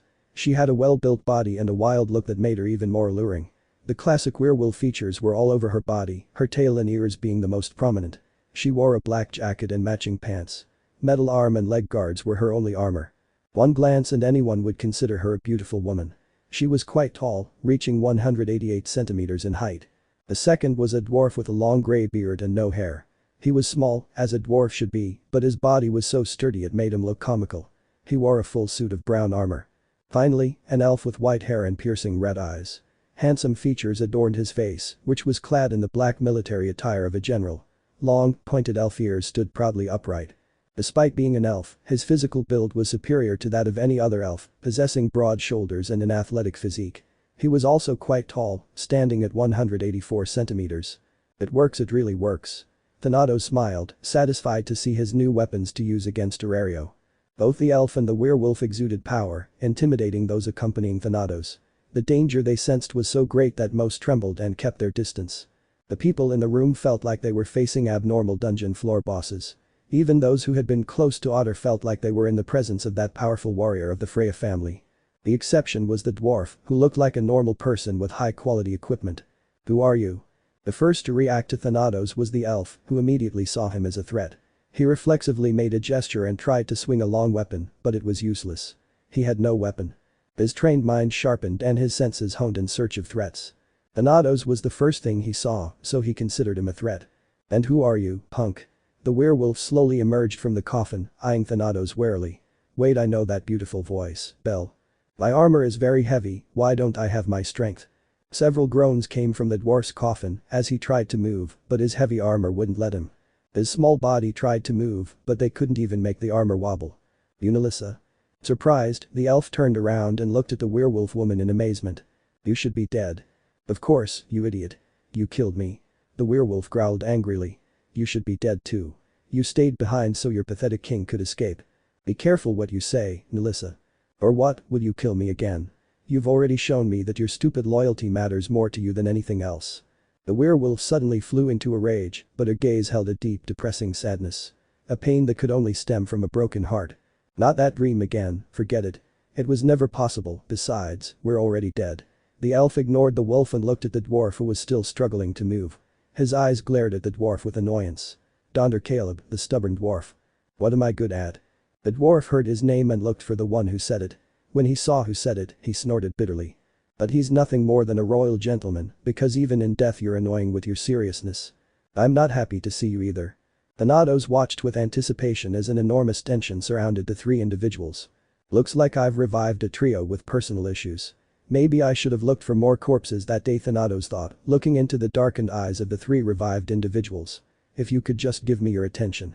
The three revived ones turned and looked at Thanatos, causing him to shudder at the heavy gaze of the elf and the werewolf. The dwarf just watched with curiosity. "Story said that beautiful maidens would lead us to Valhalla, but you're ugly." The dwarf roared in disappointment. "What a disappointing paradise. Typical of dwarves." "Oh my, forgive me, Miss Unrequited. I'll kill you." The werewolf tried to move and attack the dwarf, but her body suddenly lost control. She stared in disbelief at her body, then looked at Thanatos with her hand raised. "What did you do to me, you bastard?" Nalissa growled. "Let's avoid conflict for a few seconds, shall we?" Thanatos looked at the white-haired elf, who was stiff, trying to move. "You wait too, elf. What kind of disgusting magic is this?" Ignoring the elf's question, Thanatos began walking toward them. His eyes flickered from side to side, observing each of them intently. "I have revived you with a purpose, and I want you to lend me your help with this goal that I am working so hard for." Thanatos spoke. I look at the three revived ones, but one look is enough to know that they wouldn't help him. "I will only obey the king, a disgusting being like you does not deserve my help," the elf Bell quickly refused. "You're crazy if you think I'll help you," Nalissa also refused. "I can't even move my armor, why would I help you with such a stupid plan?" A sigh of disappointment escaped Thanatos' lips, disheartened that the revived were unwilling to aid him in his plan to destroy Aurario and return the monsters to the surface. Removing that seal called Babel, that was the plan. He turned around and gestured to one of his henchmen. "Bring it here." Immediately. The man in charge turned around and went to fulfill his mission. It doesn't matter if they don't want to help me, they'll help me anyway, Thanatos smiled, a gesture of victory in his eyes. I just need to see their states to figure out how to best distribute them. He approached a chair and began to drag it towards them, then sat down in front of them. I'll tell you my plan. I don't want to hear it. You'll do it anyway. He leaned back in his chair and began his explanation. What I'm trying to do is destroy the Tower of Babel so the monsters can escape the dungeon without any trouble. Simple, isn't it? The faces of the three revived men tightened, knowing that this plan would only bring many deaths. It was a plan with no benefit whatsoever. It was stupid. The three of us won't be enough to destroy Babel. The Zeus and Hera families will stop us, the elf stepped forward and spoke confidently. Zeus and Hera no longer have families. They're gone forever, Thanatos said, much to the white-haired elf's disbelief. The one-eyed black dragon finished them off. The one-eyed black dragon. Bitter memories flooded the elf's mind as he watched dozens of elves prepare for a deadly battle. A battle that would become legendary, though no one would remember it. It seems you have a history with the black dragon, tell me a little about it. Although Thanatos asked him, the elf did not answer. Instead, Nelissa jumped to his defense. Don't ask more than you need to know, idiot, Nelissa insulted Thanatos, then looked at Belle, who sadly did not return her gaze. The dwarf watched in silence, deciding whether to mock him or not. Their plan will fail anyway. The three of us can't destroy your area alone. Besides, the other nations won't stand idly by when they know Babel is in danger. Perhaps, but if I revive more people like you, I can achieve it. Thanatos stared intently at Belle for a few seconds, analyzing something in his mind. You must be one of Alf's generals. Belle looked up and his piercing gaze fell upon Thanatos, who merely smiled at him. I look at Nelissa and speak. You must belong to Silver Moon, the tattoo on the back of your hand proves it, Nelissa just grunted in response. And you, I honestly have no idea who you are or where you belong. I am Donder Caleb, proud dwarf of Dragonlance. I see, you've come from very far away, dwarf. The next few minutes were silent until Thanatos' henchman returned with a vial. He approached Thanatos and handed it to him. Okay, let's see what they're capable of doing. That's a status thief, it's a disgrace for an elf to have his back turned in such a vile way. What a shame, let's continue. Thanatos twisted his wrist and the revived lost their ability to speak. He lifted their shirts at the back and poured liquid over the back of each one except the dwarf. He took a sheet of paper. Take off that heavy armor. Several muscular men approached, among them other dwarves. With great difficulty, and after 10 minutes of sheer effort, they managed to remove his heavy armor. They approached him and also saw his condition with the help of the potion. It seems your patron god is no longer among mortals, Donder-chan. Don't worry, I'll give you my Falna, so don't be sad. After a few minutes, I managed to put the Falna on Donder. I pick up the 3 sheets and examine them with wonder. I hit the jackpot with you 3.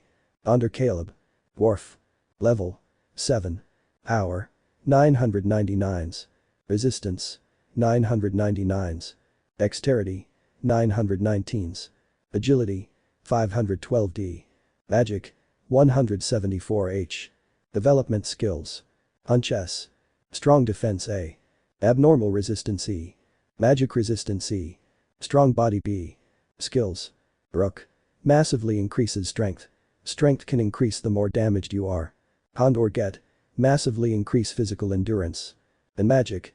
Significantly reduces magic damage, can only be used once per day, and has an active trigger.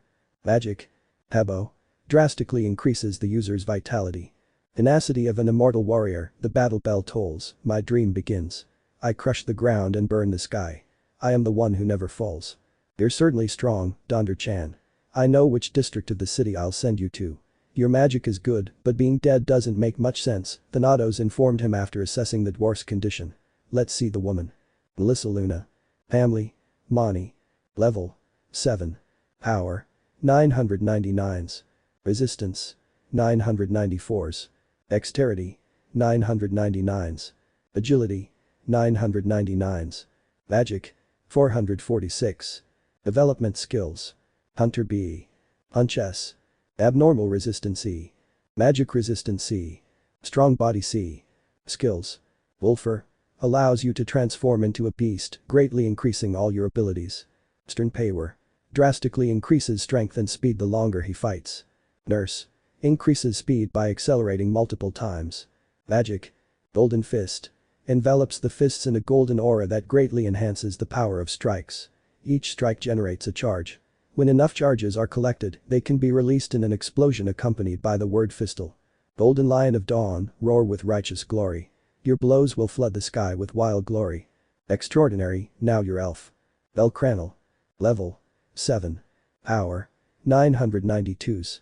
Resistance 995s. Dexterity 999s. Agility 999s. Magic 999s. Development skills. Wizard S. Abnormal resistance A. Magic resistance B. Spiritual healing S. Threat A. Skills. Brothers. Gain a level boost while fighting alongside your brothers. Immortal Alf. Greatly increases the effects of magic. The effects are doubled if in a wooded area and tripled if it is an elven forest. Brarskin. Massively increases its stats when fighting beastmen. Active trigger. Elfo. This ability allows you to maintain the magic circle of the spell you just recited as a ring on your arm, allowing you to use it whenever you want. However, you can only maintain 2 spells at a time, and using the ability is mentally challenging. It has an active trigger, and the key to using it is saying the name of the spell. Magic. Bran Elf. Magic that shoots fire beams from the fingers.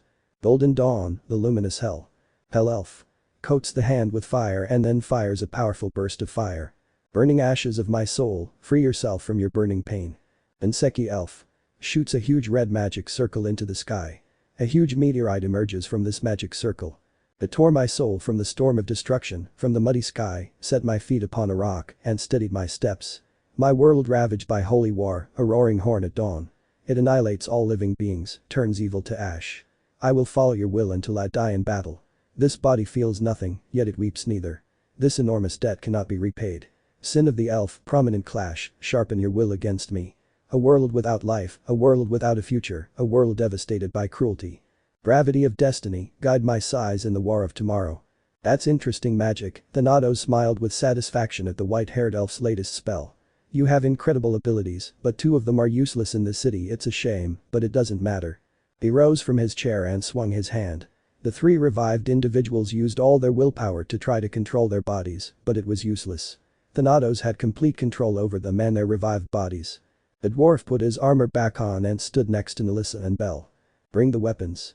Several people approached and began placing high-quality weapons on the ground in front of the 3 revived individuals. These weapons were in the area where I collected the bodies. One of them must belong to you. Take your weapon. They tried to resist, but it was useless. Their bodies moved on their own. The elf stepped forward and took a saber, but the lower half was that of a wooden staff. It was very high-quality wood, and Thanatos and all the elves in the room could sense the branch's magical power. What kind of wood is that? It emits a great magical power. It's a weapon made to order for the king of the royal forest of Alf, forged from a fallen branch of the sacred tree. It has a perfect combination of Saros and Mithril, Bell said against his will. It's a good weapon, you followed Onder-chan. The dwarf listened and did not move, remaining to Thanatos' confusion. What's happening? Take a gun. My gun isn't here. I see there's one we can't move because it's too heavy, and now that we've lost Valletta, who dragged it, we can't move it. Go get it. The man in a robe approached the dwarf and began to guide him. They soon disappeared, taking about 5 minutes to reappear. When they returned, Donder was carrying an enormous double-sided hammer. The first side was that of a warhammer, the second that of an axe. In the center was the face of a dwarf. Comparing sizes, the weapon was bigger than Donder himself, making him look a little short.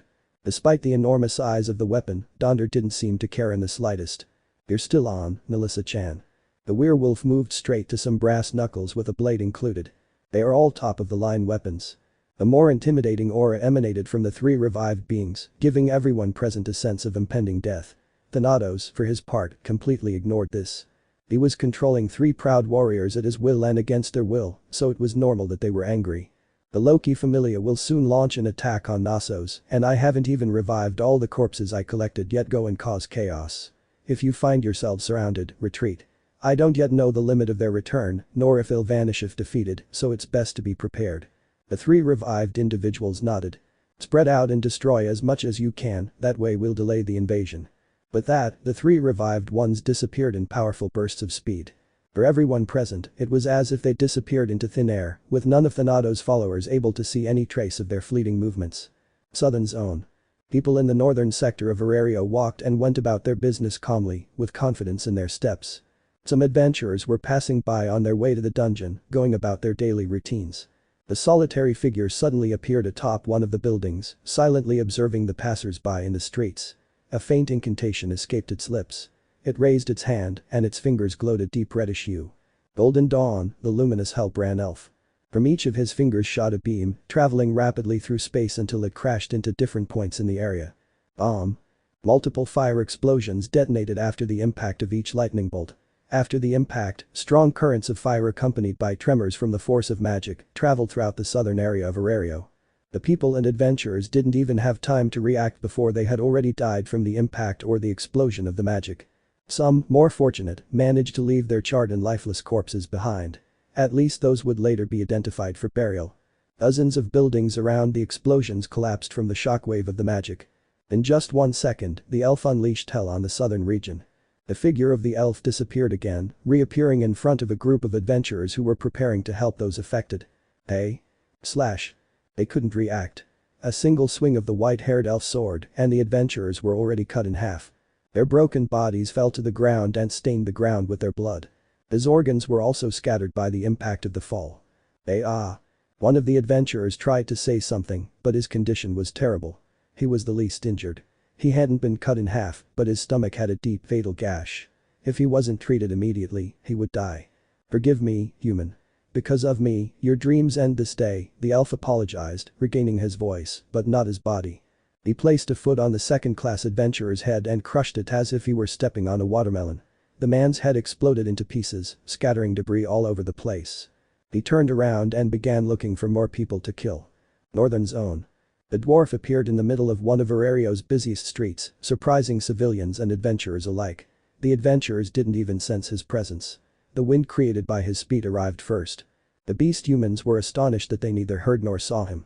I lift his enormous hammer and smash it against the ground. A massive earthquake spread throughout the area, reaching all of Arario in the form of a slight tremor. The force of the blow destroyed the entire street, knocking down the people who were walking on it. Damn it, the dwarf lamented what he was about to do. Stop. An adventurer stood in front of him, accompanied by all the adventurers in the area who were still standing. If they were still standing, it's because they weren't that weak, probably second class. Everyone else had died from the shockwave produced by the dwarf's powerful blow. What do you think you're doing? You just killed a lot of people. Monster. The adventurers fearfully drew their weapons, knowing they were no match for the dwarf after witnessing his ridiculous first-class strength. However, they couldn't just leave it. Don't even think about how many people he would kill if he wasn't entertained. They knew it. They would die to stand before the dwarf, but it didn't matter. They had a plan. To serve as a distraction so people could escape and alert the powerful families. They would die without the others knowing of their actions, but that didn't matter. What a great display of honor. It's a shame they're dying here. The dwarf noticed the adventurers' intentions and flattered them genuinely. Forgive me, guys, but I can't control my body. Charge, lads. The dwarf raised his giant axe and swung it at the adventurers. The second tremor shook the entire Arario, obliterating those brave adventurers forever from the face of the earth. It also toppled all the buildings behind them. It's a shame that such brave warriors die this way. West Zone. The werewolf appeared in the West Zone, looking with pity at all those people she was about to kill. She didn't want to, but her body wouldn't respond to her calls. She was ignored by her own body. First my beloved kills me, now I have to kill innocent people. Life is so unfair. He disappeared with a loud boom and appeared in front of a woman who was calmly carrying out errands for her family. The blades of their brass knuckles decapitated the poor woman, who didn't even realize she was dead. Her peaceful face still lingered on her head even after it was severed. He died without realizing it. One person reacted first and screamed in panic. Immediately the other civilians began to panic after seeing the murder of the poor woman. Run. The murderer. They all started running in different directions, but in the blink of an eye they all fell to the ground, with their heads cut off or their bodies slashed open. A deep footprint mark that tore up the floor was evident at the previous site, where the beautiful werewolf had stood. Arario had just entered a state of chaos, caused by dead people fighting against their will. Could they overcome this crisis? Could they defeat the legendary warriors who returned from the dead? Could the most powerful families contain them? Chapter 10. End of the Terror. That thing is still alive. Bell clenched his fists, feeling his heart pound harder and harder with every step the monster took toward them. He's already been hit by several spells, why isn't he dying? She stood up, wincing in pain, and picked up Ryu. We have to get out of here. I carefully pick up Ryu and carry her on my back. Hold on tight, Ryu. Yeah. Ryu was in no position to claim the proximity of their bodies. He could only mentally thank Bell for helping her so much, even though he was injured. Bell got ready, making sure Ryu held on tight before taking off at full speed. His spear began to dance in the air, tearing through and slashing the monsters that approached them. This time there were no spectacular movements, just precise cuts to save time and energy. The spear streaked through the air with speed, cutting through countless monsters that came near them. To save time, Bell decided to only cut down those who were in the way. The others were ignored. It won't be long before it catches up with us. Bell paid close attention to the monster's footsteps, listening as it rapidly approached them. He had lost his ability to run at top speed, while the monster didn't even seem bothered by his injuries. It ran and ran without stopping, a stampede that knew no end. Tap tap tap. Their hearts raced as they heard the footsteps so close to them. It's here. Ryu looked back and saw the monster running like a runaway locomotive. Its feet cracked the ground with every step it took. The monster's body was completely burned, with pieces of it missing. However, all the wounds didn't seem to be holding the monster down. How is he still alive? Even from a distance, I could feel the elf's magical power, Ryu said, incredulous at seeing him still standing. It seems to know no limits. We'll have to face it, otherwise we won't survive, Bell said, staring intently at the monster. Possible plans began to race through his mind, but none guaranteed their survival. RUORRR. The monster saw them and roared, excited to find its prey again.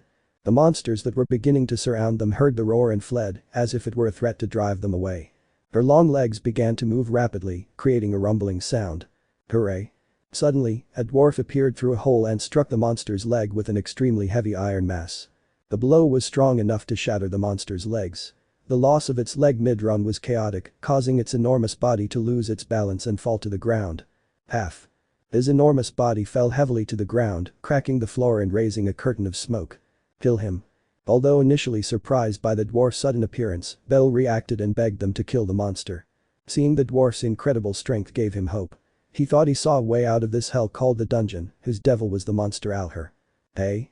The dwarf was startled to feel something burning his body. He turned and saw a cloud of steam intensely engulfing him. He saw the source. The monster whose leg he had shattered earlier. Get out of the way. The monster was standing again, completely ignoring its mangled leg.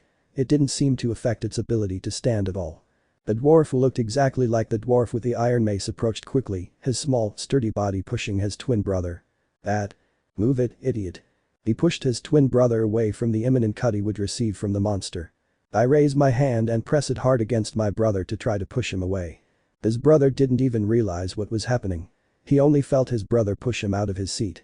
He didn't know why, but he would regret it. Slash. Ugh. The powerful cut that neither the dwarf's armor nor his muscular body could withstand.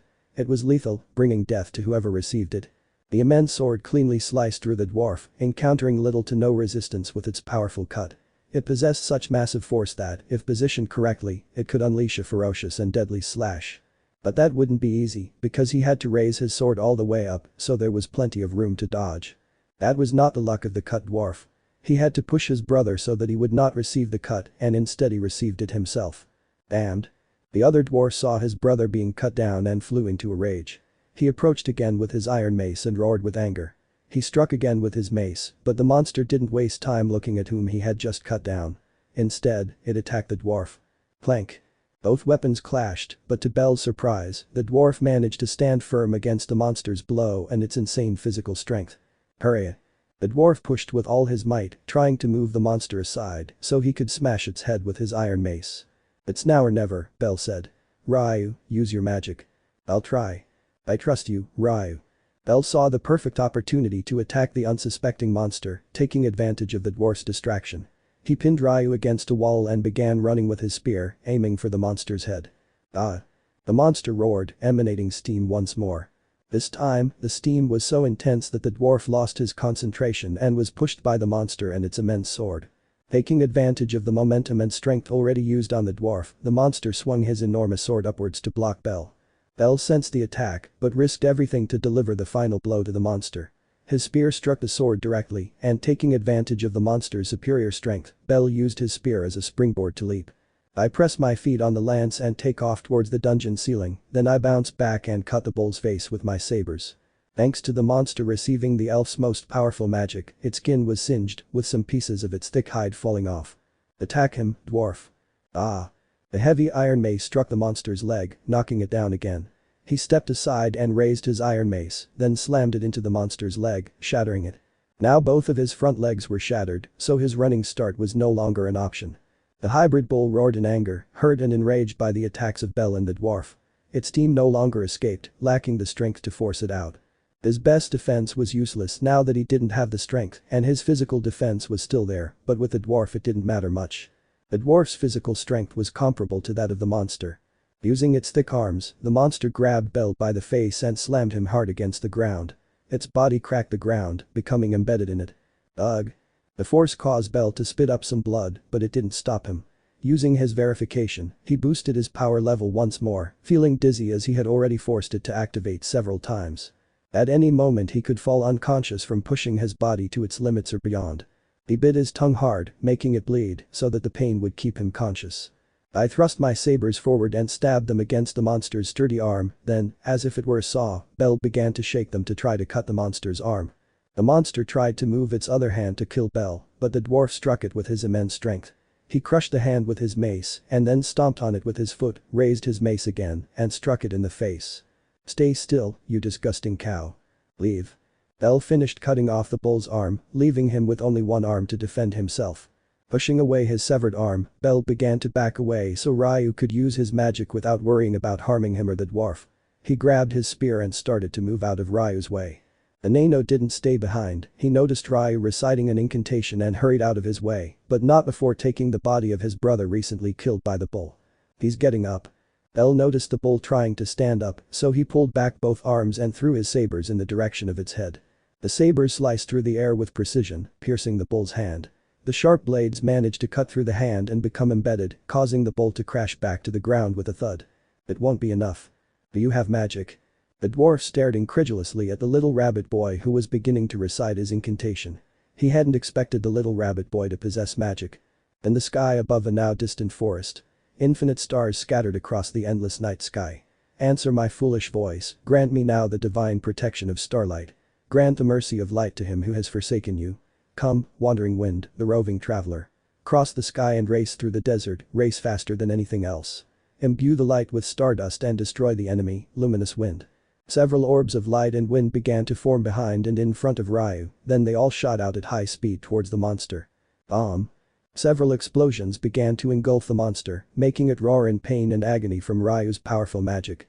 It was quite a spectacle for the dwarf, but he prepared himself in case the monster bull didn't die. He thought it unlikely he'd survive with all the damage he'd already sustained, but he couldn't be sure of anything. Bell also finished his incantation, a short incantation for a rather useful magic. Reveria hadn't yet taught him how to concurrently perform the ritual, so he had to remain still to concentrate solely on his incantation. Otherwise, he might explode with a will-o'-the-wisp. Having concurrent singing would have been very useful in this fight, but he didn't know how, so he had to wait to use it. Bloody fangs, break free from your bonds. Destructive war, stormy world. Raise everything in your path, Vilherger. Bell vanished in a blur, leaving his footprints imprinted on the stone floor and releasing a powerful gust of wind. It was a blur that pierced the smoke left by Ryu's magic attack. The dwarf only managed to see a trail through the smoke. He was so fast that he couldn't fully see Bell's movement despite his level. "That's terrifying speed," the dwarf thought, staring into the smoke. "Are you still there, rabbit boy?" An unsettling silence accompanied the slow dispersal of the smoke. "Bell?" Ryu grew worried when she received no reply from Bell, only an unsettling silence.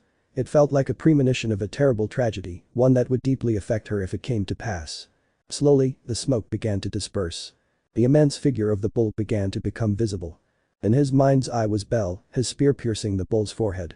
Blood trickled down the spear, giving him a disturbing feeling. "He's dead." Bell sighed in relief and felt his body grow heavier. His vision blurred, and he fell backward. He kicked up a small cloud of dust as he hit the ground hard, but he didn't care. They had killed the monster, that's all that mattered. The immense figure collapsed to the ground, lifeless. All that was left was to remove the magic stones to make the body disappear. Bell's pav. "He's dead. Finally, dead. It was really scary, I thought I was going to die here. It's great that the dwarf helped us, but it's a shame that his brother died cut in half. I should give more, I don't know if a dwarf will help us next time." "Oh," Ryu seems to be shouting at me as he approaches me. "I'm sorry Ryu, I can't move a single muscle in my body, nor can I hear what you're saying. I would very much like to understand what you are trying to tell me." but it's useless. All my senses are dulled, except for my blurry vision. Don't cry, everything is alright. Your pretty face will look bad if it gets covered in tears. Damn it, I still have to get back to the surface, but I can't move at all. I'm going to pass out from my injuries any minute now. Ryu isn't in the best condition. She's likely to faint too. Dwarf, could you take us to the surface? I guess he can't hear me. He is more focused on his brother's corpse. Oh, he's looking at me. I hope you understand my thoughts. To the surface, did you hear me, dwarf? Please take us to the surface. I hope you understood the message. It seems Ryu couldn't take it anymore. She just fainted next to me. For an elf, she can take a beating pretty well. I don't even want to imagine how she'd hold up if she were a level 5. Damn, my vision is getting dark. It seems that's all, I trust you, dwarf. End of Bell's POV. Near the battle, Valletta approached to finish off the victorious adventurers. Her cursed sword revealed its deadly edge and threatened to destroy them. They couldn't defend themselves against her. She was level 5 after all. Her black heels clicked in the silent dungeon, but she stopped when she saw a figure. Where do you think you're going? It was Crixa, blocking his path so he couldn't get close to Bell and the others. That's none of your business, Valletta insulted her and tried to walk past her. You will not attack these young people. They have just surpassed their limits. I cannot allow you to cut off their path with your deranged mind. Crixa revealed a huge double-sided axe. The axe she held in one hand was large, yet she seemed not to notice its weight and size. His wrinkled eyes narrowed with murderous intent, threatening Valletta not to take another step closer. Who will stop me? You know the answer, silly girl. They glared at each other, making the air tense and heavy. 2 level 5 adventurers were about to fight, and this wouldn't be just any fight. First-class battles are always incredible. You're too old now, you should retire and not meddle in other people's business, Valletta insulted upon learning of Crixa's age. I may be old, but I can still defeat you, brat, Crixa spat as a threat. You're still quite arrogant, you should know your place. The monsters did not dare to approach. It was as if they sensed their fighting spirits and felt the great threat they represented. They would be eradicated if they dared to approach even a little bit. None of them took a step back, so their weapons were raised. Both the cursed sword of Valletta and the enormous double-sided axe of Crixa. The fight was about to begin. Damn old woman. Valletta trudged through the dungeon corridors, using her sword as a walking stick. There were cuts all over her body, but the most noticeable was a deep gash across her torso. It ran from her shoulder to her abdomen, with blood gushing out, but Valletta didn't seem to care. Why don't you just die and stop bothering me? I growled in a sharp, venomous voice. She swung her sword and killed a group of minotaurs that began to attack her. Stupid bulls, even she can take more cuts. She spat blood at the bulls and continued walking. I'll kill you someday, you stupid old woman. Some parts were green, a rotten green, and smelled disgusting. They had fought an intense battle against Crixa, one where each of them gave their all to achieve their goal. Valletta wanted to go to Crixa and kill the survivors. Crixa wanted the survivors who defeated the monster to continue growing. Neither had wavered in their resolve to achieve their goal, so they raised their weapons and attacked each other. The monsters didn't dare approach such a fight, as 2 level 5 monsters were trying to kill one another. And who won? It was a draw. Both had decided to withdraw of their own accord, since one of them would end up dead and the other would die in the dungeon from her horrific wounds. A wise decision, not to die simply because of the other's whim. Oh my eyes. Bell slowly opened his eyes and then closed them again, startled by the sudden light that enveloped them. She squeezed her eyes shut and fought the pain in them. As she did, she felt a twinge of pain throughout her body. It was sharp and annoying, more of a discomfort than a major problem. Finally awake. He turned his head slowly and looked at Riveria, who was staring at him sternly. You have no idea how worried I was, young man. Bell couldn't utter a single word. He was still processing the fact that he had woken up in his room at Twilight Mansion. Riveria got up from her chair and walked over to Bell, sat down beside him, and gently hugged her child. Her beloved little rabbit boy. I was very worried when I was informed of your condition, Riveria said, tightening her hug slightly, but not enough to cause harm to his injured body. Akasan. Bell couldn't bear it any longer and clung to Riveria, ignoring the pain of abruptly moving his body and burying his head in her. All the fear he had felt finally erupted after witnessing that terrible scene. I was afraid I wouldn't survive. Her little hands hugged her mom and clung to her, wishing they would never let go again. He was still a child who needed his mother's guidance, so when he got out of a bad situation, the first thing he sought was his mother's comfort. The entire battle had been another step toward his future as a star adventurer, but the fact that the monster overwhelmed him even with help deeply disturbed him. Seeing how he could die in a single blow, seeing Ryu fatally wounded, seeing a dwarf cut in half even while wearing armor. All of that weighed heavily on his young mind. He had overcome it, but the mental burden still weighed heavily on his mind. There, don't worry, Mom's here. Riveria noticed Belle was trembling slightly and quickly comforted him. You're back alive, that's what's important. Now just rest and recover properly. Belle nodded without taking his head off Riveria's body. Several minutes passed in silence, with Riveria affectionately stroking Belle's head as a way of comforting him. How's Ryu? She's fine, she's not in danger. Her family is taking care of her recovery, Riveria told her. That retard girl was crying really hard. You could tell she was very worried about her friend. That girl never changes. Belle smiled, and some of her tension eased. I guess the dwarf was the one who brought us to the surface. Yes, he couldn't take them to Riviera because the monster Rex, Goliath, had already appeared, so he carried them to the surface. He also carried his brother's body. Unfortunately, he had already died. It was our fault. If we had finished off that thing quickly, the dwarf and the elf wouldn't have died, Belle said, his face turning slightly depressed. His proud ears drooped in his sadness. Stop blaming yourself. It'll only make things worse. Be grateful you're alive and have a future ahead of you, Riveria comforted her. Remember, the important thing is to move forward, not backward. You can look at the past, but you should never dwell on it. Thank you. And Belle hugged his mom tighter and relaxed. As his mother, it was her duty to teach her son these kinds of things. The dwarf didn't mention any elves.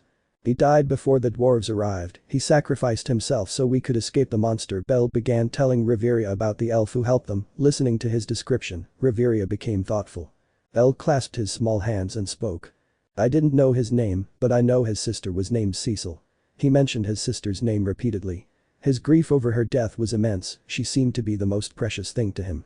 I see, we'll look up his name in the guild when you recover, then we'll go to where his family made his grave. Riveria gently rubbed one of Belle's ears, her soft voice calming Belle's trembling heart. Time spent with his mother helped to soothe his troubled heart, which had been shaken by the terror of facing the monster Alhar. A few days had passed since the fight, days in which Belle only rested and thought about the dangerous situation he had been involved in. During that time I spoke very little with Aze, as she only seemed interested in training. Carl visited him every day, telling him everything about the fight, down to the last detail. Carl's brotherly personality was a great help to Belle's mental state, helping him recover more quickly. Riveria was key to her recovery. Having her mother close by was the most important thing for Belle throughout her recovery. She hadn't been able to speak with Ryu, as she, like him, was being kept at home until her condition improved. The Estrie family had been very worried about Ryu, especially allies, who wept uncontrollably upon seeing his state. Alright, let's see how you're doing now. Loki placed a drop of his blood on Belle's back and began adjusting his fauna. Congratulations, you've reached level 3. Also, you have a new development skill. It's odd, I thought you'd be able to choose between development skills, but only that one came up. Show me my status. Sippy. Loki took a sheet of paper and wrote down Belle's condition, then passed it to him. After putting on his shirt, Belle took his status and analyzed it. Bellcranel. Level. 2, 3. Force. 929s, 0I. Resistance. 989s, 0I. Dexterity. 999s, 0I. Agility. 999s, 0I. Magic. 174H, 0I. Development skills. Hunter IH. Start I. Skills. Hyper Bunny. Allows you to transform into a beast, drastically increasing your stats. Active Trigger. Increases by 1 level. Rabbit Rush. Increases the user's speed by a large amount. It also significantly decreases the weight of the equipment. Magic. Bilherger. Bloody Fangs, break free from your bonds. Destructive War, Stormy World. Raise everything in your path. Your new ability is excellent. I understand it will drastically reduce the weight of your spear. If it was heavy before, now it will be like carrying a super light broom handle. Does the weight decrease that much? Absolutely. I imagine you could wear heavy armor and barely feel it. It's an incredible ability. Any tank would want your skill. It would save them so much work and effort. But I don't wear heavy armor. Belle lamented that his race wasn't as strong as the tiger men or the bows, races that naturally possess great physical capabilities. Loki looked at him stupidly, as if he were yelling stupid at him. A small, mocking smile graced his face. Belle noticed it and felt irritated, so he decided to ask what was going on. What's so funny? Don't you understand? No. Little rabbit, you're still just a child after all. Your prodigious mind doesn't seem to have matured yet, Loki mocked, leaning back in his chair. Just tell me what's happening.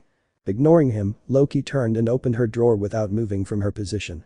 From it, she took out a bottle of wine, which she uncorked with great skill, demonstrating how good she was at drinking. He took a big gulp and then shouted with joy. How delicious. Loki-sama. Right, I forgot. Loki recalled the conversation and turned to Bell, a look of anticipation appearing on his face. Just think of it this way. You can have the big-breasted blacksmith make you heavier and therefore more resistant armor. Bell thought about what Loki told him and saw no flaws. He could make his armor as strong as possible, and thanks to his skill, he could completely ignore the weight. It would be like wearing light armor with the protection of full body armor, only without covering his entire body. It would be more like extremely heavy and resistant plates, placed in specific areas. The areas that light armor usually covers, only with some parts that Bell would add. That's a great idea, I'll go later to tell Tsubaki. Bell crumpled a piece of paper and threw it into a torch lamp. I'll go visit Ryu. Bell stood in front of the Astri family's gate. The beautiful gates adorned with roses were a sight to behold. You're Ryu Lion's friend. The guard recognized Bell and greeted him. Bell told her that he wanted to visit Ryu, which the guard happily agreed to do. She was very insistent on wanting to visit you, but the captain hasn't even let her leave her room, said the guard, guiding Bell through the mansion. Wow, I didn't expect her to like me that much, Bell joked, getting a laugh from the guard. He cares about you a lot, he keeps talking about you without even realizing it. It's cute when he blushes with embarrassment when he realizes he's been talking too much. The guard chuckled softly, as did Bell. They walked through the corridors until they reached Ryu's room.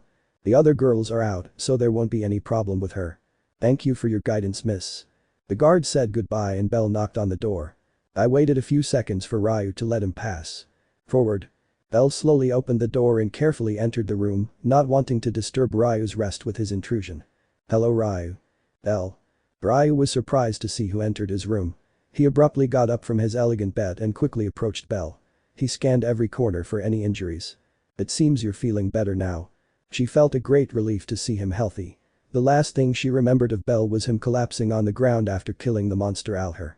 She had been very worried at that moment. Seeing him so injured it deeply affected her.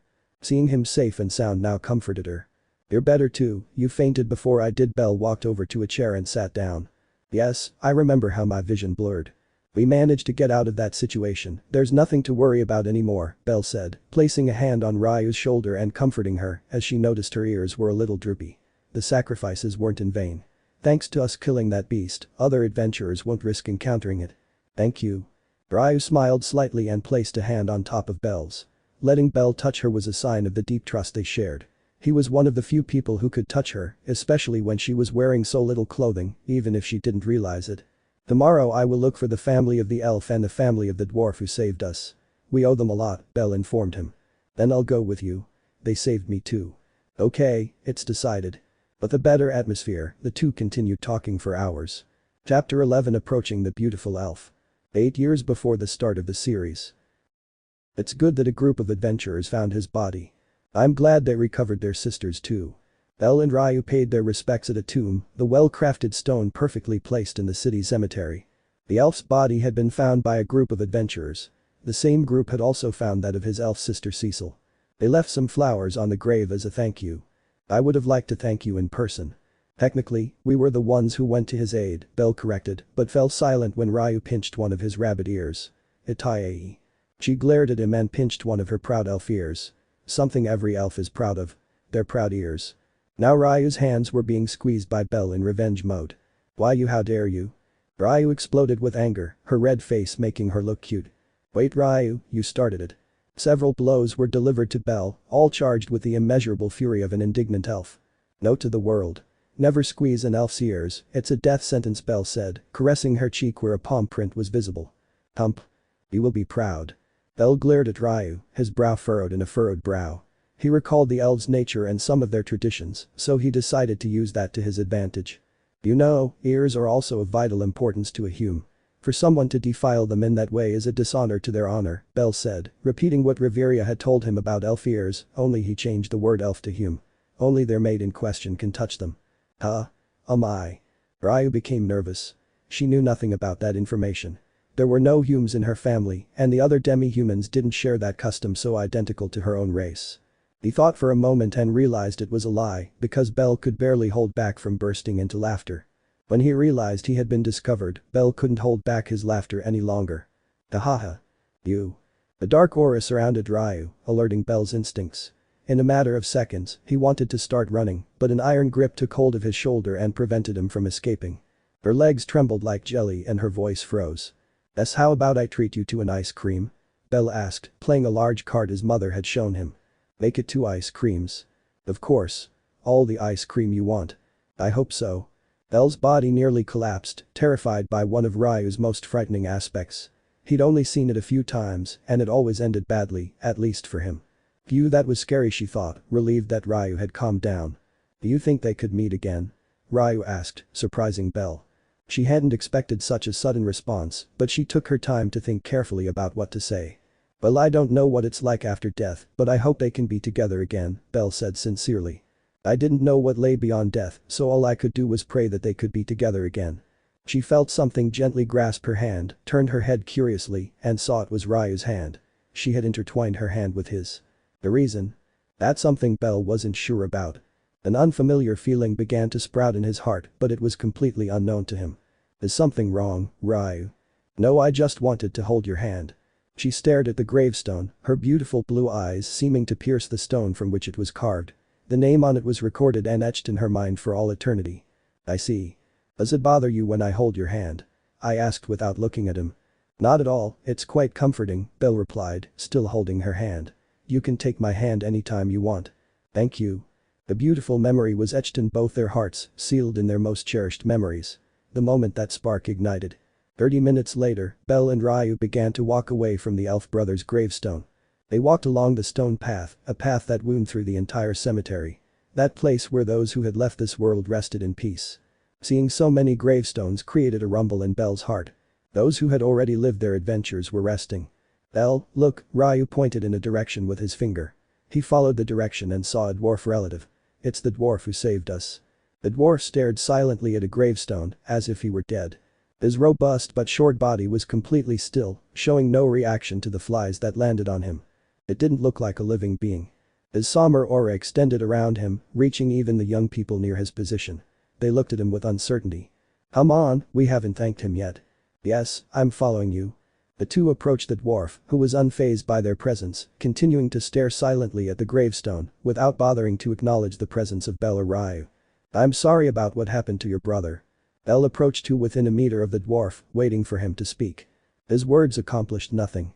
The dwarf continued to stare sadly at his brother's gravestone, his lips pressed tightly together and his soul inconsolable. "I don't know if you remember us, we're the adventurers you and your brother saved a few days ago." He raised his voice and began again. "I know who they are." For the first time they received something from the dwarf. His deep voice reached both their ears. He remained with his back to them, without looking at them. "We wanted to thank you for what you and your brother did for us. If you hadn't helped us, you would have perished against that horrible creature in the dungeon." Belle bowed, with Ryu following suit. "I deeply appreciate your help," Ryu bowed, forgetting all pride of his race. A person had died, and they were involved. "I'm so sorry about your brother." After the apology, the silence deepened, making Ryu uncomfortable due to the dwarf's lack of cooperation in remaining completely silent. "It doesn't matter, it's already done." I lift my head from the gravestone and look up at the sky. "I hope you can rest in peace, my brother." "Rest in peace, Rizzo." Belle gazed equally at the blue sky. He turned and looked at them for the first time since they had approached him. He harbored no resentment or bitterness, only a depressive feeling as he looked at them and remembered what had happened to his brother. Belle felt a little weight on his shoulders. Seeing the dwarf being cut in half was still fresh in his mind. He had dreamed about that scene, repeating it in his dreams multiple times. It was maddening to see that scene so many times and not be able to do anything about it. Even on his own soil he remained powerless, without the strength to save the dwarf. A remorse, that's what it was. It would follow him for the rest of his life, like a chain dragging him towards his own weakness and powerlessness. That harrowing situation taught him what it truly means to be an adventurer, what an adventurer must see and endure throughout his life. He would have to learn to live with it, with all the darkness he might see within the deadly and gloomy dungeon. A mental punishment he had to overcome in order to move forward. My brother dedicated his life to protecting me. Who would have thought his life would end because of that? I raise my hand like a stone and look at the object in it. A precious green stone. Of the most precious metals in the world, a jade rock. Don't blame yourselves for what happened to my brother. Sooner or later, we were bound to run into that mutant bull. The dwarf pressed his hand against the gemstone. Don't see it as your fault, but rather as a reason to improve. That's what my brother used to tell me when he stumbled.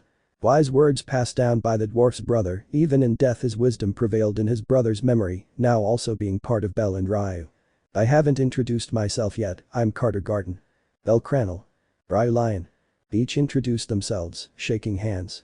In Ryu's case, this didn't happen. She was an elf, and she was selective about whose hand she would shake or whose touch she would allow. Carter understood this, though it seemed absurd to him, but he didn't pressure her or say anything. He wasn't going to make a scene at his brother's grave. Both are famous throughout her area, the rabbit boy who holds the record and the elf girl who preaches justice with her sword. I didn't know you were known like that, Belle said, looking at Ryu with a mocking smile, but a single punch to his shoulder was enough to silence him. I didn't say anything. Hump. Belle took the opportunity to try to distract the dwarf from his sadness using comical scenes, or at least he tried to. Making people laugh wasn't his specialty. He wasn't a fool in armor who could be friends with anyone. We were about to go eat, you can come if you like. It's on me.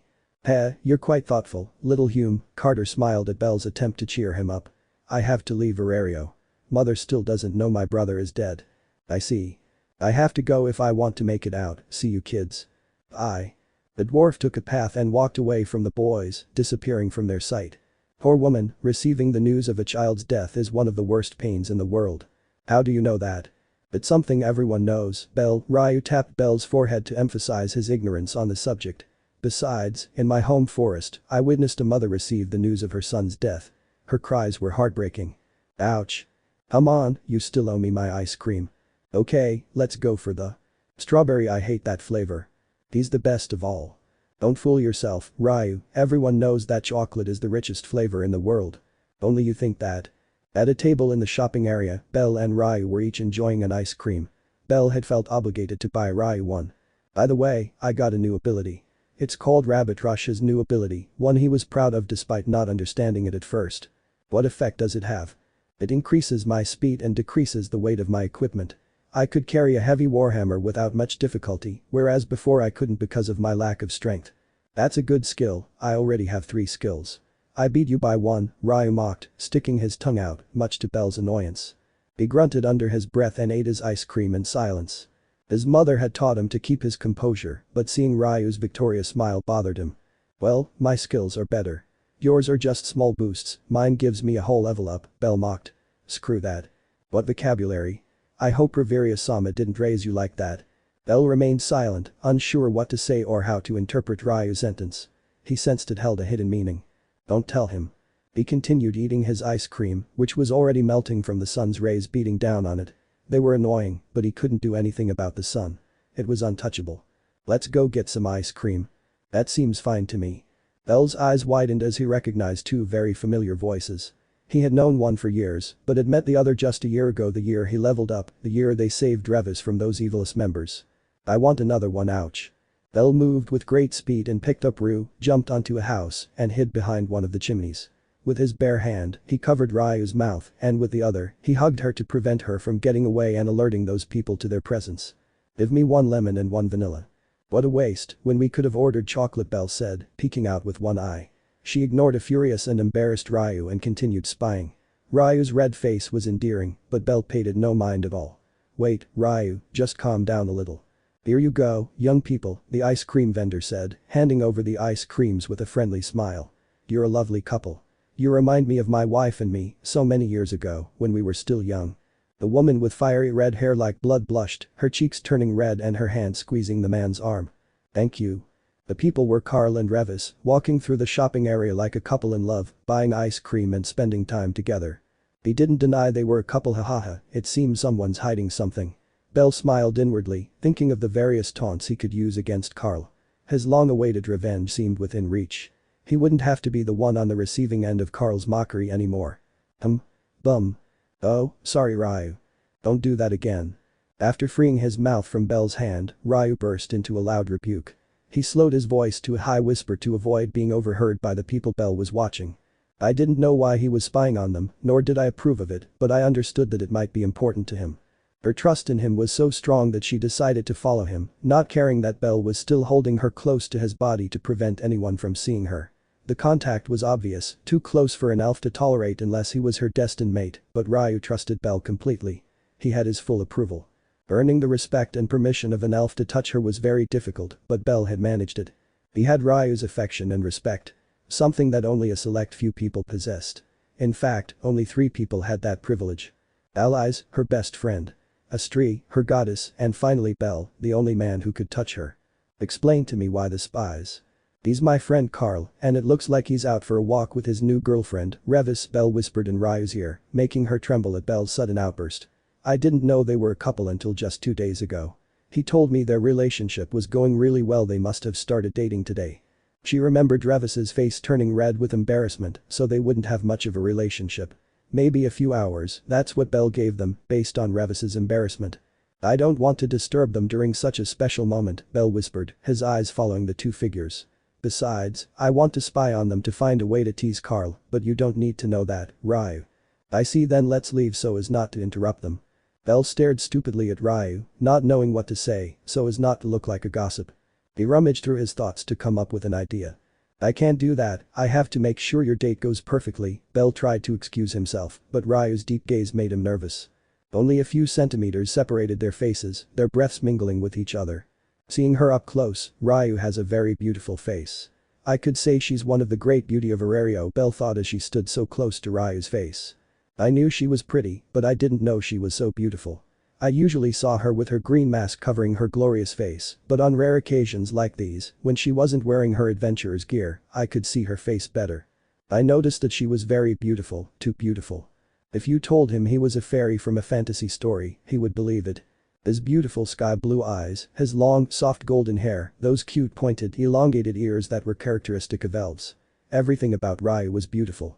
While noticing that, she also noticed how close their bodies were, almost intimately. A little embarrassment crept in, but she managed to keep it under control. She used her willpower and didn't show any shame. He moved away from Ryu to avoid making her uncomfortable and continued on his way. Let's follow them and learn what a date is like, so we'll know for the future. Without Belle realizing it, his words seemed to indicate something else. Ryu's face flushed red with embarrassment and he lowered his head, not having the courage to look Belle in the eye. Even his proud ears blushed. Belle had just indirectly told her that they would go on a date in the future. But Belle didn't realize how easily her words could be misinterpreted. What things you say, Belle, she gave a sweet smile and agreed. Oh okay, let's go.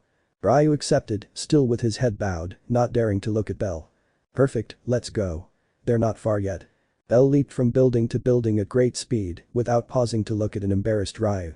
Her target was getting further away, and she couldn't lose him. Ryu followed behind, still embarrassed by Belle's words. Her heart fluttered when Belle mentioned the date. She placed a hand on her chest and felt her heart racing. What's happening to me? She didn't know what was happening to her, so she would wait to see her goddess to ask her and clear up her doubts. They both ran across the rooftops above the street, using their stealth abilities as best they could. Without any equipment, they could run more freely, without worrying about making noise with their movements or footsteps, at least in Belle's case, since he wore metal boots. They followed the couple, watching them talk with big smiles. Carl and Revis entered a restaurant that was somewhat elegant but not pretentious. Damn, I can't see anything. They're out of our sight. We can't just walk into the restaurant. That is. Belle had an idea after listening to Ryu. She took Ryu's hand to lead her to the back of the restaurant. There they saw a young employee taking out the trash, unaware of the danger he was in. With great precision, he jumped off the building and landed silently behind the boy. He used his palm to gently strike the back of the boy's neck. The boy's head jerked before he fell forward from Belle's force. He grabbed the boy and began to remove his employee clothes.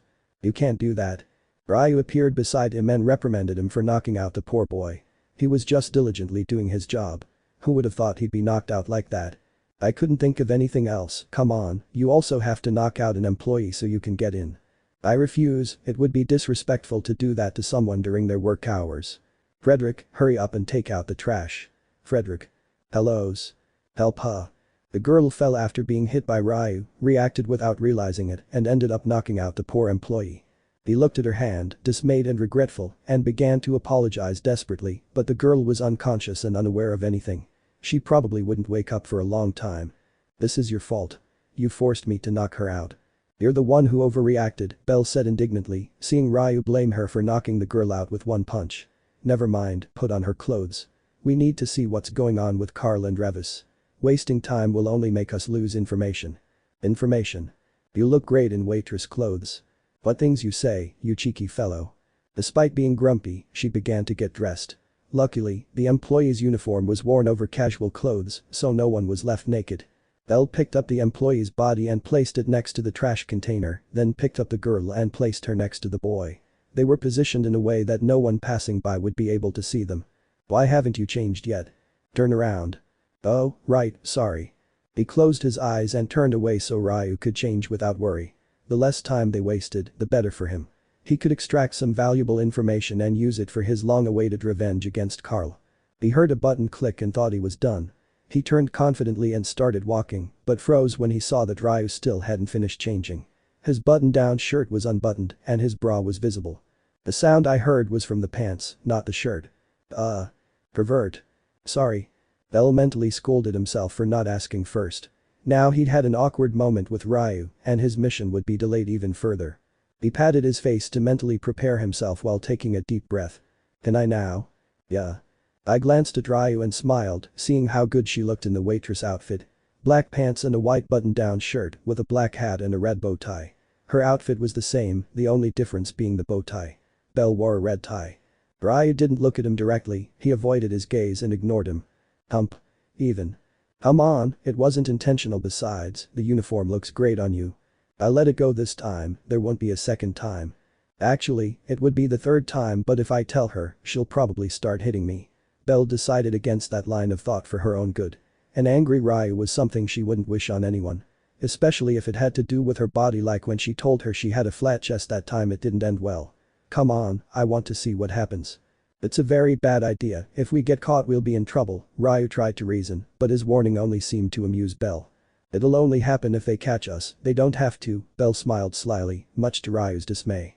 Just trust me, Ryu. Damn it, I hate that you convince me so easily. What can I say, I'm wonderful. Arrogant. They both entered through the back door and acted as if nothing was amiss, as if they were just another employee. They glanced into the kitchen and saw a flurry of activity, everyone moving about. You two. Stop wasting time and get back to your posts. An old-looking man with a stern face approached the two imposters, his deep voice echoing through the kitchen and hitting them, sending a shiver of nervousness through their bodies. He certainly looked like the person in charge of the employees. They would be finished if he realized they weren't real employees. You lazy bums. How dare you rest during rush hour? The man roared angrily, handed Ryu a small board, and began pushing her. Luckily, she was so dazed and nervous that she didn't react violently to his touch. Go to the entrance and greet the people who made reservations. You, take care of clearing the plates from the empty tables and taking them to the gate, what are you waiting for? Move it. Both saluted like soldiers and rushed to their respective posts, Ryu to greet customers with reservations, and Belle to collect the dishes from the unoccupied tables. They opened the doors and stepped into the main dining area of the restaurant, the place where people ate and enjoyed their meals. No one turned to look at them. Everyone was engrossed in their own business, with their respective guests or companions. Ryu moved quickly between the tables and reached the door.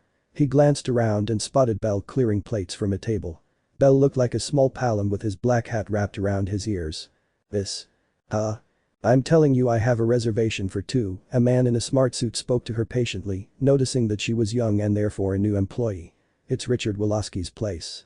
Oh, yes, of course Richard Woloski. I've got him, table 4, section 2. He realized he had no idea where that area was in the restaurant. Being so large and spacious, it was difficult to guess where he should place the customers. This. HMPH, it seems the girl doesn't know what to do. A pretty face is the only good thing about you, the man's companion mocked Ryu, a little jealous that Ryu was more beautiful than her, far more beautiful. Ryu's beauty was incomparable. She was probably one of the most beautiful women in Arario. What do I do? I don't know what to do, I'm lost. Ryu began to panic. I looked around and didn't know where to direct the couple.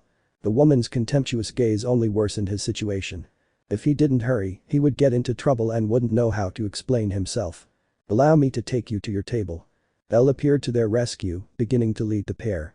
I look at Ryu and wink at him confidently. Finally, they were taking their sweet time. My dear, don't be so disrespectful, the man scolded his wife, but she only turned her head in protest. I'm sorry for the trouble. Where do I have to take them? Table 4 section 2. Relax, Ryu, don't panic. Belle took Ryu by the shoulders and looked her straight in the eyes. Just stay calm. I'll try.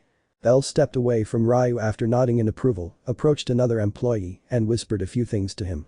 The employee nodded and began to show the couple to their table. "He'll take you there, just tell him where it is," Belle told Ryu. "I bribed him a little, but that doesn't matter." "Thank you." "Don't just stand there. There are still many dishes to clear." "Right away." The two of them started working, trying hard not to let anyone down. The one who struggled the most was Ryu, who clumsily tried to do her job. She forgot why she was in the restaurant, struggling to fulfill her role after being pressured by the man who managed the staff. Elle looked all around, making sure to check every corner of the place, but no matter how hard he looked, he couldn't find Carl and Revis. Where have they gone? Their red eyes wandered all over the place, but there was no trace of them. It's as if the couple evaporated out of nowhere. "Don't touch me." That voice is Ryu's. She rushed to the entrance upon hearing Ryu scream, thinking that perhaps she had been discovered and they were trying to push her to answer where she got the uniforms. He arrived and the first thing he saw was a man in extravagant and valuable clothing, lying on the ground with a red mark on his cheek. "You damned elf. How dare you hit me?"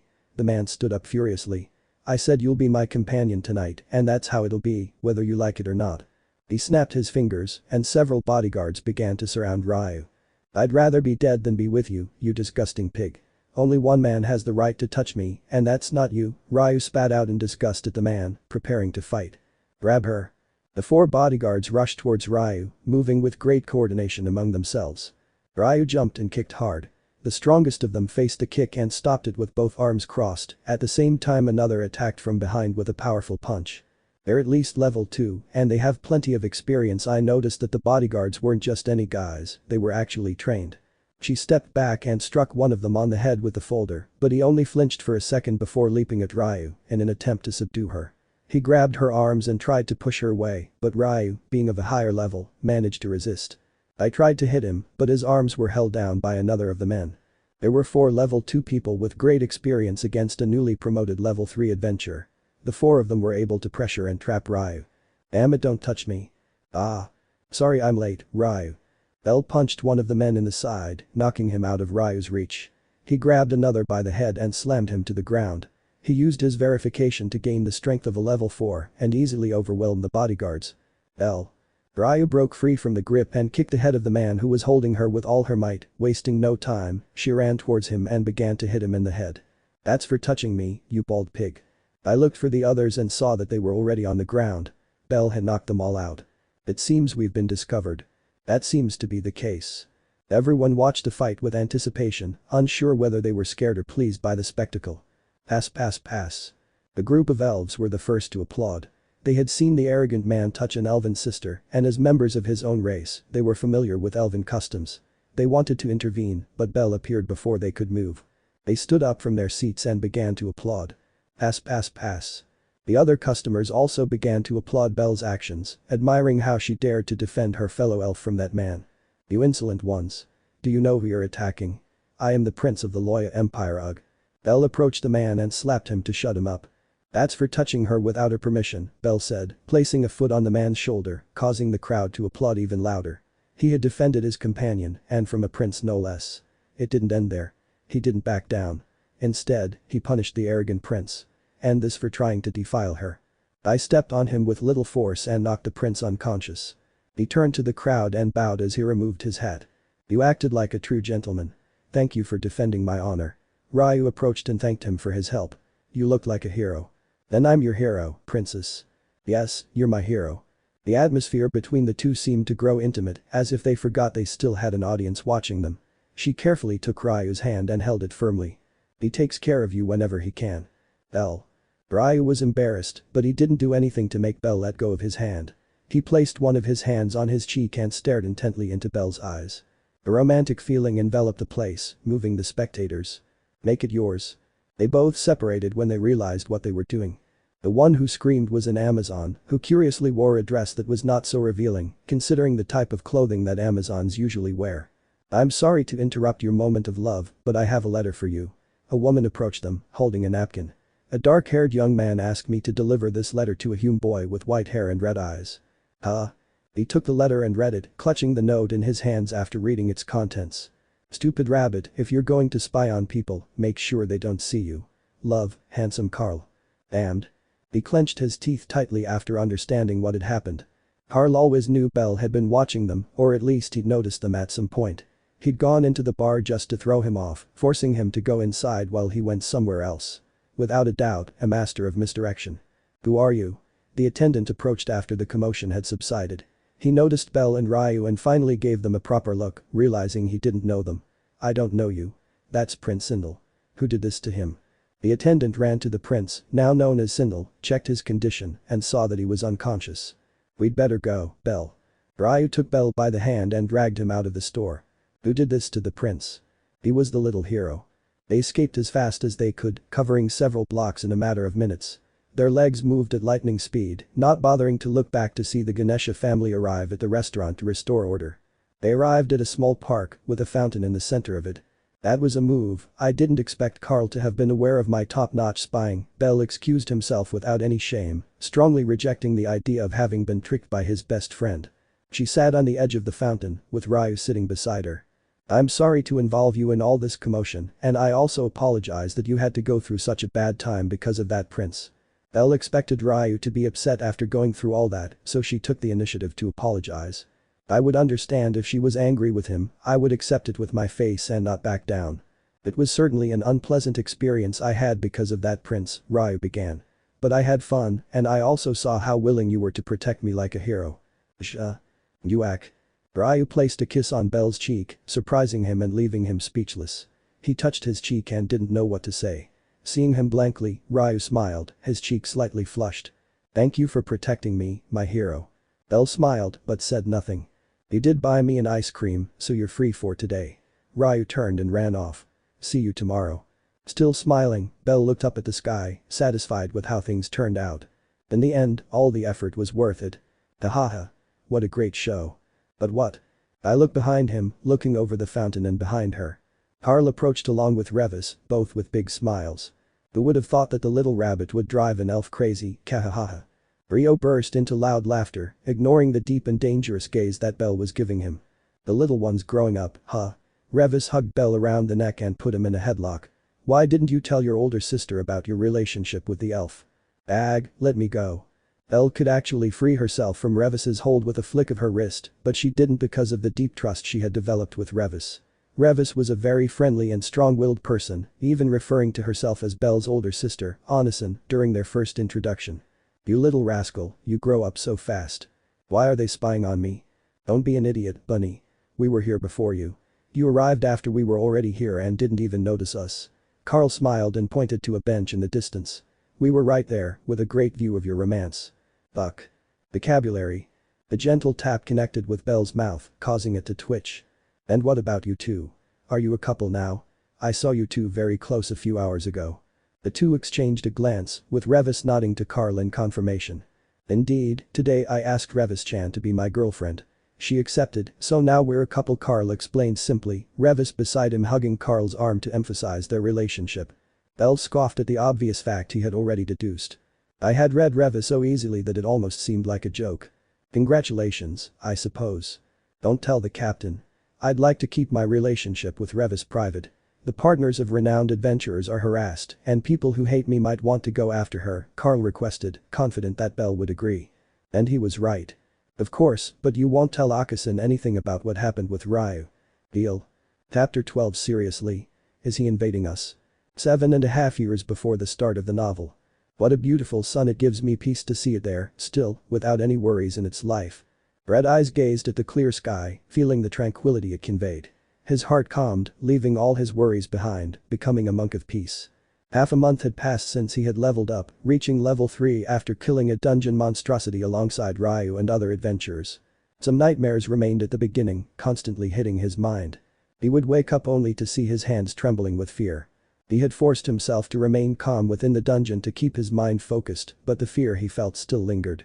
Deep down, he knew he was no match for that powerful monster.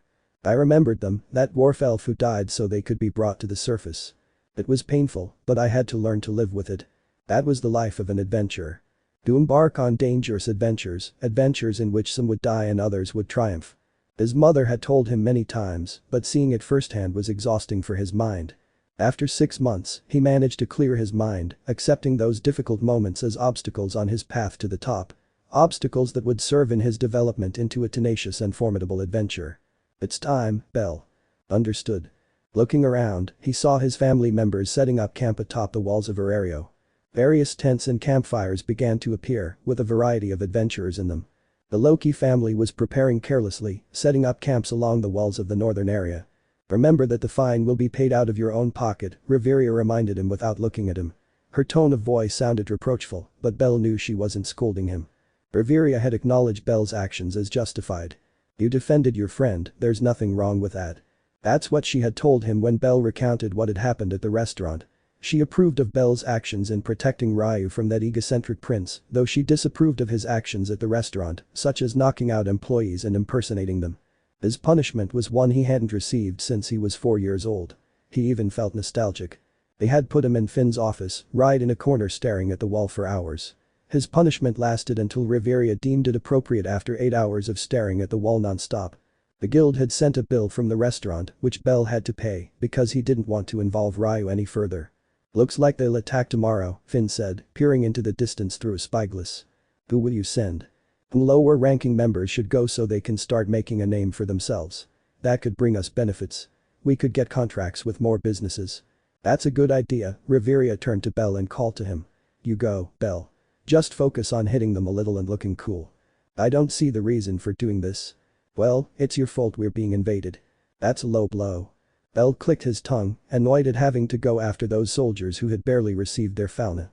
Prince Sindel was furious after the beating he received, considering it an unprecedented humiliation that he could not let go unpunished.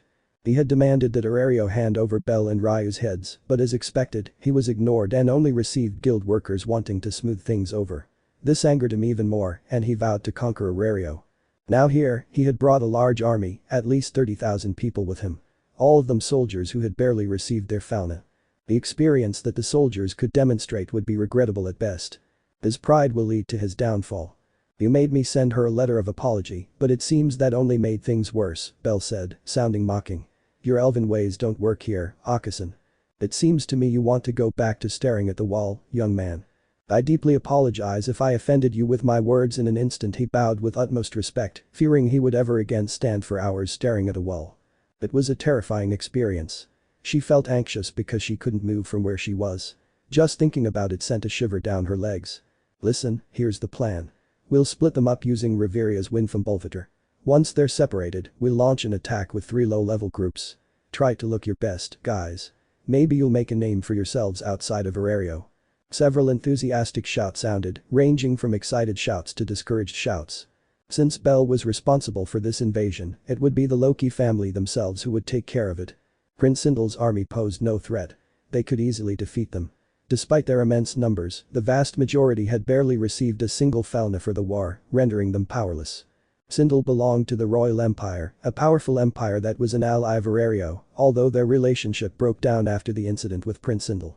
The outcome had already been agreed upon by the kingdom's high officials and the Emperor Royal. The Emperor would use this opportunity to teach his son, his only heir, a lesson. "Let's try to prolong the conflict as long as possible. Some merchants in Aurario want to take advantage of it to sell their goods. We'll receive 5% of their sales for each day the conflict lasts." "Of course, Captain. Count me in." Everything was prearranged. This was nothing more than a demonstration of Aurario's power. The family divided into 4 teams. Tower, led by Finn, would oversee all fronts and organize them effectively. These teams were divided into West Frontier, North Frontier, and East Frontier. Each team would have its own leader. The 3 veterans of the Loki family, Noir, Dane, and Bara, would be in charge of the western border. The northern border would be under Reveria's command. Finally, Gareth would lead the eastern frontier. "You're coming with me, Bell, let's go." I'm coming."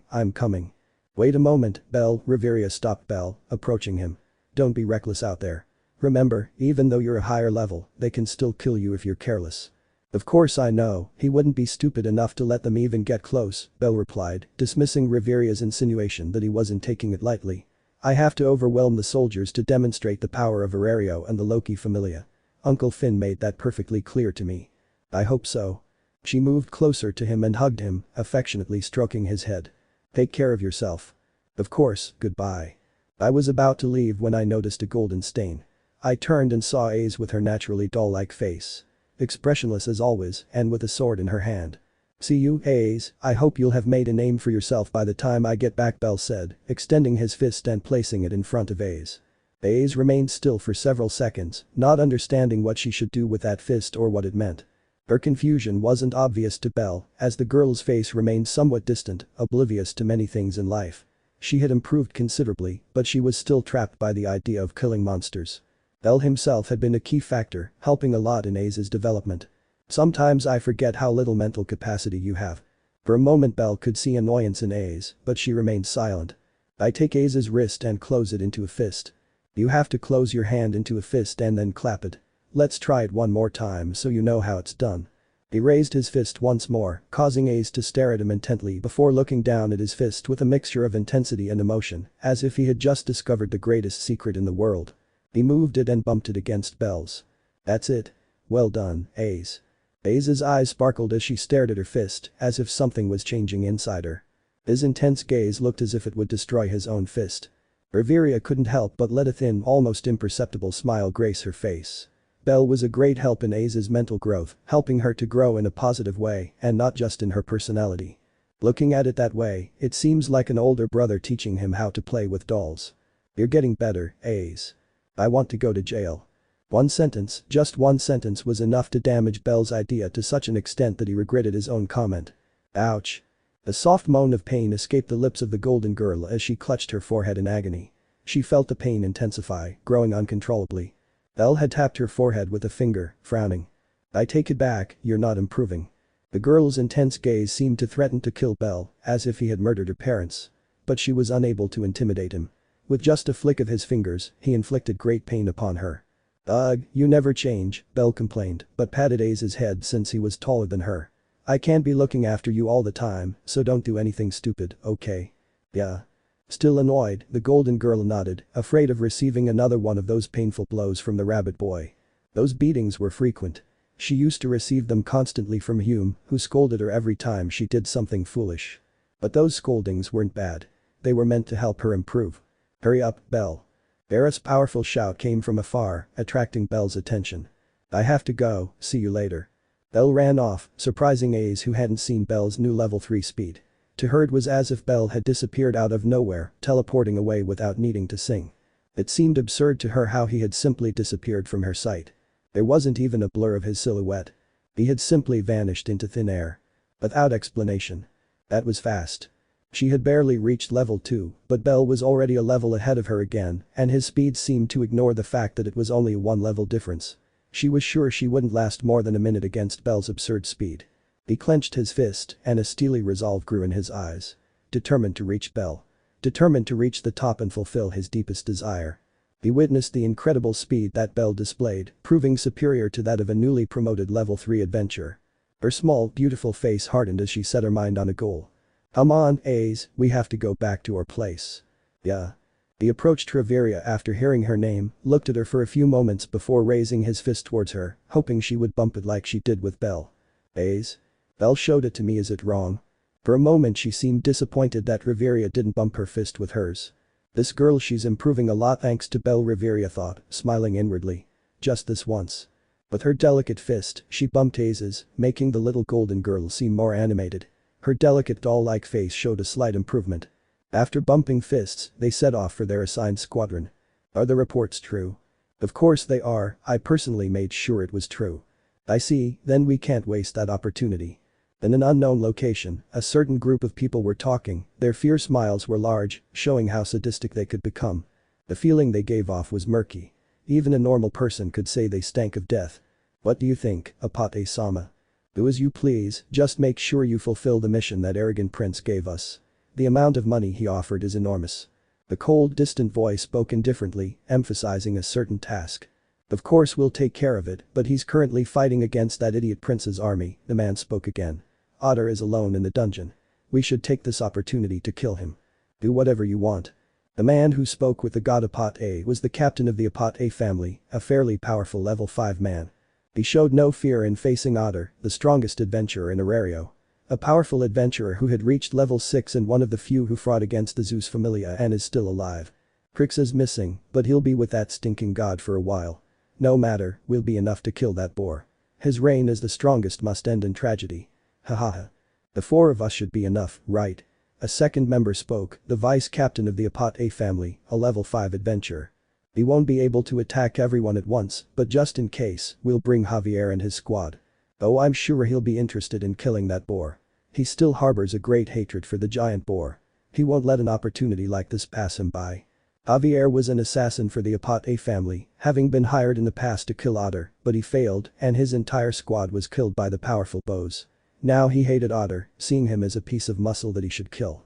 The god Apate looked at his children, casting his indifferent gaze upon the captain. Do you want me to ask Electo for help? It won't be necessary. We should be able to handle him. I'd like Crixa to be with us, but it's important that he completes his mission with Thanatos, the Apate family captain refused. Besides, I don't want to see those crazy women Dina and Vina. I see. Without saying anything more, Apate closed his eyes and withdrew from the conversation. He would no longer interfere in his family's affairs. He remained oblivious to everything else that was discussed. Captain, how long until they arrive in Arario? Another member asked, being a level 5 executive. His long purple beard was somewhat surprising. Soon, they're preparing for the big clash. The captain smiled, remembering those two individuals. The thought of working alongside our old enemies makes me sick. The captain was an adventurer from a bygone era when the Zeus and Hera families still reigned over Arario. The defeat of both families was bitter to him, as he had enjoyed being able to participate in their destruction. The strings have already been pulled. Bellcranel will be given a mission that requires him to enter the dungeon. It will be dangerous, Braver will surely suspect something. No problem with that. The message will be delivered in person by one of our infiltrators. It will be a simple mission that must be carried out in secret. The reward is very good. I don't think his small, immature mind will realize the trap. The arrow had been shot, the target had been fixed. Bell would face a new danger, one from which he might not emerge alive. As me, he could not express his opinion in the face of power. I would have to lower my head and accept what the powerful had to say. Would he be able to get out alive? Would he oppose the powerful? That was very uncertain. Get ready, Otter will soon arrive on the lower floors, let's make sure we bid him farewell from this world in a proper manner. Ha ha ha. Triple X. Everything unfolds with boredom.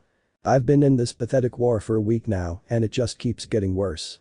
Those soldiers, no matter how many times they are beaten, do not surrender.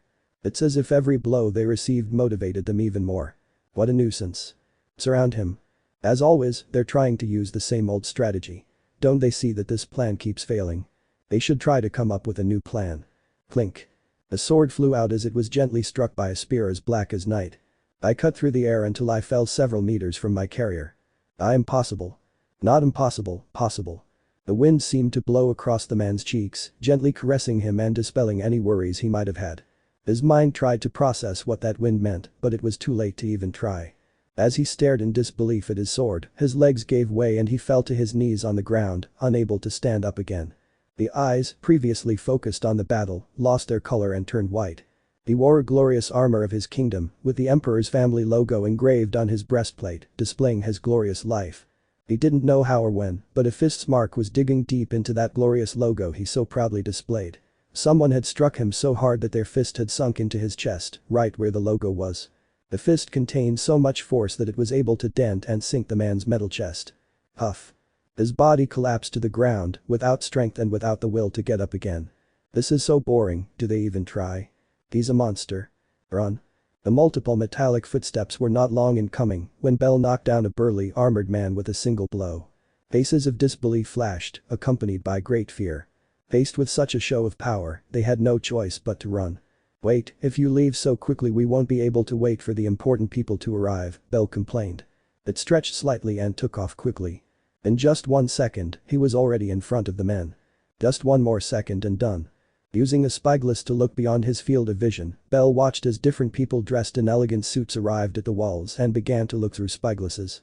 These were emissaries and representatives of kingdoms allied to Arario, going to Arario to witness the power of one of the strongest families. She had to hold off the soldiers until they arrived, then she would have to show off to impress them as the new jewel of the Loki family. Those were the instructions Finn had given to Bell. Okay, try to look great, guys. How fast? That should be impossible. Damn it, why do we keep following our stupid prince? Everyone in the Empire knows he's an arrogant idiot who can't see beyond his own stupid head. Guys, could you leave your complaints for later? Bell approached them and swept one of their feet with his spear, not caring that the man was 3 times his size. It was unreal how a little rabbit boy could sweep away men much bigger and more muscular than himself. It would sound like a joke if you told it to an ordinary villager. The human race was known as one of the weakest among the beastmen races, lacking the physical capabilities that other races possessed. Now, seeing a child of that weak race overwhelm them was humiliating for the soldiers. Attack me. Damn it, cut it into pieces.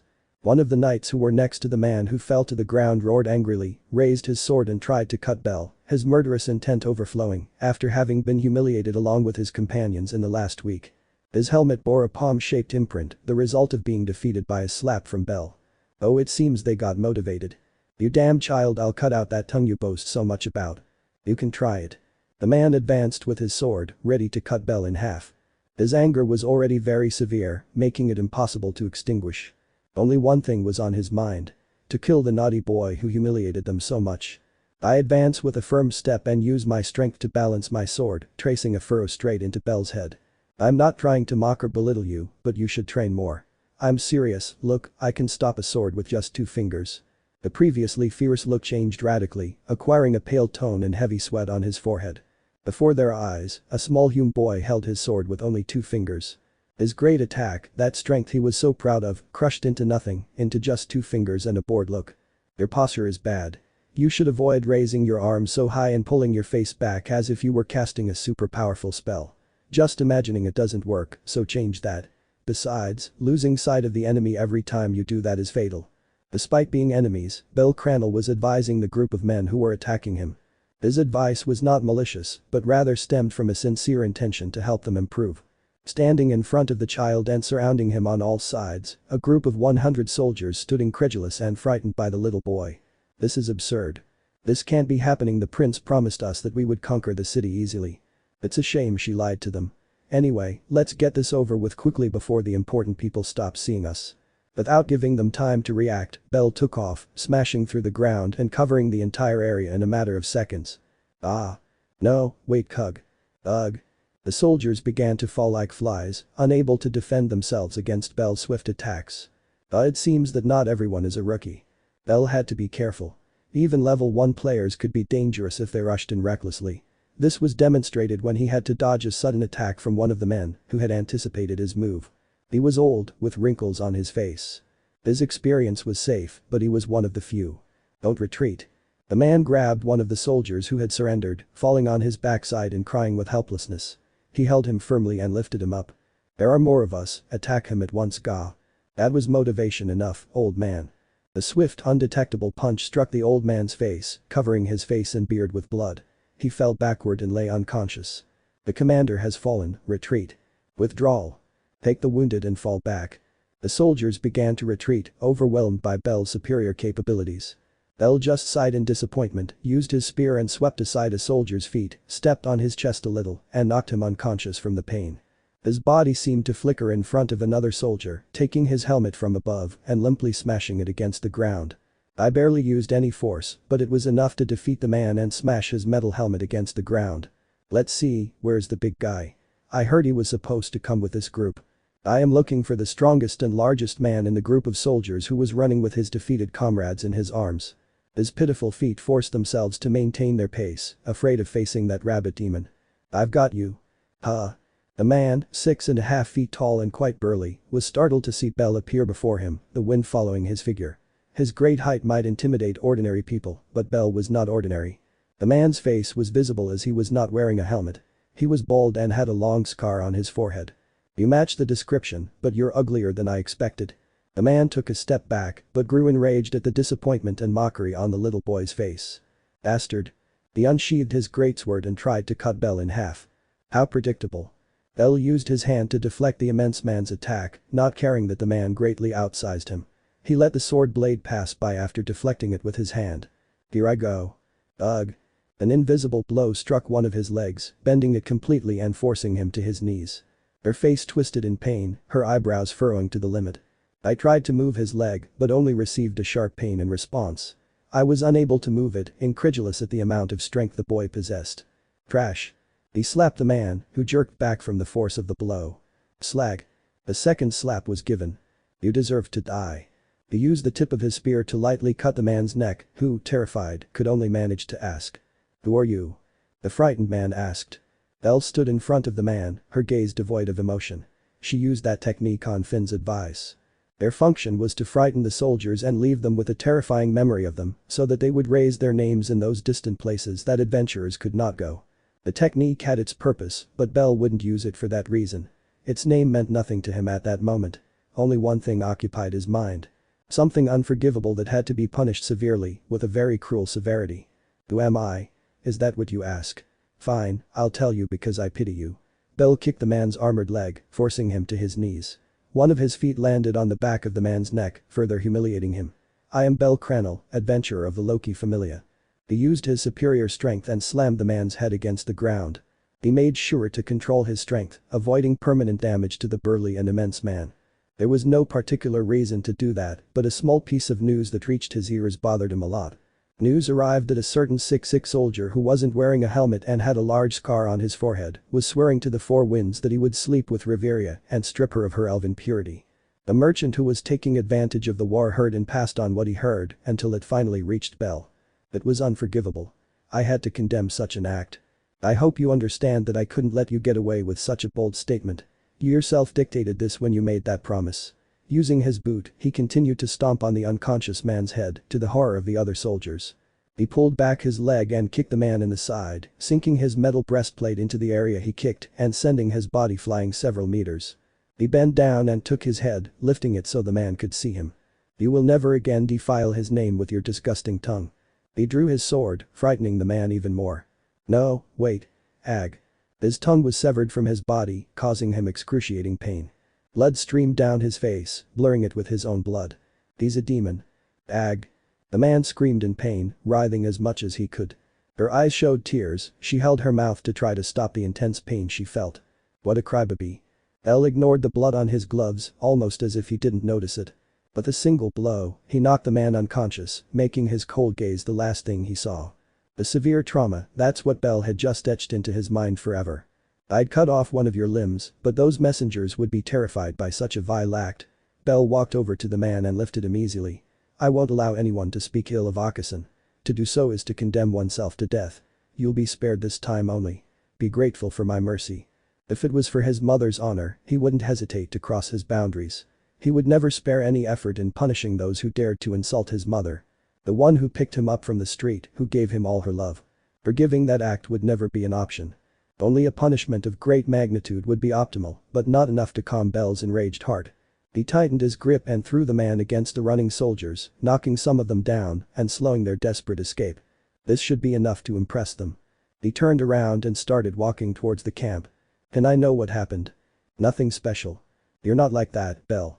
You must have a reason for treating that man that way.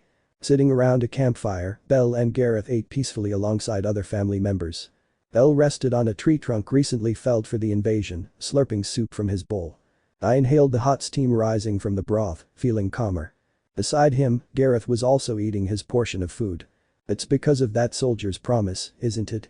I suppose I wasn't the only one who heard about that. Of course not, the rumor has already spread throughout our area, Gareth said, taking another sip of his food. There's also a tale about a little rabbit who defended the elf princess's honor. I couldn't allow it. I'm sorry, and I'm not saying it's wrong to defend your mother. So. Some of the messengers were shocked by the cruel way you treated the man. They consider cutting out his tongue excessive. I thought it was insufficient. He finished eating from his bowl, stood up, went over to the large pot and took another portion of the broth they had prepared. The fire illuminated his face, which showed no remorse. He briefly felt the warmth of the fire before returning to his seat. He sat down on the log again and gazed at the stars, admiring their great beauty. The cold night had arrived, bringing with it the stars and rest.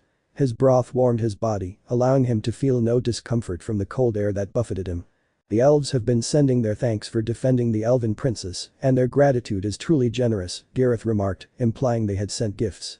Unfortunately, now that the elves know what was said about their princess, they won't remain silent. It's rumored that several elves are organizing a simultaneous attack on all of Prince Indel's camps. I see, it's good to hear it. Now let's get to the important stuff.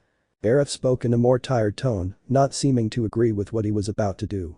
Finn ordered you not to deploy tomorrow. He gave you the day off. You can do whatever you want tomorrow. I understand. I suppose I'll check the gifts. Bell didn't complain at all. He stood up once he finished his meal and started to walk away. I'm going to sleep. Take a rest. Likewise. He moved away from the area where everyone was relaxing and enjoying the broth, walking directly to his tent. I looked over the wall and saw the vast meadow surrounding Aurario. I felt no remorse for that man. I saw him as just and inadequate. He stopped in his tracks when he sensed a presence. Belle. Akasan. Looking up, he saw her, his mother. Her beautiful face being illuminated by the moonlight, giving her a glorious image that complemented her posture. A noble air running through her from head to toe, a face so beautiful that some goddesses would be envious, her serious face that only added another touch to her beauty. It was Reverial Joe's Alf, Belle's mother. I know why you've come, you're going to scold me for what I did. Belle lowered his gaze and waited for his mother's reprimand. Reveria did not answer, he remained silent, his boots being the only thing that produced noise. Each step made Belle's heart clench, anticipating what was about to happen. Hey? He opened his eyes wide as he clearly felt his mother hug him with great affection, showing how much she loved her son. Thank you for defending my honor. She didn't know what to say, she could only manage to hug her mother. They spent a few minutes in silence, enjoying the moment together, with the cold night air and the beautiful stars watching over them. After several minutes of silence, Reveria pulled away slightly from the hug to look at Belle, but without breaking it. I appreciate the intention, but the way you're doing it isn't appropriate. But. Let me finish speaking. I silenced Belle and continued, it's inevitable that we'll encounter those kinds of comments in life. They're impossible to avoid. It's up to each person to decide how they'll deal with it.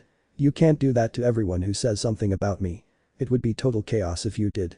I don't care. Belle, I didn't raise a heartless child. I raised a polite child who has good manners with other people, Reveria said, holding Belle's head. The child I raised was excited every time he had practice, thrilled with every new lesson about the dungeon, not a heartless child who goes around cutting out tongues because they insulted his mother. He couldn't say anything. It was very difficult to hear those disappointed words from her mother. The tone. The formal. It hurt her to hear her. She lowered her head and her ears curled up in guilt. She feels guilty for disappointing her mother, not for cutting out the man's tongue. What did you feel? I didn't feel anything. I see. Reveria frowned at Belle's response, wondering what it meant. Her mind couldn't come up with a clear answer. Remember that feeling well and use it to reflect on how cruel it can be. You weren't dealing with someone from Evilis, you were dealing with a simple soldier who'd had one too many drinks and couldn't control himself. I had to make that difference clear to him. I hadn't dealt with bad people like the members of Evilis. I had dealt with a poor soldier who talked too much. He couldn't allow his son to go down that path. One in which he treated innocent people in such a way just because of a comment. The soldier was just that, a soldier. A person who only followed orders from his superiors. He wasn't a bad person, just an out-of-control drunk. You remember what I taught you about power? That it is not used for misdeeds. You remember that well. Your power is not meant to cause evil, always keep that in mind. I taught you that power should be used wisely, not driven by emotional impulses. Her precious son looked so helpless in the face of her words. It hurt her to see him like that, but it was for his own good. The mother would never allow her son to become heartless. She had to watch over him to turn him into a decent man. I want you to promise me that you won't do something like that again. Could you do that? I'll try. Reveria narrowed her beautiful jade-like eyes, but smiled when she saw that Belle promised to try. I stroked one of his ears and stopped hugging Belle. She walked a little way and sat down on one of the ledges of the tower. With her delicate hand, she patted the side of him and asked him to sit beside her. He obeyed without saying anything, remaining silent. She understood that Belle was angry and frustrated by the man's insolent words. They annoyed her too. But as a mother, she had to make sure her son didn't go down the wrong path. He would make sure of it. Aze is making a name for herself. People have started calling her the doll princess. It's appropriate for her. The night passed with casual conversation, with Reveria calming Belle's racing heart, soothing the small but significant pain that filled his heart because of her words. Chapter 13 Mission in the Dungeon. 7.5 years before the start of the novel. The new day dawned in Aurario, and with it, the presence of the bothersome sun. The clouds did little to shield it, seeming to conspire with it to disturb my sleep. Sometimes I just wish it would disappear from existence and let me sleep in peace, but there's nothing I can do about it. Perhaps in another life I can live like a stone, inside a dark and silent cave doesn't sound so bad. I reluctantly got out of my makeshift bed and threw aside all the sheets I was covering myself with. I left the tent and noticed how empty the campsite was. They should have left hours ago. I understood why there was no one at the camp.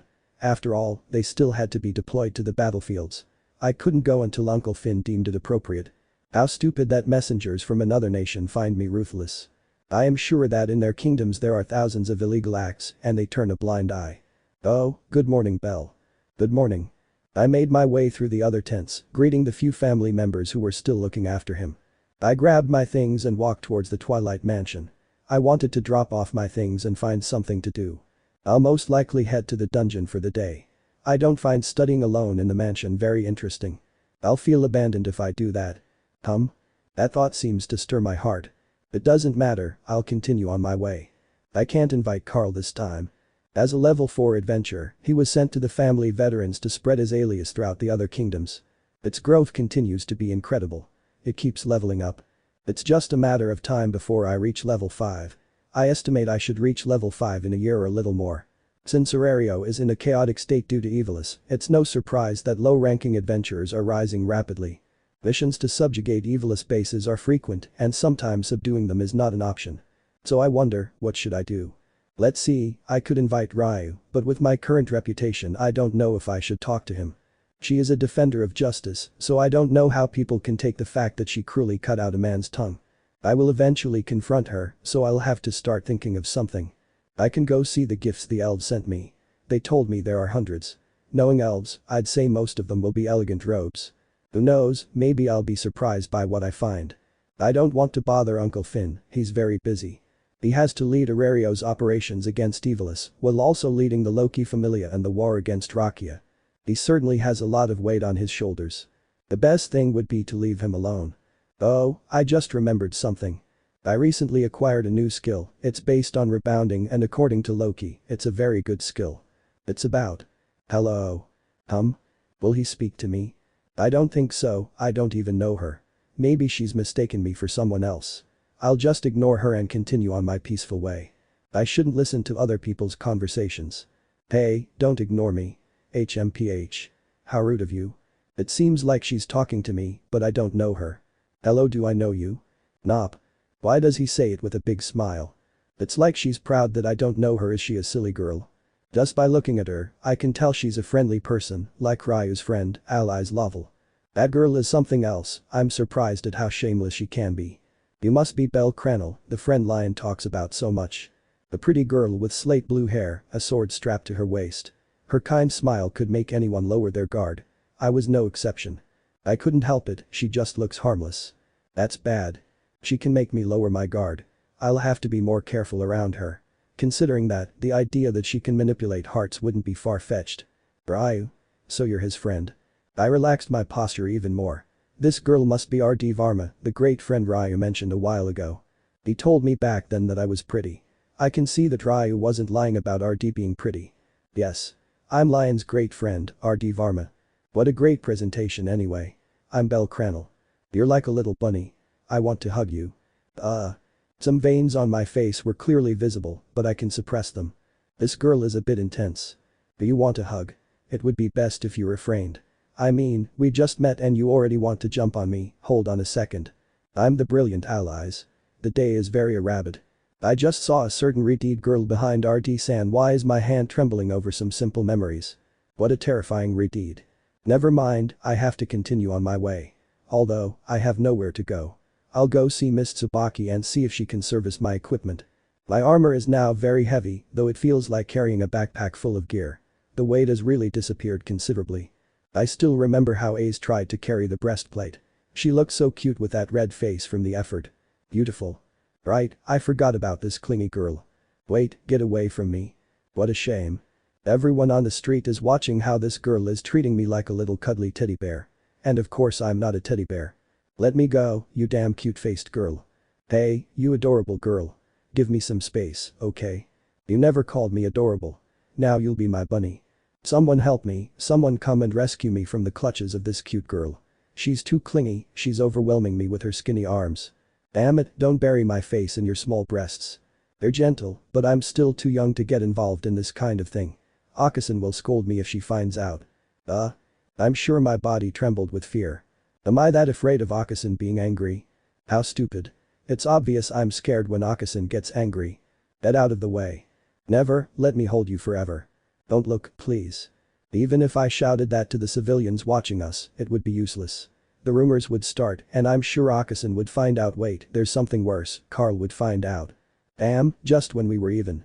I think I'll have to use my strength to separate myself from her, but surprisingly she has a strange strength in her arms. And? What was that? I just clearly heard a scream full of terror. Am I imagining things? It's possible, but I'm sure that scream contained a great deal of fear. That person is probably in danger. It's no surprise, at this time of year chaos reigns throughout our area.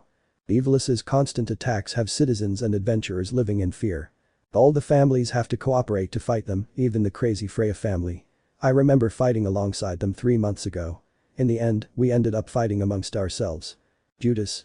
There it is again, now I'm sure of the intention behind that scream. I need to get rid of this clingy girl to see what happens. If I stay here, things could escalate and a life could be lost, depending on what's going on. I'm sorry, RD-san, but I must hurry. Someone seems to need help. Huh? RD Varma enjoyed her sticky moment, being able to hug the little rabbit boy who was a friend of one of her precious friends. Shakti Varma's little sister was cheerful, happy to have a quiet moment in such dark times.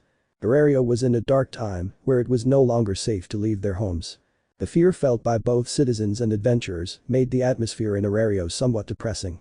Everyday people were dying because of Evilis, and the guild preferred to show strength to the messengers by holding back an invasion that they could destroy in just a couple of hours. She was eager to meet Belle, the friend her friend Ryu talked about so much. The day I finally met him. She had to say that, if it was a little rabbit, it wasn't just its hair and eyes, those cute humors made her smile unconsciously. Suddenly Belle pushed her, surprising her with the strength the little boy showed. She wasn't particularly strong physically, but she was sure she would be stronger than a rabbit child. I knew they were at the same level, level 3. I'm sorry, RD-san, but I must hurry. Someone seems to need help. The rabbit boy pushed her, stepped onto the ground, and disappeared at great speed, stunning RD who could barely keep up. They were at the same level, but Belle had just demonstrated a completely different speed. As if Belle simply vanished in a blur of speed. It was incredible for her, who was barely able to make Belle's silhouette disappear. It's very fast. She stood there, unsure how to react correctly, patted her cheeks to regain her composure, and began to chase Belle. He said someone was in danger, I can't stand idly by. The girl snapped out of her daze and began chasing the little rabbit that had disappeared in a blur of speed. Belle ran down a quiet street, looking for the person responsible for that desperate scream. She had heard very little, but her senses, superior to those of the sweet girl, allowed her to hear a little of it. Run, it's Evilis. The terrified scream was heard, alerting him. The people running in all directions told Belle where he should go. He stepped over the people, dodging them with great agility, and accelerated once his path was clear. An explosion was heard, accompanied by a shock wave. The shock wave was strong enough to slightly shake Belle, who wasn't even present where the explosion occurred. Belle felt the shock wave, hesitating whether to keep running or not. It shook him a little, becoming powerful enough to completely shake a level 3 adventurer like him. Move. Evilis is attacking civilians, let's go. I hear the roars of some brave adventurers, unaware of the shockwave Belle had just received. They arrived a little later and didn't feel the shockwave. Otherwise, it wasn't certain their courage would have remained the same. But they were already showing courage by going there knowing that there were Evilis executives present. That shockwave was really strong and the attackers are strong. They're probably from the Apate and Electo families, Evilis's strongest fighters. Level 5s. It's very likely. He was about to enter a first-class fight, a place where he still had no say. He would risk dying from a single cut. Those were the first classes, threats so formidable that they would terrify any adventurer. He hesitated for a moment, but seeing the other adventurers running, he made up his mind. They were taking risks for the people, so he would follow them. He couldn't be left behind. He had to set an example for those adventurers who were afraid to go into combat. He clenched his fist at the new resolution, crouched down slightly before taking off like a missile with no fixed course. Reaching the area in just a few seconds. It was a landscape that didn't surprise him much. Having to constantly see the same landscape gave him a certain immunity to them. The street was chaos, bodies strewn from one end to the other. Buildings collapsed, with dead people and others still clinging to life with all their might. Dozens of adventurers fought against the members of Evilis, striving to the utmost not to fall in battle. Two people stood out at the center of the fight. He recognized the first one as an executive from the Ganesha family, the second one was unknown, so he deduced that he was an executive from Evilis. Safeguard the civilians, they are the priority right now. The woman's scream echoed through the air. It was the executive of the Ganesha family. Her name was Busa, a Chianthrop woman who was swinging her weapon with force. You're arrogant if you think you'll save those pathetic civilians. Kill them all. The man roared as he thrust his weapon, unleashing a barrage of attacks that pressured the dog woman.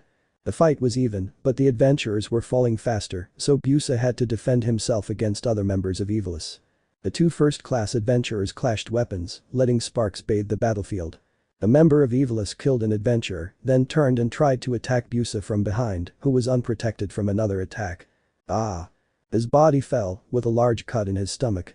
His blood spreading all over the pavement, leaving an unpleasant sight. Exhaling a faint sigh, he ended his life. A spear as black as night was responsible for ending that man's life. Holding it was a rabbit child who regretted his deed. I didn't measure the cut correctly. Well done, Loki's child. Don't complain so much, just focus on cutting them all down.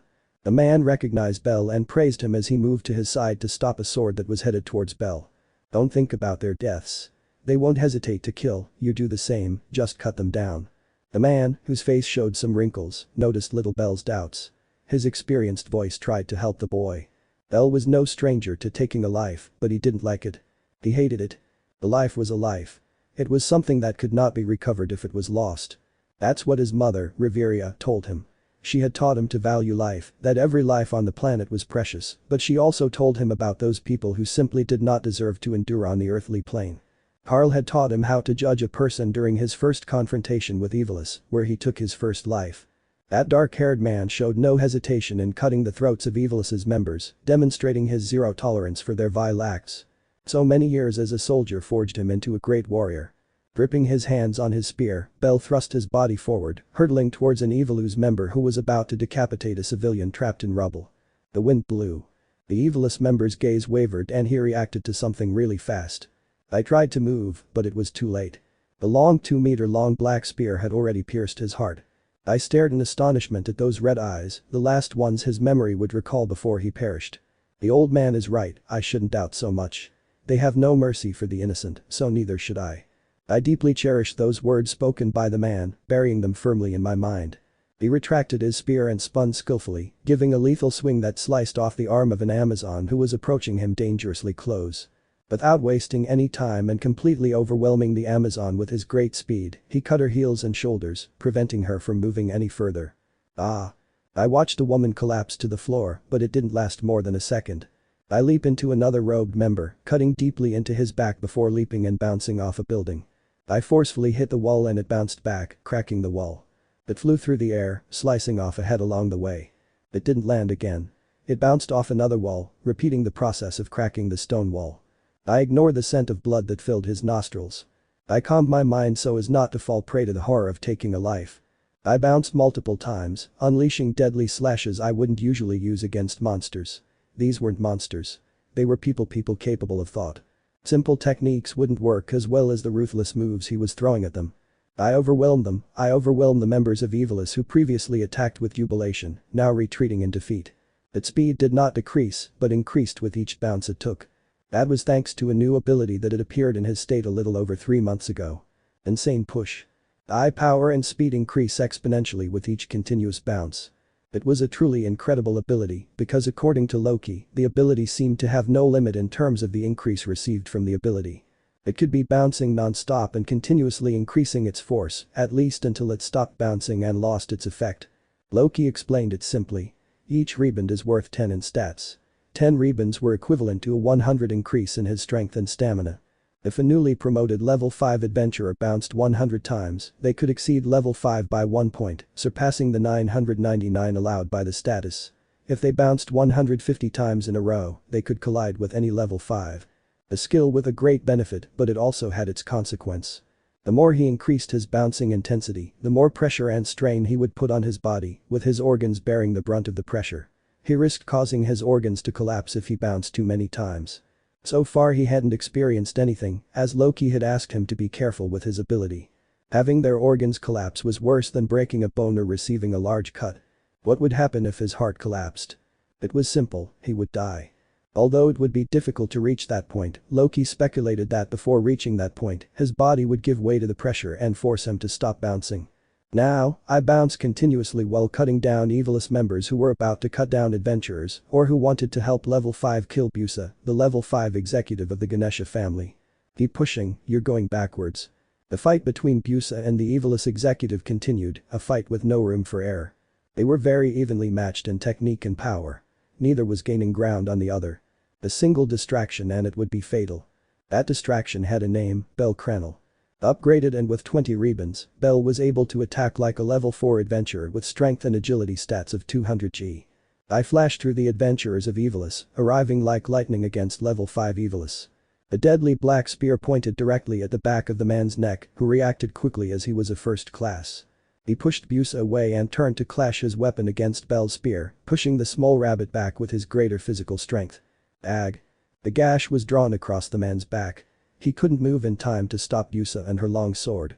She showed no mercy, simply cutting without pity. Their goal was to kill him, to relieve the adventurers of a great burden. Don't run, coward. Rot in hell, you stupid bitch. The man stomped his feet and ran off, cutting down some adventurers as he ran. He was seriously injured, but that didn't stop him from being a level 5 adventurer. Bell began to pursue him, but several hooded figures got in his way. I bounced off them multiple times, quickly moving past them.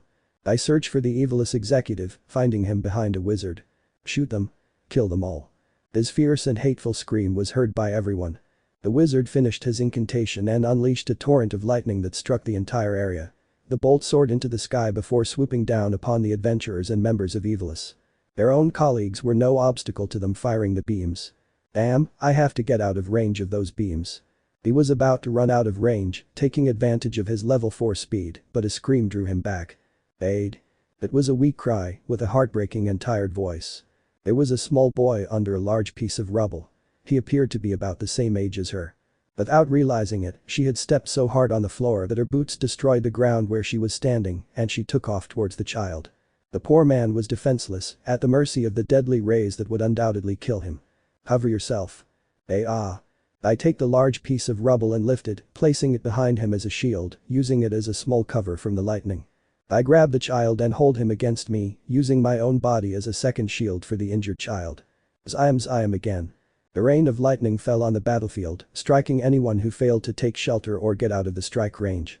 Bell managed to evade the first lightning bolt that struck him thanks to the large rubble, but the rubble was completely destroyed and would no longer serve as a shield.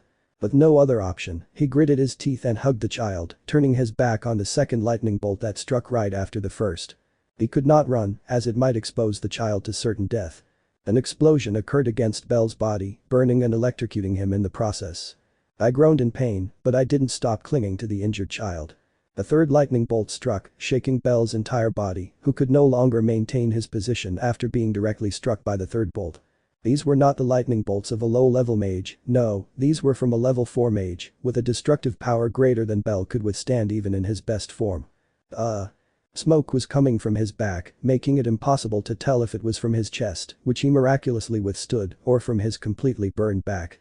His body trembled from the current of lightning that still shook him, fluffing his hair and making his ears curl up. Hurts. And a lot. His whole body ached. It was a great pain. Burn. Electric shocks. The blast from the explosion pushed him out of position. The entire battlefield fell silent. Seconds later, the cries of those who were still alive, though winded, began to arrive. Bell stopped hugging the child and looked at him. His face was burned and his eyes were lifeless. The explosion itself had killed him before the burn or the subsequent lightning strike from the impact. Curse. He was dead, he couldn't do anything more for the child. Her eyes had lost the color of life, entering the world of the dead. She closed her eyes, lamenting her inability to save him. She silently endured the pain she still felt from the lightning strike. His back was still emitting smoke. He got up as best he could, enduring the pain that still coursed through his body. I carried the child in my arms, noticing a peculiar bracelet. Doctor? Here. Heal them all. The group of healers arrived at the devastated battlefield, all belonging to the insect family. Bell took one step and then another until he came to a woman who had been cut in half. I looked at his hand, seeing a bracelet identical to the one the child he was carrying had. She bent down without saying anything, leaving the child next to his apparent mother, or so Bell deduced after looking at the bracelet. Rest in peace. At least I would gather them together for his burial. He walked away from them with heavy steps, pained by the whole scene.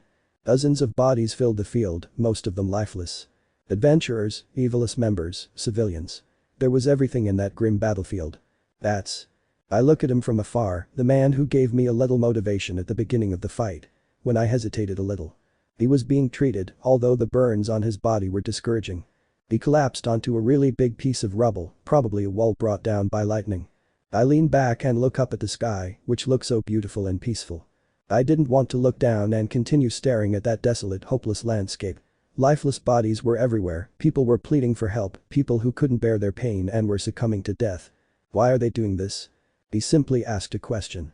It wasn't directed at anyone in particular. The peaceful sky did not answer him. His mind did not reach a conclusion. Bell couldn't think of an answer. Perhaps I was still too young, that was something I used to think. He was still too young to understand the things adults did. He didn't know. He only asked himself. At some point he might be able to answer himself. Because they're bad people. The simple answer arrived. He wasn't the one who said it. Turning away from the beautiful sky that clashed with the bleak countryside, Belle saw her. A beautiful 12-year-old girl, resembling an elaborate doll dressed in healer's clothing. Silver hair and purple eyes, accompanied by a dye insect family uniform. "Don't worry, I'm going to heal you." She didn't wait for him to say anything. On her own, she began reciting a chant for some stupidly healing magic. Belle said nothing, she just looked at her in silence. Healing drops, tears of light, eternal sanctuary. Compose a healing hymn. 365. The melody of the healer's almanac saves all things. Come, destruction of evil. The burial of wounds, burial of disease. Curses will have vanished before the light of vitality. In the name of all that is sacred I heal you. The magic circle in the shape of a diamond formed, raising a barrier of light that looked beautiful. "Dear brother." The magic was cast, and Bell began to heal rapidly. His pain began to disappear at an incredible speed. Amazing. I looked at her whole body, seeing that she no longer felt any pain. He had been cured by the future best healer in the world. "Who are you?" "I am Aramid Tisaner of the dye insect family," she replied, handing him a clean cloth from her pocket. "Here, clean your face. You need to rest.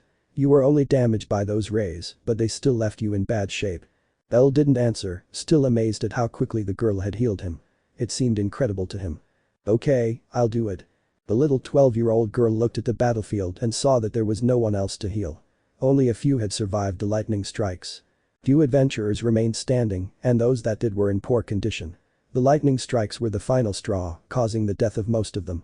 Crouching down to his level, the girl began to carefully clean the rabbit boy's face, making sure not to leave any smudges. "It's ready."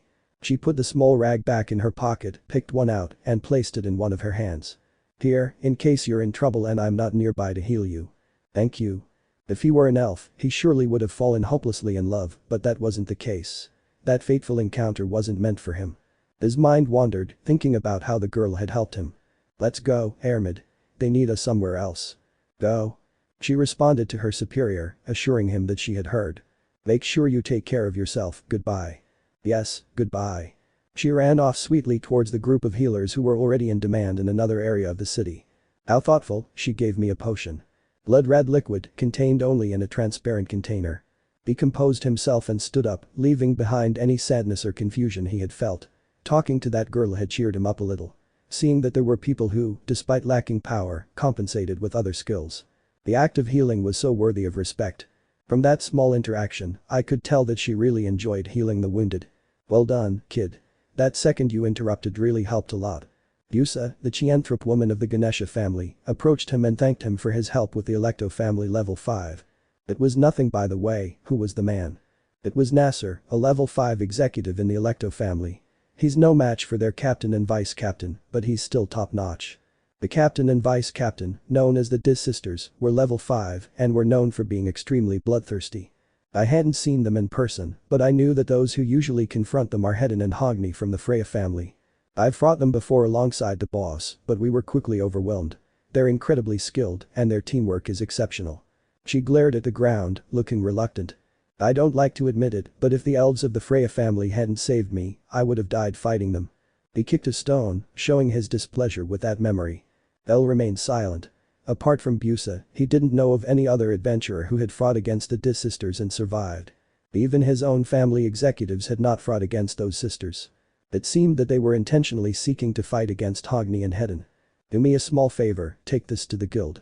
Any member is fine, it's just so they can file the report." "Of course." El took the sheet of paper that Busa handed him. It was the report of what happened, the casualties and the result of the skirmish that took place. "I have to go see the boss, see you later, kid. Thank you for bringing the report." The union employee received the information letter, thanking Bell for taking the time to bring it during such a dark time. He was in the guild, where the busy employees were working tirelessly because of the turbulent times they were facing. The chaos was not over and they could not afford to rest. By the way, you match the description. The employee scanned Bell's appearance and smiled. This mission just arrived. You're requested for a mission now that you're not busy with Rakia. A mission, I see. He took the letter and said goodbye to the employee. He walked out of the guild and began to read it. It had the guild signature and seal, so it was original and not fraudulent. The mission was simple. Go to the 19th floor to collect some medicinal plants that would help accelerate the treatment of many patients. The number of adventurers going to the dungeon decreased significantly, and this seriously affected Aurario and its stability. Many adventurers decided to go to the dungeon only once a week, cutting off the continuous supply of stones.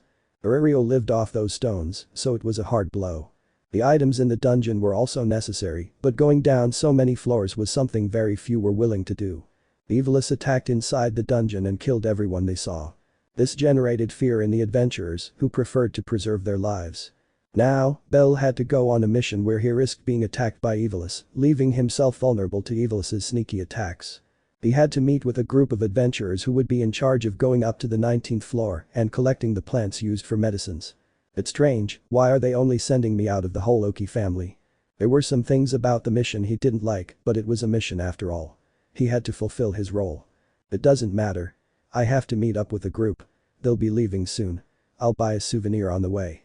Having made up his mind, Bell took off towards the entrance of the dungeon. The dark-haired man was walking calmly along one of the safe streets of Aurario, happily humming to himself in his free time. What should I bring Revis-chan as a gift? His ramblings made those who listened to him smile.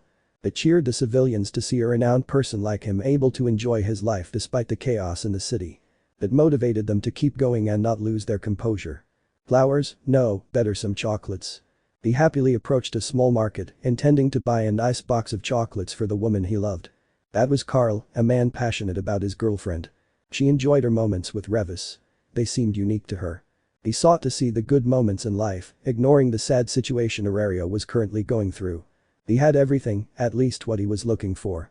A family, power, some fame, a rabbit to tease and help grow, a beautiful girlfriend who loved him. What more could I ask for?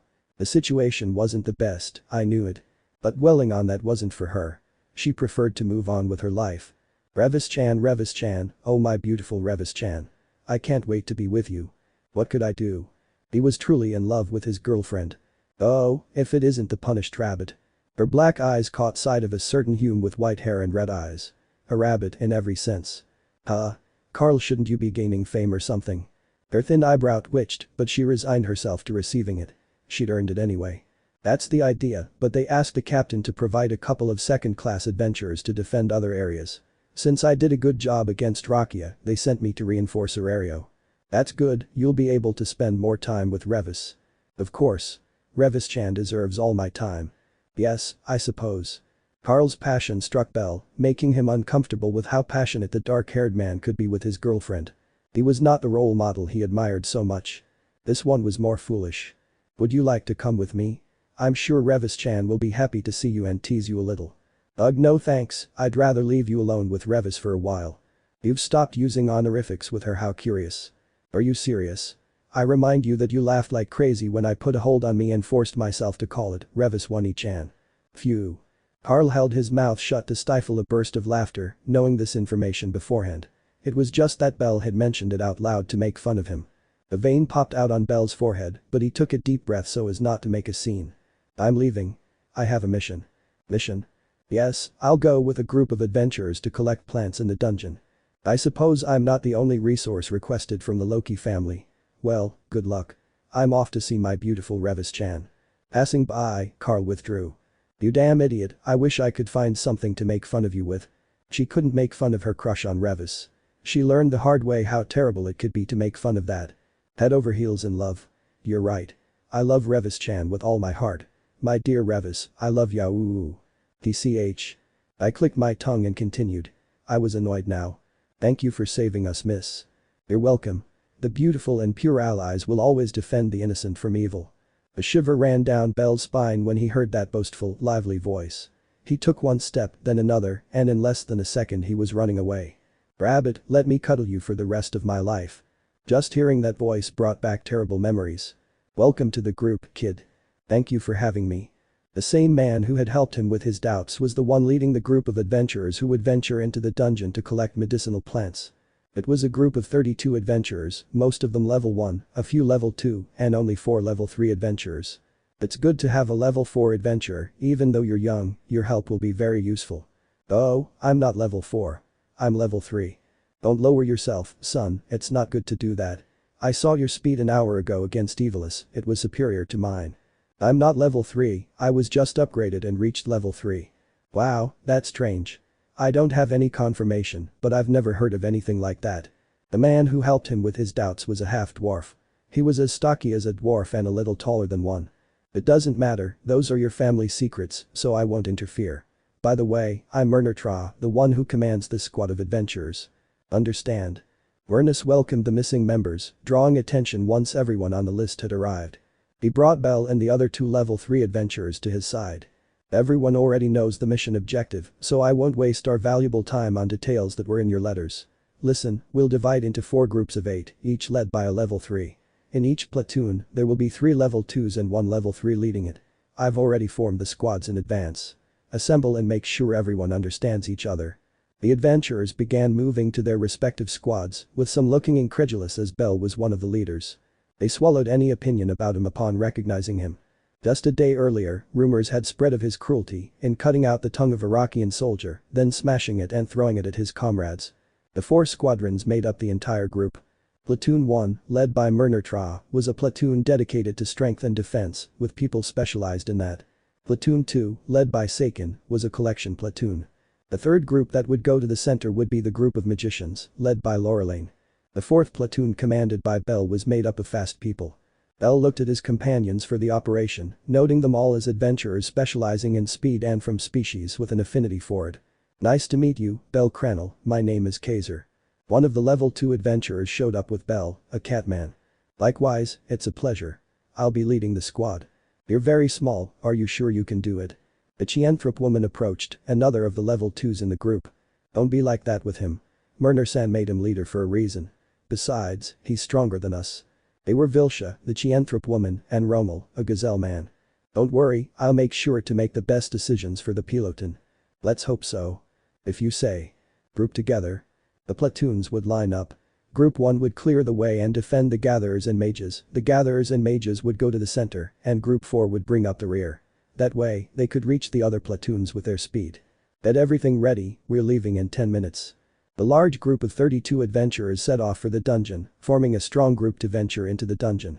Most of Evilis's dangers used to be on the surface, so if they were attacked, they should be able to defend themselves against Evilis. This is really boring. I agree with you. Inside the dungeon, on the 12th floor where fog reigned and monsters roared with fervor, a group of adventurers moved slowly. The thick fog bothered the adventurers. We're not doing anything, the 1st platoon is taking clearing the way very seriously. I could count on my hands the monsters I've killed. Hazen and Vilsha complained loudly, annoyed at having to be at the very back. They were not people who stayed still. Both were active adventurers who went ahead to kill monsters. Relax, remember that we are vulnerable to Evilis's surprise attacks. Rommel acted as the voice of reason, trying to calm his new companions. They had been exploring the dungeon for several hours, unable to increase their pace since they were at level 1 and had to coordinate with them to avoid casualties. Werner didn't want there to be a single loss. So they went along calmly, advancing at a steady pace. Let's follow Murner-san's plan. He's an experienced commander. Bell tried to reason with them, but only received frustrated looks. They were fed up with doing nothing, they wanted to do something. They just walked, and walked some more. It became tedious. Captain, stragglers. One of the level 1 adventurers shouted, alerting the group to the monsters that had managed to get past the other platoons. He was about to give orders, but 2 figures sped past him. I'm asking for them. Both Kazan and Vilsha desperately charged at the monsters, each with their respective weapon aimed at them. It was their ideal moment. They could finally release their frustration. They advanced swiftly and began killing the monsters without mercy. They'll be squad, take out the monsters. Don't neglect your surroundings, Evilis could attack us at any moment. Bell had to behave like the captain he was at that moment, leading his platoon effectively. He knew how to act. His whole life he'd seen Finn lead the Loki familia. Furthermore, Finn was training Bell to be the future captain of the Loki familia once he retired and Bell was old enough to take on that role. He had to look out for the best result, taking his teammates into account. He and Roma led the formation, with Kazan and Velsha covering their rear. Level 1 players were positioned on both sides. He used his spear and easily penetrated the head of an orc approaching from his side. He didn't move from his position. He simply anticipated and took advantage of the monster's lack of intelligence. Rommel, at his side, commanded a small group of 3 level 1 adventurers to protect the monsters that attacked from behind. Looking behind him, I noticed the missing level 1 adventurer trembling with fear. He gripped his weapon tightly and trembled slightly. Their face was pale, with obvious fear. Is something wrong, Cox? See, Captain, I'm sorry I can't help. And why can't you help? It's my first time on this floor, I'd only made it to the 5th floor. We were short-staffed, so I volunteered for dungeon missions, but this is the first time I've been assigned to one so difficult. I see. Bell understood it and I don't judge him. The boy was an adventurer who surely didn't have much time, having barely reached the 5th floor. It was justifiable that he was afraid. With monsters capable of seriously injuring level 2 adventurers, like the orc, his fear was understandable. He had no experience with the monsters of the 12th floor, much less those of the 19th floor. Look, you'll stay close to me. Your lack of experience could be a big problem, so you'll stay by my side and only attack when I tell you to. You'll serve as support, so you won't have to fight head-on. As you command, Captain. Bell patted the boy's shoulder, who was only a few years older than him. Observe your classmates and try to learn from what you see. You will find it very useful. And? He went ahead a little, with the boy following closely behind. No other monsters approached them, all being subdued by Kazan and Velsha, along with the group led by Rommel. The monster suddenly appeared from the fog, silently attacking Bell and the boy. The black spear moved at great speed, completely overwhelming the small imp that was stealthily approaching. I swept his little feet and left him exposed. Now. And? Cox ran and tried to decapitate the monster with his sword, but his sword, being of such poor quality, could not cut completely. Fortunately, I managed to cut half of his neck, killing him. That sword is very bad, it won't be any good for killing monsters on the upper floors. It wasn't that the sword was so bad, it's that it was in very bad condition and of the lowest quality. I'm sorry. Here, use this for the rest of the operation. He drew one of his sabers and threw it at him. It was the same size as the boy's sword, so there wouldn't be a problem. The sabers he used to wear were long, almost like a sword. Thank you, Captain. Bell glanced to Cox, recalling how he had unsuccessfully attempted to decapitate the imp. Something was bothering him, so he asked. You definitely have no experience on these floors, but you handled your sword well. Why? Oh. I'm constantly fighting on the surface, that's why I haven't had enough time to go deep into the dungeon and get money to buy better equipment. Oh yeah? What are your statistics? I don't remember them all, but I know my strength and dexterity were over 500 the last time I updated. Oh. He was surprised. The boy must have struggled a lot to get that amount without having to go so far into the dungeon. I could only compare it to the members of the Freya family, who constantly killed each other to level up. It was undoubtedly incredible. Cox looked promising. Regroup, we'll keep walking. I'm coming. And just as the small group of adventurers arrive. Let's kill them all. The group of 4 people were hiding in the shadows on the 18th floor. Their figures were not visible, barely perceptible to first-class students. Although they were hidden, their murderous intentions were visible. It flew like a sweet aroma, only deadly. The stupid boar is coming, it's about to arrive. One of the men displayed a cruel expression, becoming excited before even attacking the imposing bows. Remember the plan, if it works we'll get rid of the rabbit and the wild boar. That useless prince will pay us a fortune for his head. Don't be fooled, that man is really powerful. Are you afraid of a little muscle? DSK, like C. The preparation of a bloody plan was already underway, threatening to end dozens of lives. His eyes reflecting pure evil. Eager to eliminate the adventurers who were fighting to help civilians with medicinal plants. It seems they've arrived. The entire group of adventurers reached the 18th floor, setting up a mini-camp to rest for just a few hours. They had not yet completed their mission. They had to venture to the 19th floor, extract the plants while fighting monsters, and return to the surface. Get ready. Let me know in the comments below if you guys want the next part. Also check out my other video that has been shown and left. Thank you for watching. If you enjoyed this video please like and share this video. And have a fantastic day. Bye.